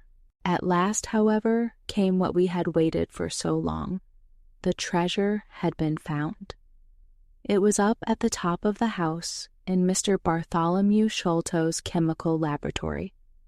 I came at once and had a look at the place, but I could not see how with my wooden leg I was to make my way up to it. I learned, however, about a trapdoor in the roof and also about Mr. Sholto's supper hour. It seemed to me that I could manage the thing easily through Tonga. I brought him out with me with a long rope wound round his waist. He could climb like a cat, and he soon made his way through the roof, but, as ill luck would have it, Bartholomew Sholto was still in the room, to his cost. Tonga thought he had done something very clever in killing him, for when I came up by the rope, I found him strutting about as proud as a peacock. Very much surprised was he when I made at him with the rope's end and cursed him for a little bloodthirsty imp. I took the treasure box and let it down, and then slid down myself, having first left the sign of the 4 upon the table, to show that the jewels had come back at last to those who had most right to them. Tonga then pulled up the rope, closed the window, and made off the way that he had come. I don't know that I have anything else to tell you. I had heard a waterman speak of the speed of Smith's launch, the Aurora, so I thought she would be a handy craft for our escape. I engaged with old Smith and was to give him a big sum if he got us safe to our ship. He knew, no doubt, that there was some screw loose, but he was not in our secrets. All this is the truth. And if I tell it to you, gentlemen, it is not to amuse you, for you have not done me a very good turn, but it is because I believe the best defense I can make is just to hold back nothing, but let all the world know how badly I have myself been served by Major Sholto, and how innocent I am of the death of his son. A very remarkable account, said Sherlock Holmes, a fitting wind-up to an extremely interesting case. There is nothing at all new to me in the latter part of your narrative, except that you brought your own rope. That I did not know. By the way, I had hoped that Tonga had lost all his darts, yet he managed to shoot one at us in the boat. He had lost them all, sir, except the one which was in his blowpipe at the time. Ah, of course, said Holmes. I had not thought of that. Is there any other point which you would like to ask about? Asked the convict affably. I think not, thank you, my companion answered. Well, Holmes, said Athelney Jones, you are a man to be humored, and we all know that you are a connoisseur of crime, but duty is duty, and I have gone rather far in doing what you and your friend asked me. I shall feel more at ease when we have our storyteller here safe under lock and key. The cab still waits, and there are 2 inspectors downstairs. I am much obliged to you both for your assistance. Of course you will be wanted at the trial. Good night to you. Good night, gentlemen both, said Jonathan Small. You first, Small, remarked the wary Jones as they left the room. I'll take particular care that you don't club me with your wooden leg, whatever you may have done to the gentleman at the Andaman Isles. Well, and there is the end of our little drama, I remarked, after we had sat some time smoking in silence. I fear that it may be the last investigation in which I shall have the chance of studying your methods. Miss Morstan has done me the honor to accept me as a husband in prospective. He gave a most dismal groan. I feared as much, said he. I really cannot congratulate you. I was a little hurt. Have you any reason to be dissatisfied with my choice? I asked. Not at all. I think she is one of the most charming young ladies I ever met, and might have been most useful in such work as we have been doing. She had a decided genius that way. Witness the way in which she preserved that Agra plan from all the other papers of her father. But love is an emotional thing, and whatever is emotional is opposed to that true cold reason which I place above all things. I should never marry myself, lest I bias my judgment. I trust, said I, laughing, that my judgment may survive the ordeal, but you look weary. Yes, the reaction is already upon me. I shall be as limp as a rag for a week. Strange, said I, how terms of what in another man I should call laziness alternate with your fits of splendid energy and vigor. Yes, he answered, there are in me the makings of a very fine loafer, and also of a pretty spry sort of fellow. I often think of those lines of old Goethe, Schade, dass die Natur nur einen Mensch aus dir schuf, denn zum würdigen Mann war und zum Schelmen der Stoff. By the way, apropos of this Norwood business, you see that they had, as I surmised, a confederate in the house, who could be none other than Lal Rao, the butler. So Jones actually has the undivided honor of having caught one fish in his great haul. The division seems rather unfair, I remarked. You have done all the work in this business. I get a wife out of it, Jones gets the credit. Pray, what remains for you? For me, said Sherlock Holmes, there still remains the cocaine bottle, and he stretched his long white hand up for it.